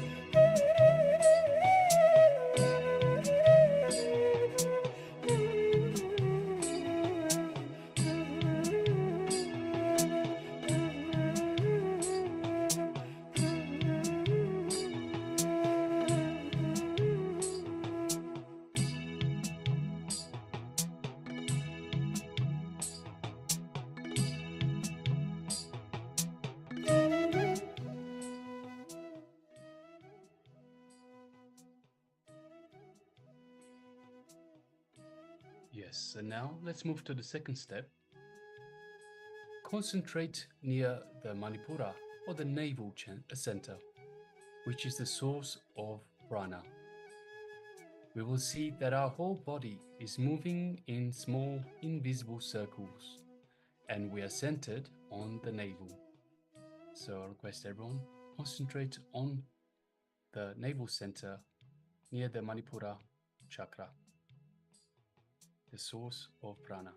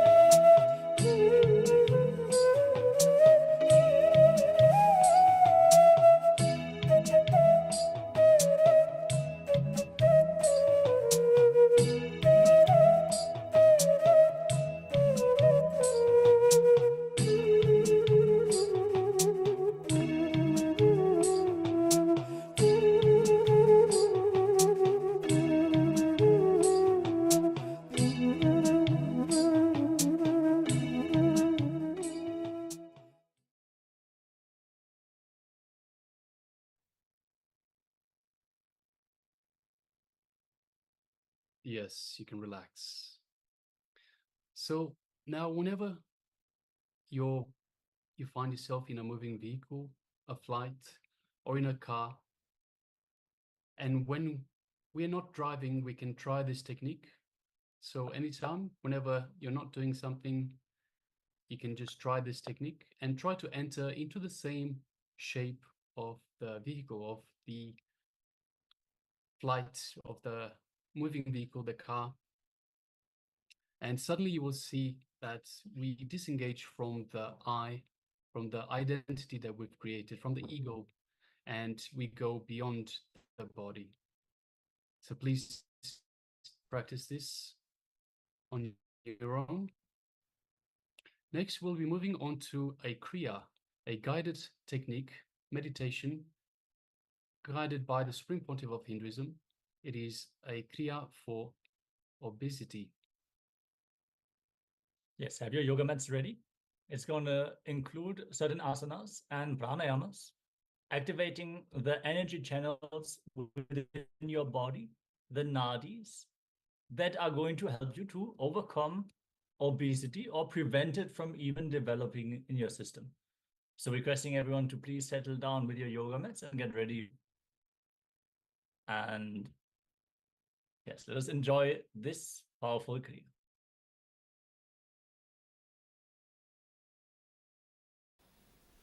Let's enter into today's Kriya.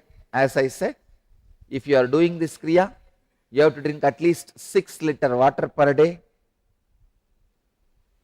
and you have to cool your eyes by putting little tissue paper soaked.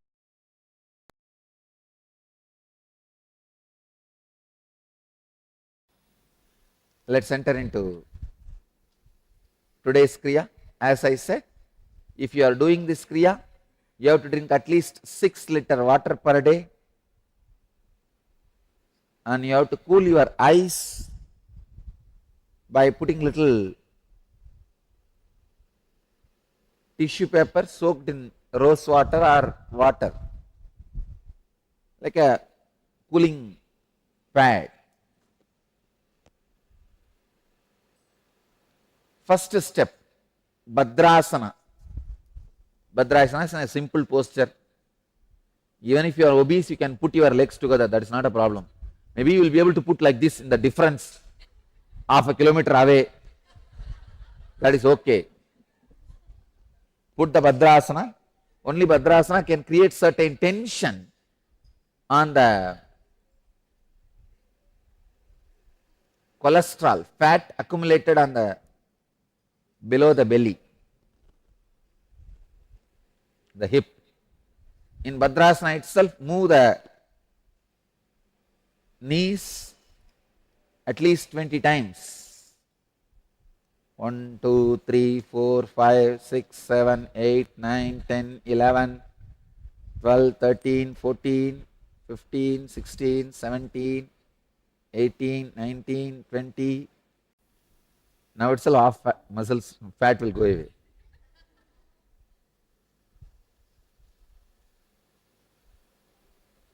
This is from Garanda Samhita, 2nd Upadesha, 9th and 10th verse. Next step.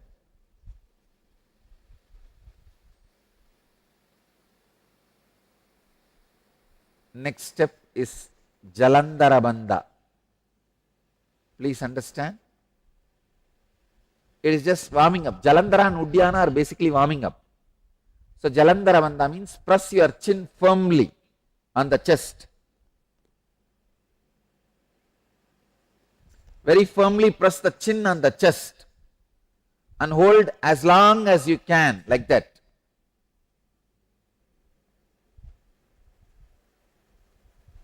When you can't hold anymore, relax. Do the same 21 times.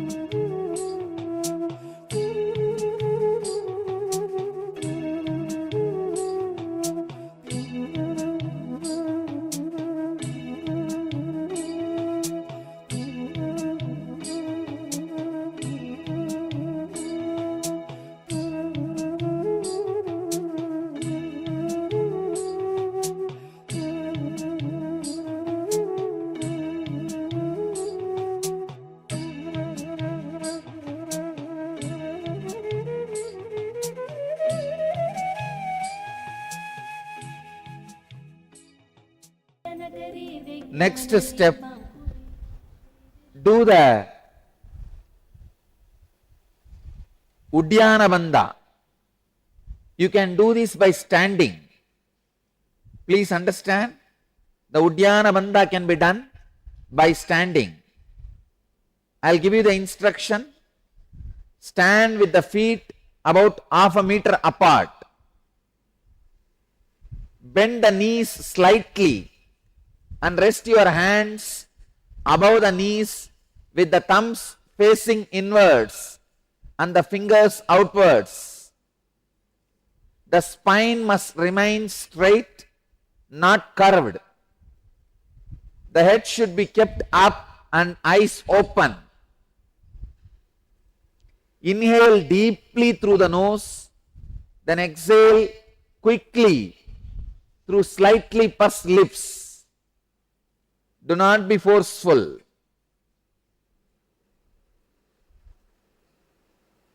Having fully exhaled, now pull the abdomen and stomach inwards towards the spine and up.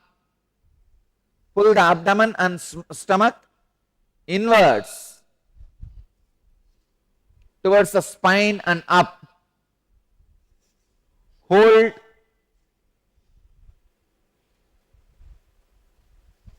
the Uddiyana Bandha as long as you can.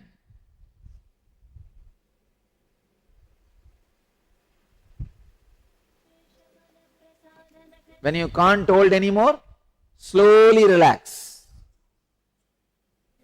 Again, hold in Uddiyana Bandha and release. Do it 21 times.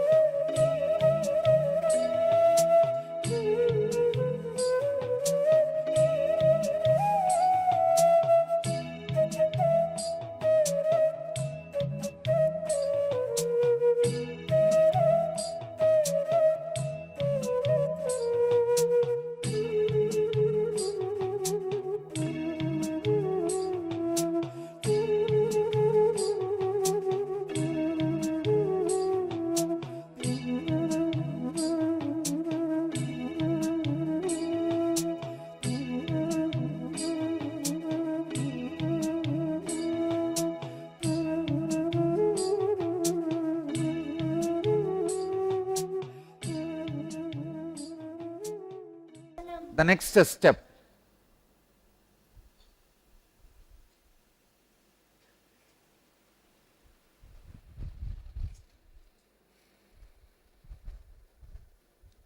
Agni Soma Kumbhaka. Please come back to the Bhadrasana. It's a very highly technical pranayama. See, now only you are entering into the Kriya to reduce your weight for obesity. All this moment what you are doing is only a warming up. Please understand, let me give you the instruction. This is from Kumbhaka Patati 87th verse. First listen completely. Inhale through the right nostril, hold the breath, exhale through the left nostril, inhale through the left nostril, hold the breath, exhale through the right nostril.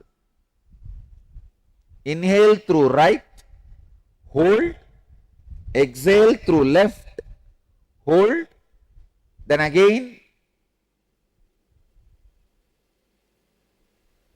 see, inhale through right, hold, exhale through left and hold outside.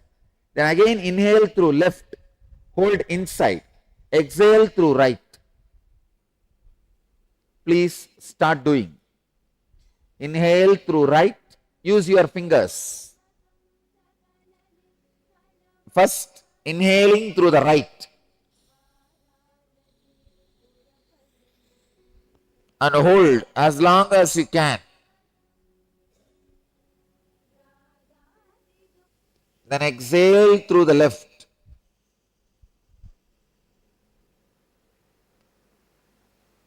Now hold as long as you can.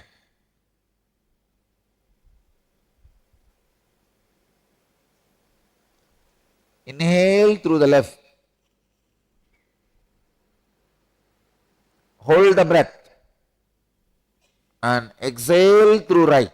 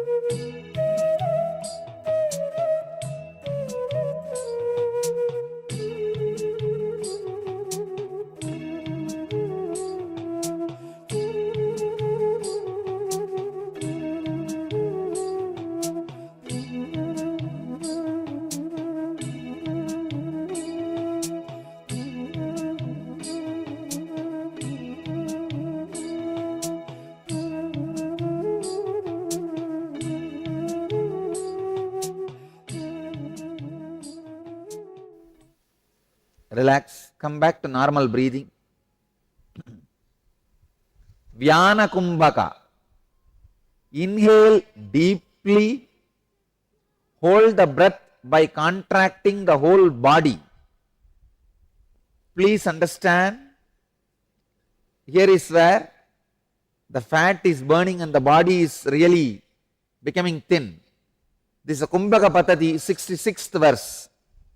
Inhale deeply, hold the breath by contracting the whole body. Visualize your whole body you are contracting, like a stomach, throat, chest, back, whole body.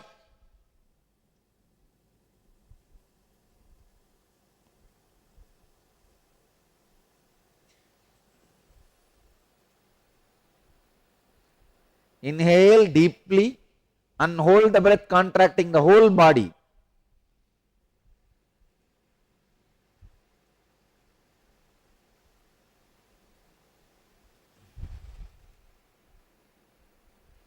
Do this 21 times. This will create intense Kundalini awakening, heat and burn all the unnecessary fat, mainly bad cholesterol. Do it.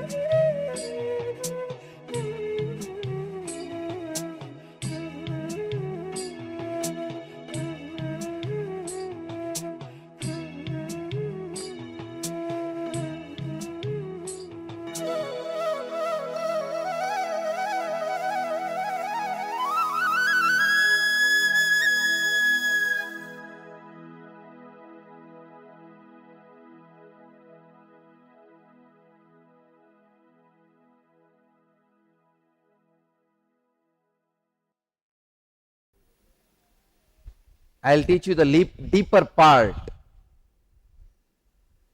The higher level Nitya Kriya for obesity, to this much is enough for the initial level. Of course, when I say initial level, I don't mean that this technique itself is only for the initial level people. No, this is for the really obese people. Now please drink water. This will create a lot of heat in you. Drink a lot of water and buttermilk. So, I bless you all. Let you all achieve, experience, live, express, radiate and share the eternal bliss, Nityananda. Thank you.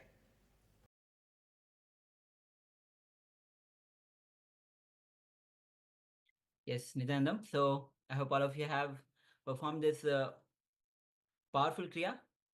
I saw a few of the participants will definitely perform this Kriya for obesity. And Swami said drink at least 6 liters of water. And this Kriya is really powerful. Do practice when you find a time apart from your work time or other times. So please do practice, especially drinking water. It just flushes out so much of toxins from the body.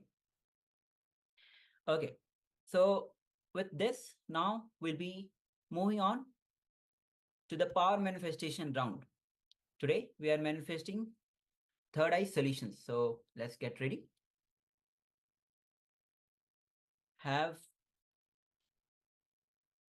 Sit with the cross leg on the floor. The first step is that put a question or the solution that you want to know the answer. So you can pen down the question or the answer, the solution that you are seeking for. Take a moment and pen down.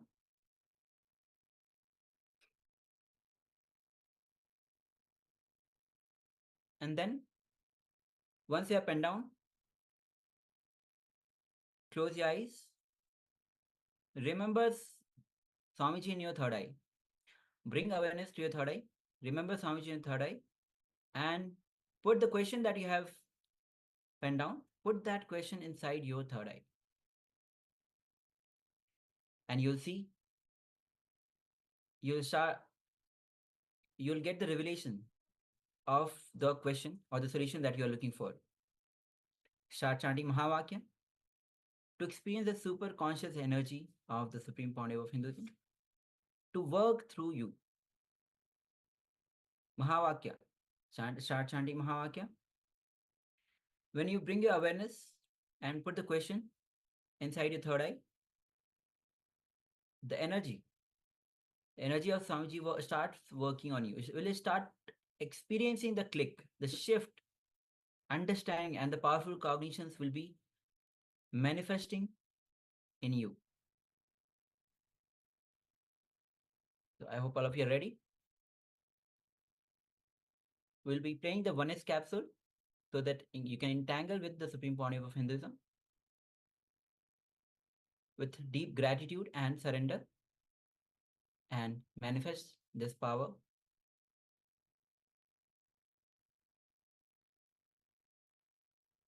So let's begin.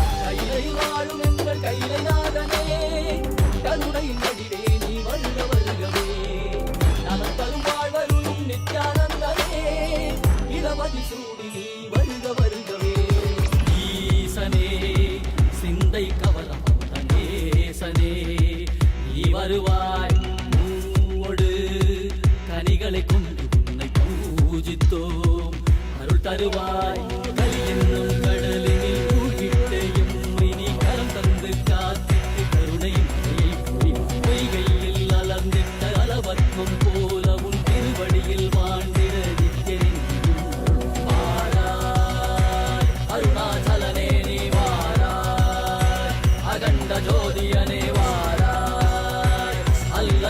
கிடவே வாராய் அகிலம் போற்றுகின்ற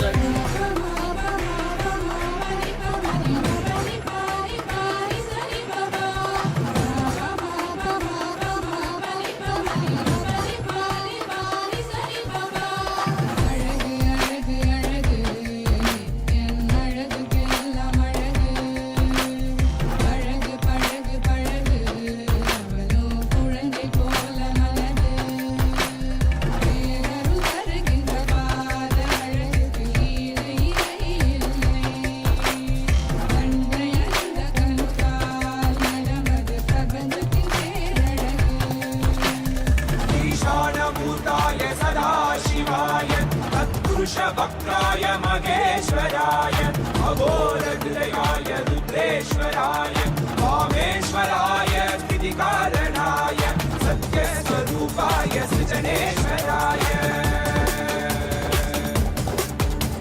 स्वागतं स्वागतं स्वामिन् ते स्वागतम् अस्माकं हृदये भोः स्वागतं ते स्वागतं स्वागतं स्वामिन् ते स्वागतम् अस्माकं हृदये भोः ब्रह्मस्वरूपं शिवशक्तियैक्यं दमरुककरतिरुशूलम् आह्वानहस्तं काषायवस्त्रं राजसंन्यासं वन्देहं परमहंस नित्यानन्द सद्गुरुं கொண்டு கங்கை முடி கொண்டு நந்தனம் புரியும் ஈசனே போர்களை முடி பூசி முடித்தனையேந்தும் காலனே புடி ஸ்ரீ ஜெகத்குரு பிடிகால் உள்ளம் உரைகின்ற மௌரை மாநகரின் ராசனே கண்களை கலைந்து இன்பங்களை அளிக்கும் சுந்தர வடமணியே சத்குராயு திங்கள் நித்தம் உரைகின்ற செவ்வுரி கொண்ட செல்வனே சொக்கனே எந்த சோமனே ஐயா சோதி வடிவான ரூபனே அடிமுடி காணா அண்ணா மலையே அகிலம் போற்றிடும் ஐயனே நாகாவரணே நாள்வது போற்றிட நயமுட நாடிடும் நாதனே காலம் உண்டு ஆழம் பாடுதனில் ஆனந்த நடமிடும் ஆதி செய்வனே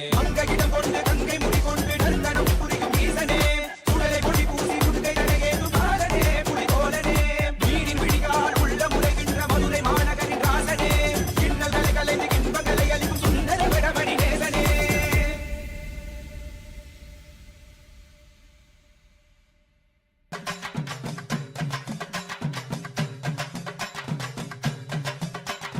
வாராரையா வாராரு நம்ம கருப்பசாமி வாராரு வானத்துல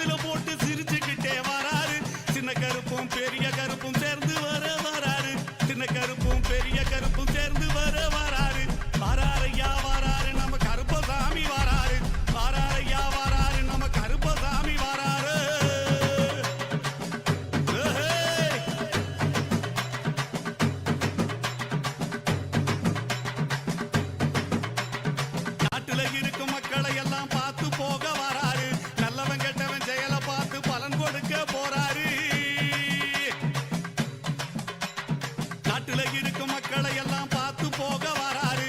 நல்லவன் கெட்டவன் செயலை பார்த்து பலன் கொடுக்க போறாரு. தப்பு செஞ்ச யாருக்குமே ஜாமீன் கொடுக்க மாட்டாரு. எங்க ஐயா தப்பு செஞ்ச யாருக்குமே ஜாமீன் கொடுக்க மாட்டாரு. நேர்மையாக இருப்பவரை கைவிடவே மாட்டாரு. நேர்மையாக இருப்பவரை கைவிடவே மாட்டாரு. வாராரையா வாராரு நம்ம கருப்பசாமி வாராரு. வாராரையா வாராரு நம்ம கருப்பசாமி வாராரு. வானத்துக்கும் பூமிக்கும் புது வடிவம் தாங்கி வாராரு. வீச்சருவா கையில ஏந்தி வேகமாக வாராரு. வீச்சருவா கையில ஏந்தி வேகமாக வாராரு. வீரபத்திர சாமி கூட விறுவிறுன்னு வாராரு. வீரபத்திர சாமி கூட விறுவிறுன்னு வாராரு. வாராரையா வாராரு நம்ம கருப்பசாமி வாராரு. வாராரையா வாராரு நம்ம கருப்பசாமி வாராரு.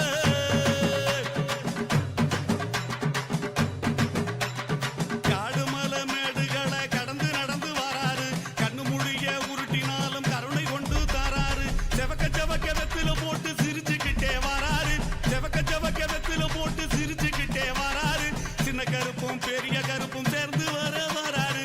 சின்ன கருப்பும் பெரிய கருப்பும் சேர்ந்து வர வாராரு. வாராரையா வாராரு நம்ம கருப்பசாமி வாராரு. வாராரையா வாராரு நம்ம கருப்பசாமி வாராரு. ஏய்!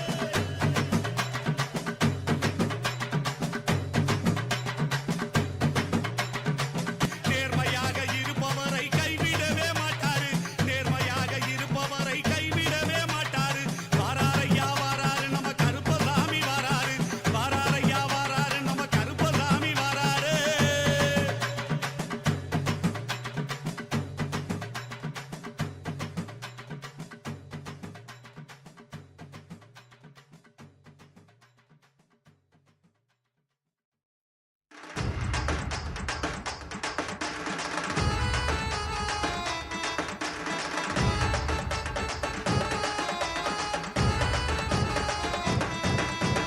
அண்ணாமலையில் பிறந்தான் புவி எண்ணாத யோகமே கொண்டிட நித்யன் ஈரேழு லோகத்திற்கெட்டா ஈசன் முக்தி நெறி அருளவே நித்யனாய் பூலகிற்கு வந்தம்மை ஆட்கொள்ள தேவர்களை காத்திட வைத்தான் தாயாய் பேரருள் புரிய உடல் ரோமம் சிலிர்த்திட நித்யனாய் வந்து அண்ணாமலையில் பிறந்தான் புவி எண்ணாத யோகமே கொண்டிட நித்யன் ஈரேழு லோகத்திற்கெட்டா ஈசன் முக்தி நெறி அருளவே நித்யனாய் அண்ணாமலையில் பிறந்தான் திருவண்ணாமலையில் பிறந்தான்.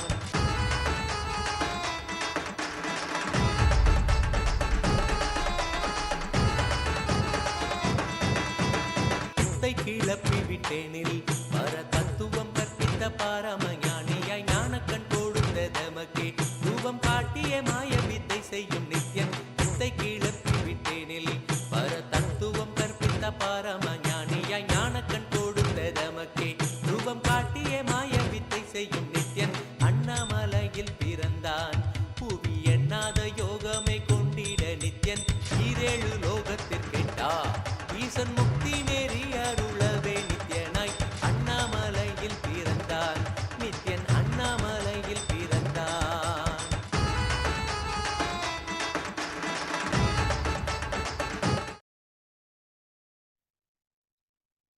Yes, slowly come back from the power manifestation.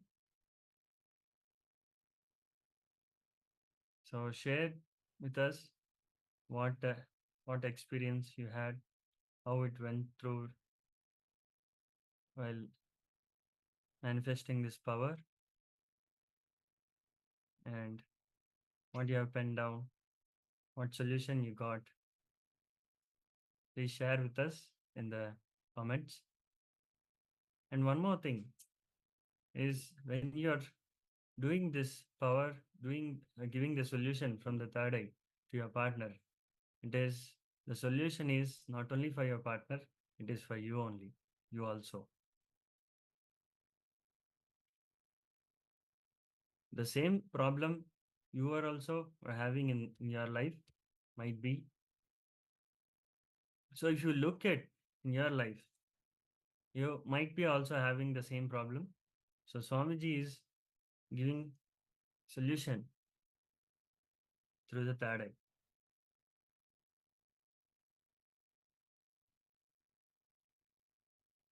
Yes, if you have, you want to share, please go ahead and share. Take a moment.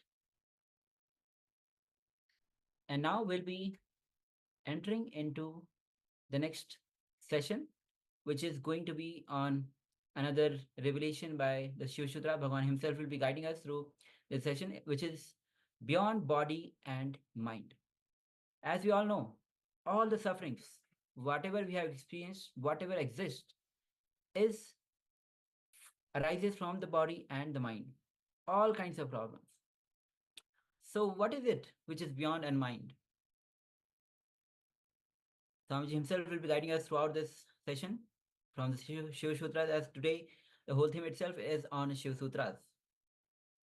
So without any ado, let's begin. Let's hear directly from Bhagavan.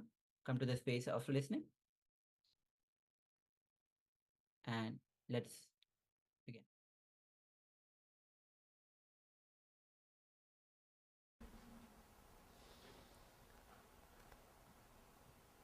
Your breath moves in only a circular way. It is not parallel line as you think. Because it goes in a straight way, you think it's a parallel line. It's not parallel. It takes a turn. Parallel lines never meet. Your breathing and mind, both are very closely associated. As I was telling you yesterday, the prana and mana, prana sarira and mana sarira are very closely connected to each other. If the prana becomes slow, the number of thoughts per second also reduces. Along with the length, breadth, depth of the prana, thoughts per second also reduces. Please understand. The length, breadth, depth of the prana or the breathing is directly related to the number of thoughts which you are having.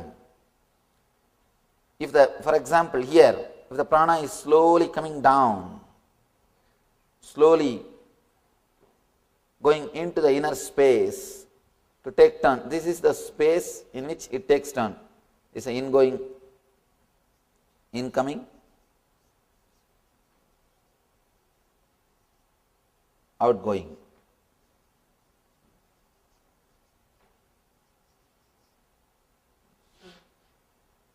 This is the prana. Along with that, mind also slowly slows down. Very slowly slows down. But the difficulty, you are afraid of losing your mind. You are afraid of losing your mind. That is why you never keep your awareness in this zone. This is like a neutral zone. If you know driving, you can understand. Whenever you shift gear from first gear to second gear or second gear to third gear or any change, you have to come to neutral zone. Only after coming to the neutral zone, you can change the gear. Even if it is from first to second, or second to third, or third to first, whatever it is, you have to come to the neutral zone. Same way, the incoming breath taking turn as outgoing breath. This zone is a neutral zone. This is neutral zone.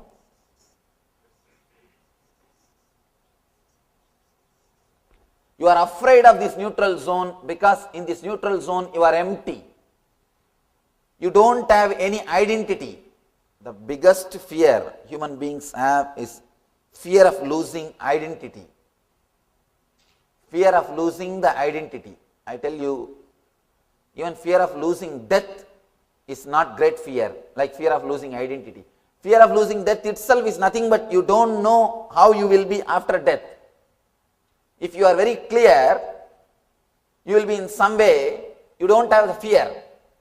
Here, you are not very clear about how you will be after death, how you will be after you leave the body. It is the identity, the fear of losing identity that is much worse than fear of death. Here, when you pass through this neutral zone, when your breath stops, your mind also stops. You do not want this space. That is why you just jump this space. You never keep your awareness. You are never aware of this space because you do not want to lose your identity. If your mind stops, you will not have identity for a few moments. You will lose your identity, and you always think you are only identity. You exist just only on identity. When you feel your identity is lost, you feel you are no more. That's the reason whenever you come to this zone, you just take a jump. You are never aware of this zone. Every moment this zone is happening in you again and again.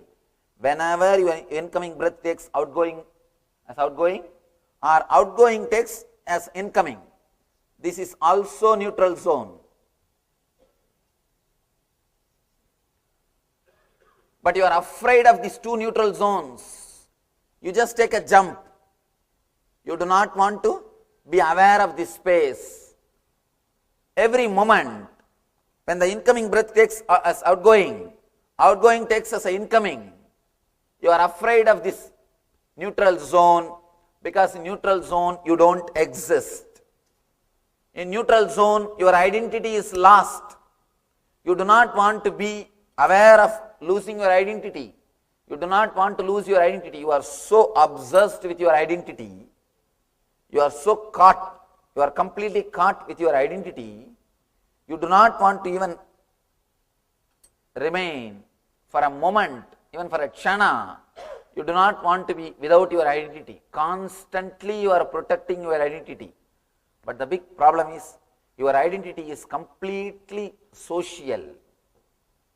It is not existential. It is just comparative reality. It is not existential reality. Whatever you think as your identity, your money, relationship, your age, your sex, whatever you call as your identity, it is just societal and suicidal. Societal and suicidal. It is not the existential reality. It is just comparative reality. But the big thing is, you are afraid of existential reality and trying to protect your comparative reality, but you think you are protecting something which is. It's a real fun actually. You are trying to protect which is not against which is. Which is your reality, that neutral space, that gap. Which is not is your comparative reality, your identity. You are trying to protect your identity against your reality. That is where you miss the whole game. That is why our life is a big failure. You are trying to protect which is not. You are trying to fight for which is not against which is. See, the light has got an existence. It has got positive existence. But darkness doesn't have positive existence. It exists only in a negative way. It doesn't have positive existence. You are trying to protect which doesn't have positive existence against which has got positive existence. In this space, in this zone, the neutral zone, the inner space or consciousness is the reality. It is a truth. It exists in you every moment. Every moment when your incoming breath takes turn as outgoing breath, or outgoing breath takes turn as incoming breath, you are in that neutral space. You are in that consciousness. But you neither wanted to experience nor feel comfortable with that zone. You are so caught up in your identity, especially with the Western culture. Surrender means death. Just by hearing the word surrender, people get frightened. But you don't know, you are trying to protect something which which doesn't have basic existence. You see, all your identity is what your mind. This is what is your identity, the mind. This is breath.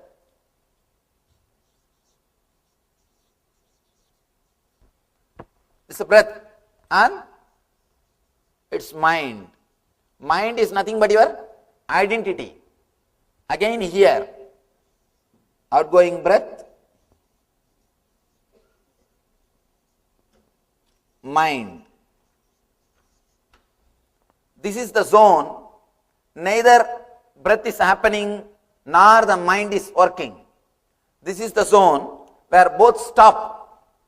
When your breathing stops, when your mind stops, you experience the zone of consciousness.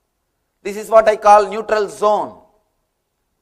The difficulty is, if your mind doesn't feel comfortable, if your identity doesn't feel comfortable, then naturally you just jump this zone. You do not want this zone in your life. Constantly you are trying to avoid God. Constantly you are trying to escape from God. Constantly you are trying to escape from consciousness. Every moment when your breath takes turn, He is knocking your door. All you need to do is you just open the door. You don't have to knock. He is already knocking. The main thing,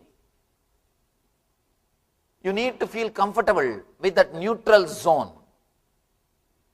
The more you feel comfortable, more you feel protected, more you feel secured with that neutral zone, you will start experiencing the neutral zone again and again.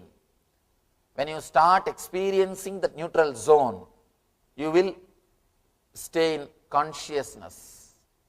Yesterday, Shiva was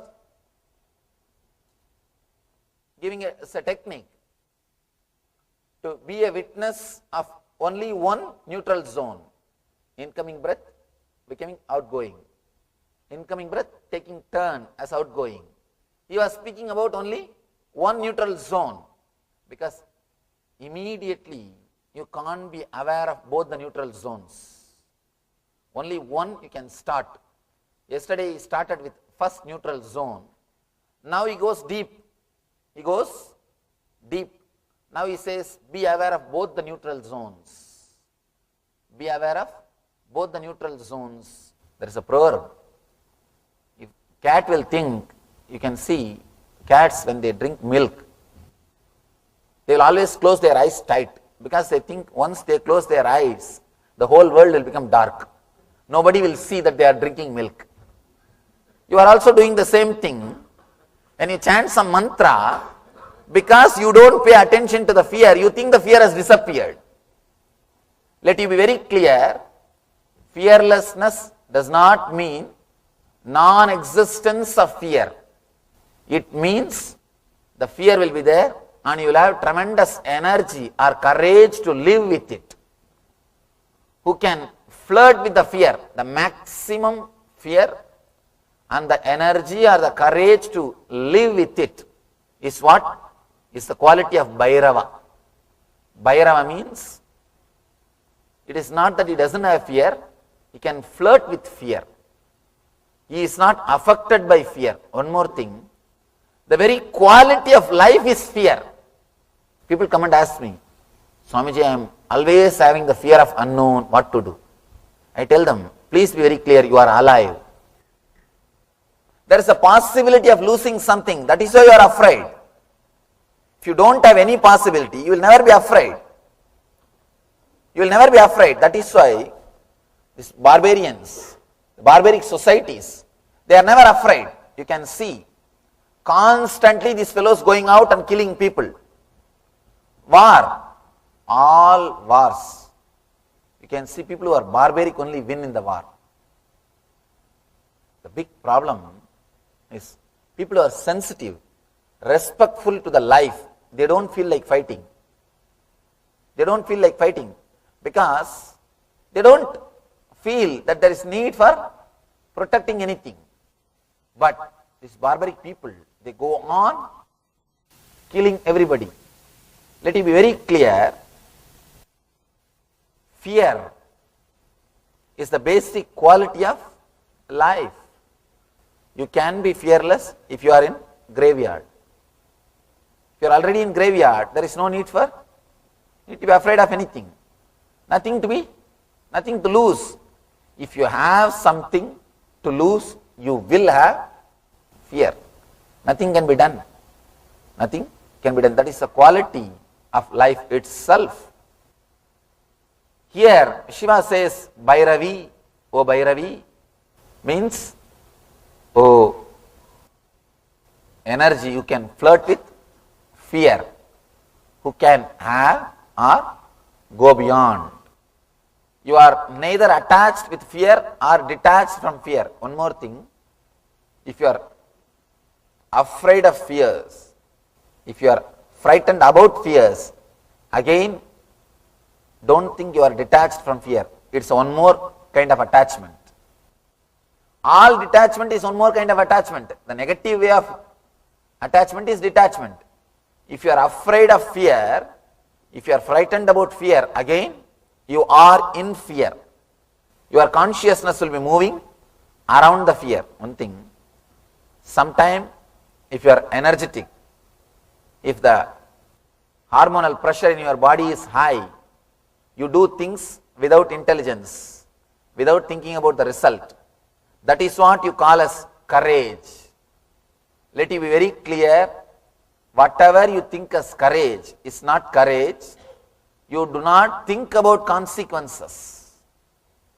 In hurry, just when you run, you don't know what you are doing and you just do it.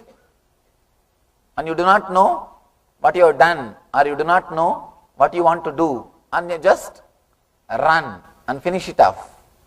Small story. 3 friends ran to the railway station. Last moment at 10:21, 10:20 is the train time, 10:21, somehow 2 of them they got into the train. The third one missed. Station master came and petted, tried to console him. Don't worry, at least your friends have made it. Said, no, they came to see me off. They came to see me off. Be very clear, sometime in the hurry, you don't know what you are doing. And that is what you claim as courage. When the hormonal pressure is little more than your intelligence or logic, you do something which you claim as courage. That's all. Otherwise, except a man who has experienced this neutral zone, nobody can talk about courage. The real courage is to let go your identity, which you think as you. To relax from the identity, which you again and again associate as you. Whether your money or your relationship, whatever you think as your power, whatever gives you the power, as on now, the source for inspiration or the source for power is only the matter. Your bank balance, your house, your relationships, your car, or whatever you think as yours. Your education, the I and mine, you derive inspiration from the I and mine, fear and greed. Your wealth and relationships. Let it be very clear, if you are deriving inspiration, if your fear and greed or your properties, your identity is the source of inspiration for you, means, let it be very clear, you are not too far away from depression. Because how long greed will be alive? How long fear will be alive? The greed will disappear the moment you have that product. Or if you understand that you can't have it. If you understand, if you achieve or understand you can't have, both the time the greed will disappear. Then you don't have any source of inspiration. You don't have anything which makes you run. You don't have anything which brings you to life. Same way with fear. If your identity is based on society, be very clear, you are nothing more than a puppet. Big problem is, at least in puppet show, puppets are handled by one man. In your show, you are handled by thousands of people. Any single man can put you into depression. One word is enough. You are already in depression. If somebody asks, are you mad? You shout and prove you are mad. Somebody asks, are you mad? You shout and prove that, yes, I am. I always tell people, if you don't open your mouth, people may suspect you are a fool. If you open, you will confirm it.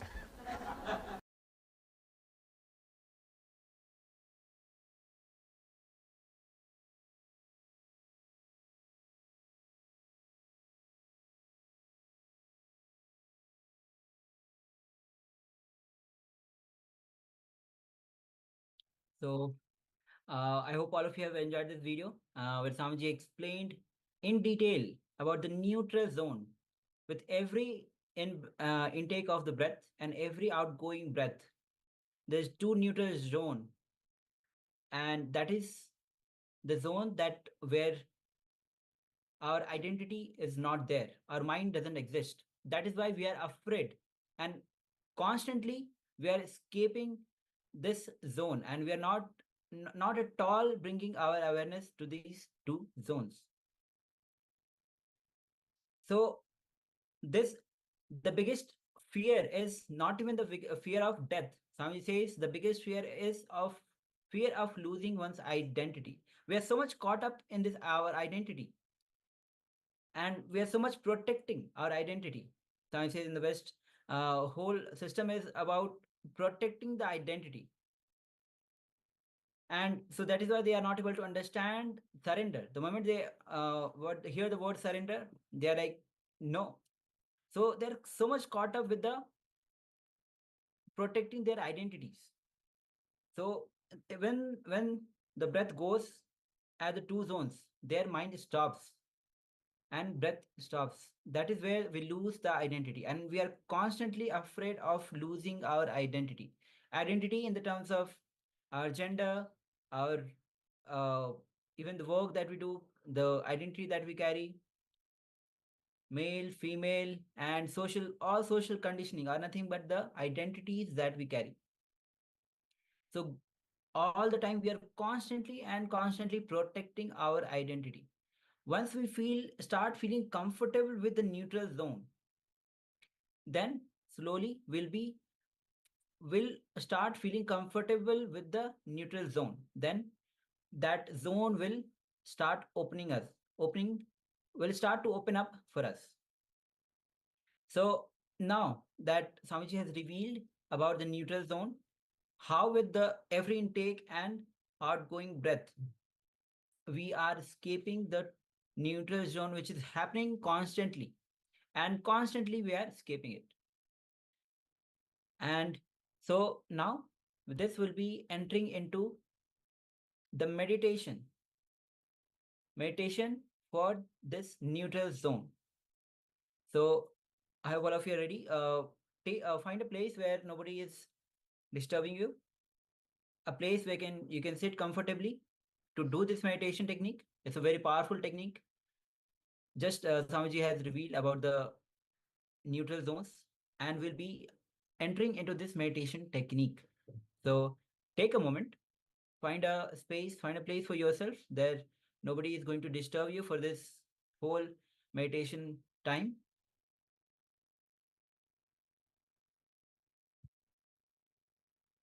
And then we'll be entering into this meditation technique.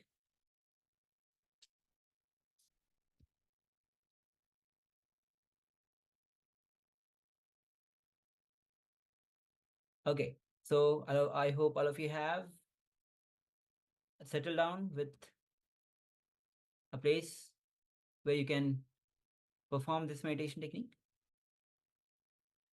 So come to the space of listening, and let's enter into this meditation technique guided by the Supreme Pontiff of Hinduism himself.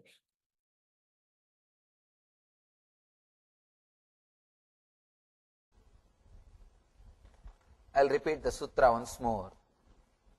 As breath turns from down to up, and again as breath curves from up to down, through both these turns, realize whenever the incoming breath takes a turn, as outgoing breath, it is. And whenever the outgoing breath takes turn, becomes the incoming breath, again you experience the neutral space. Be aware of these two neutral space. You will see, you will be able to feel very clearly the incoming breath awakens energy, the outgoing breath awakens intelligence.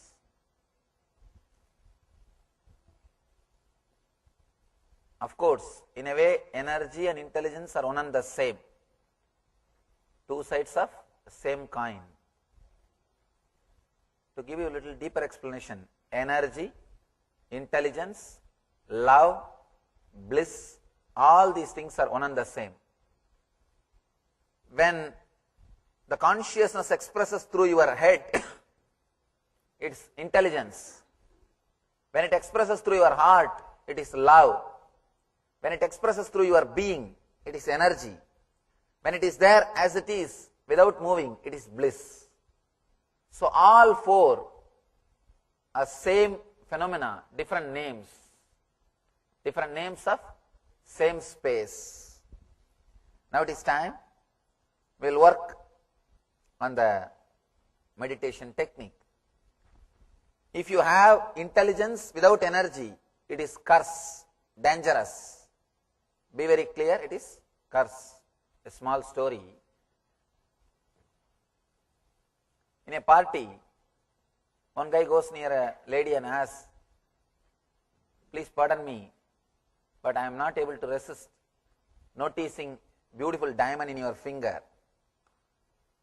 What is it?" She said, "Oh yes, you must have heard about this Culbertson diamond. It's very popular. But it comes with a curse." He asked, what curse? "Oh, that curse name is Mr. Culbertson." So, sometime, if you just get only intelligence or just get only energy, no intelligence, it is a curse. It's not a blessing. Anyhow, now let's enter into the meditation technique. Please be aware, yesterday you were conscious or witnessing only one gap, one neutral space. Now you are going to be aware, now you are going to be witnessing both the neutral spaces. When breath turns from down to up and curves from up to down. I'll guide you step by step. First I'll guide you to be aware of only incoming breath. Next you will be aware of only outgoing breath. Third you will be aware of only one turn. Then fourth you will be aware of both the turns. Let's go step by step so that you will be able to completely touch the neutral space. You will feel completely comfortable with the neutral space. Decide very clearly, for next 10 minutes, I am dropping my identity. I'll feel comfortable without my identity. Be very clear.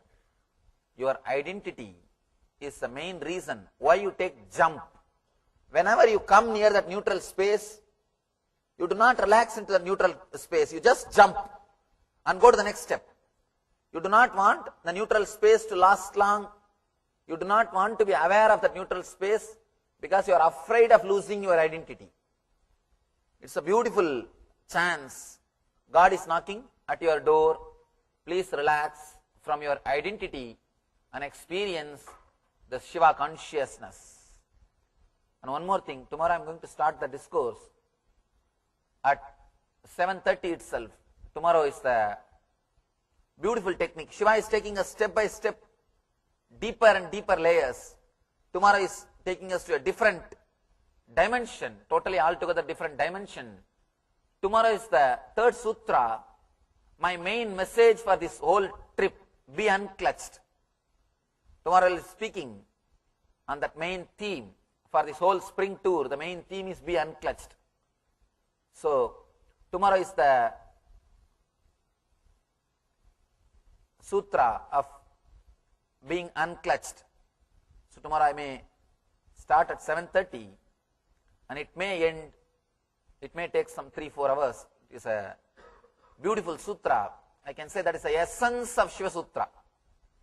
Tomorrow what I am going to speak, tomorrow what the Shiva Sutra, what Shiva is expressing is the essence.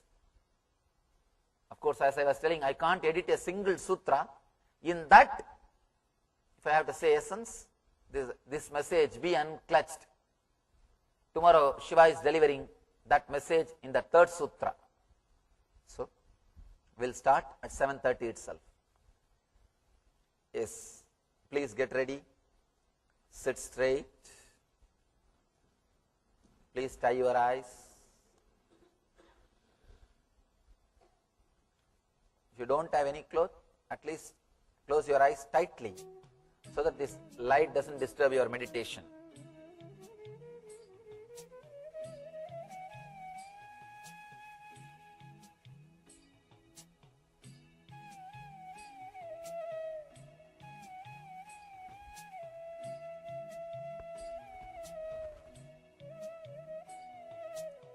Inhale and exhale as slowly as possible and as deeply as possible.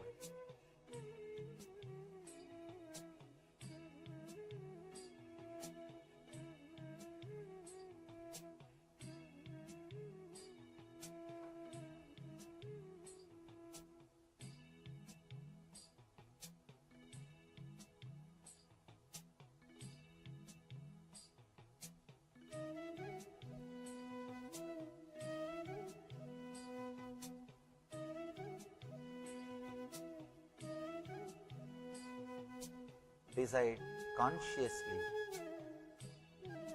You are going to relax from your identity.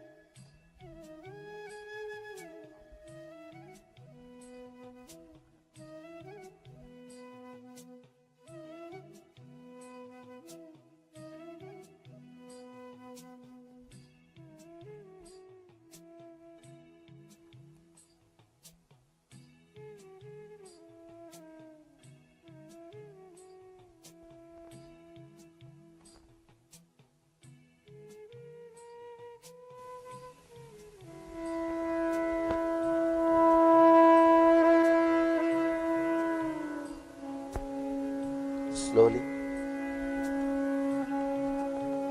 start witnessing the incoming breath. Witness only the incoming breath. Witness the incoming breath.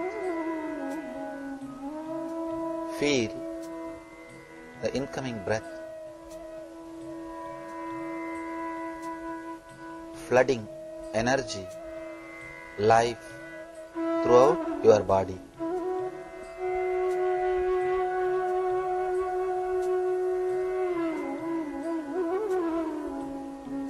Feel clearly, deeply. Incoming breath is bringing life to your body.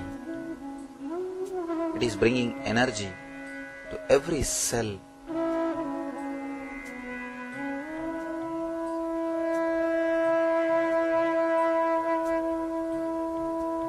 Every cell of your body is becoming alive when incoming breath happens. When you are breathing in, feel every cell of your body becomes alive when you are breathing in. Witness and observe only breathing in.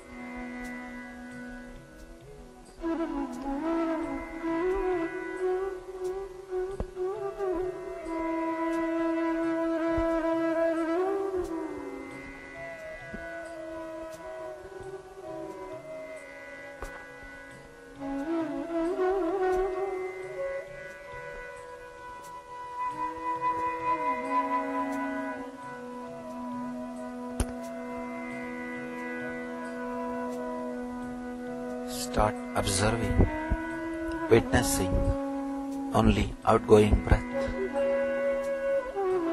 Forget about the incoming breath. Witness, feel, be aware of only outgoing breath.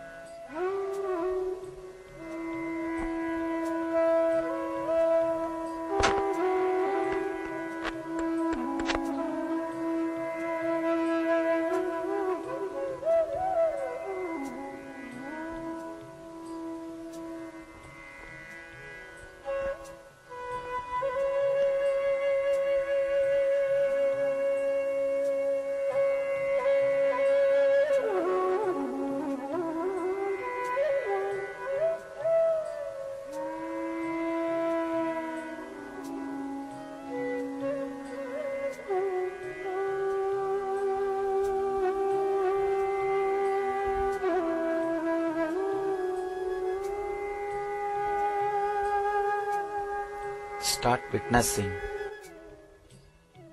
when the incoming breath turning into outgoing breath.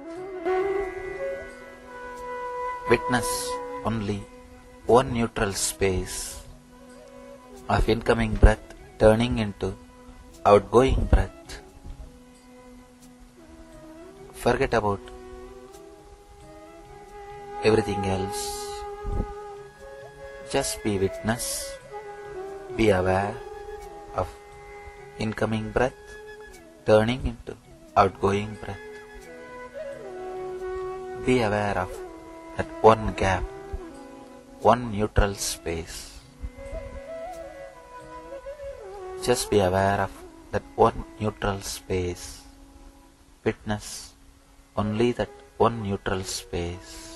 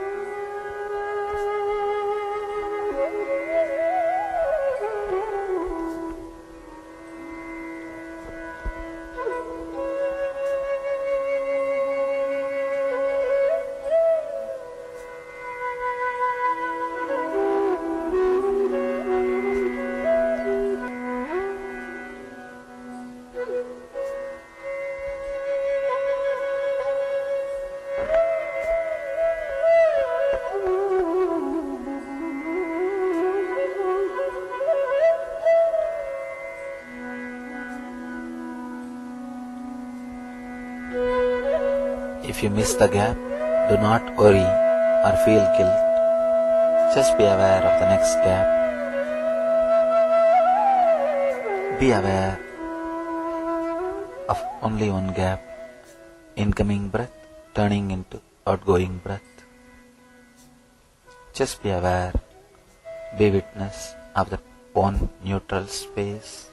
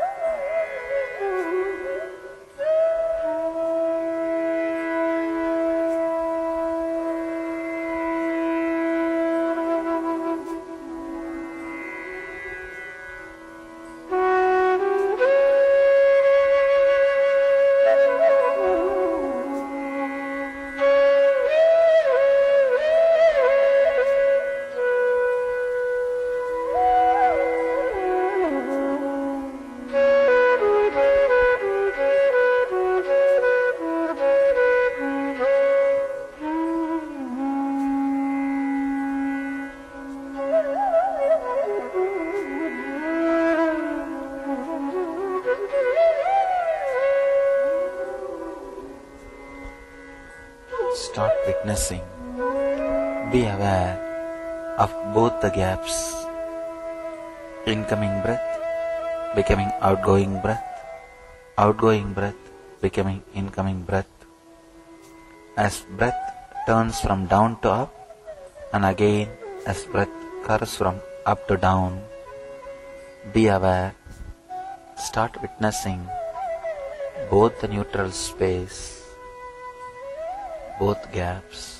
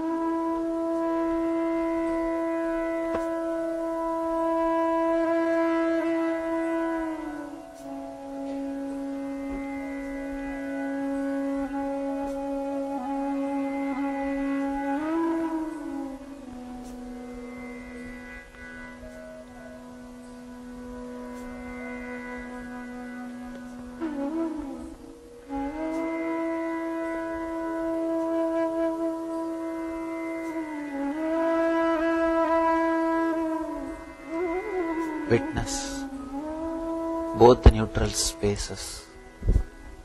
Witness as breath turns from down to up, again breath curves from up to down.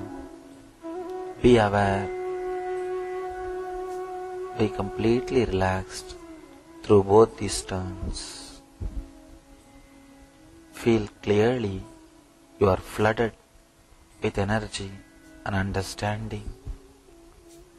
You are flooded with energy and intelligence.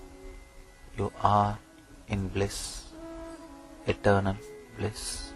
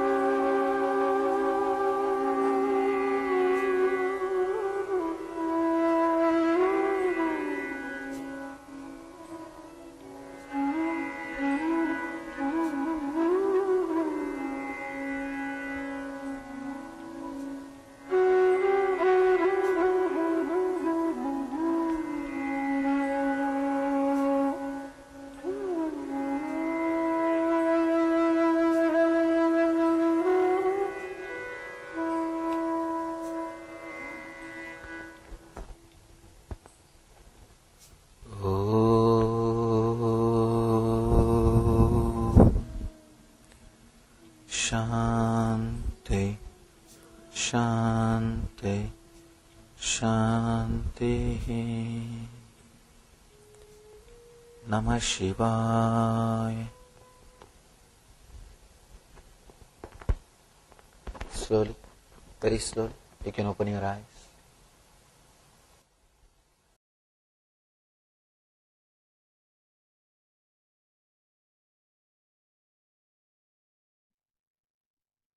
So, after this powerful meditation on the neutral zone, now we'll be moving on to manifesting the powers of third eye solutions.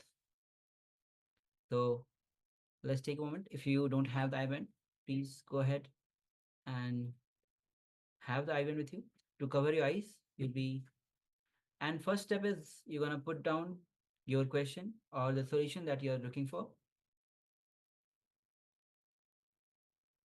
So take a moment and pen down the Yes. question. You can write down all your questions which you are seeking intensely, and let's chant Mahavakya. Sit with head, neck, spine in a straight line and visualize Swamiji in your third eye and put your question at the feet of Swamiji.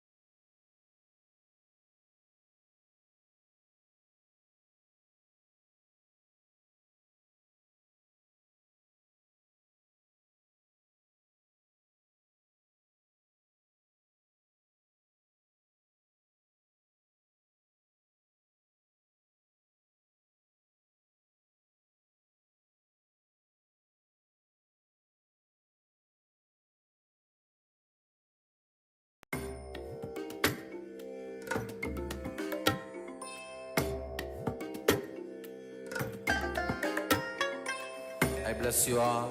Let you all open all your three eyes and manifest the powers of Mahasadashiva. Om Nityananda Paramashivoham. Om Nityananda Paramashivoham. Om Nityananda Paramashivoham.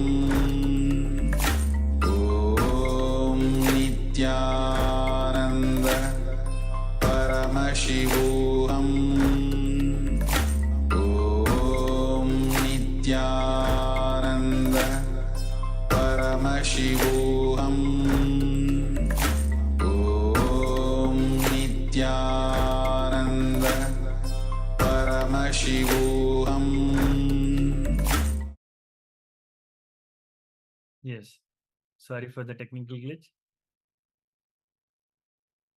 So,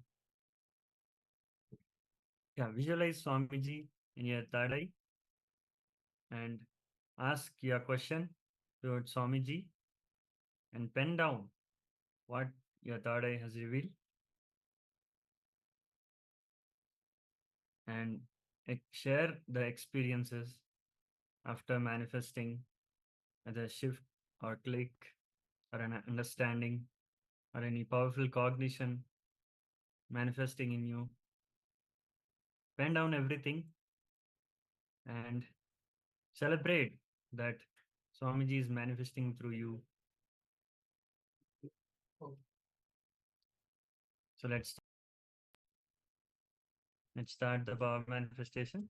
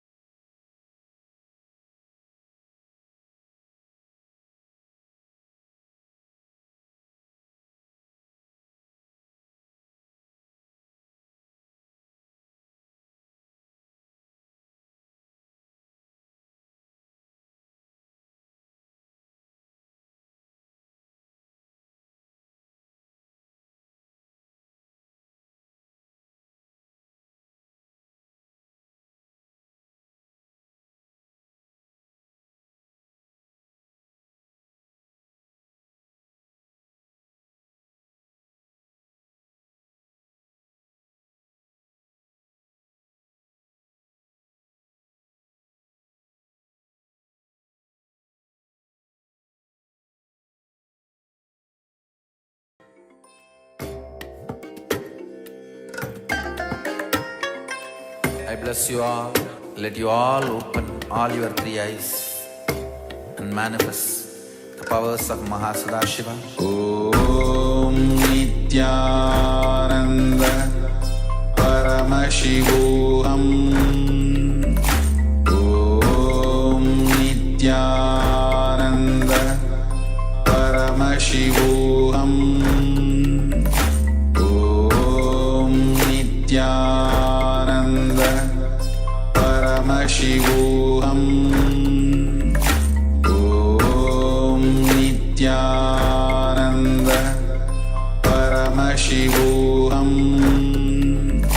Om Nityananda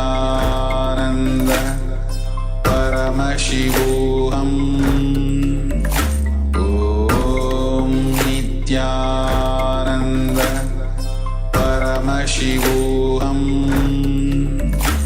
Om Nityananda Paramashivoham. Om Nityananda Paramashivoham. Om Nityananda Paramashivoham. Om Nityananda Paramashivoham. Om Nityananda Paramashivoham. Om Nityananda Paramashivoham. Om Nityananda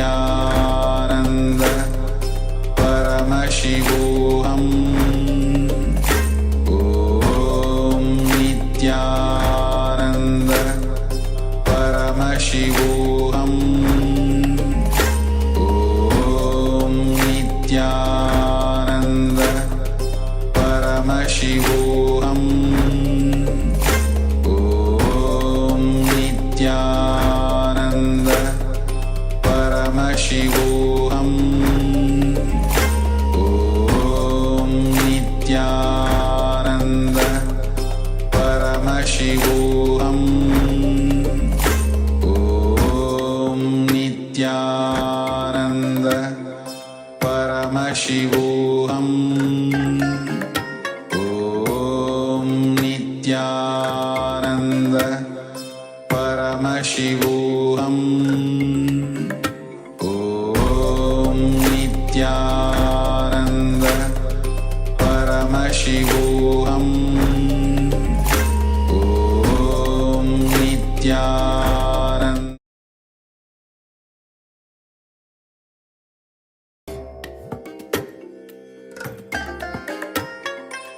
I bless you all.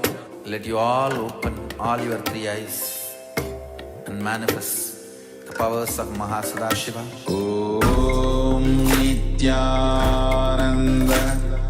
Paramashivoham. Om Nityananda Paramashivoham. Om Nityananda Paramashivoham. Om Nityananda Paramashivoham. Om Nityananda Paramashivoham. Om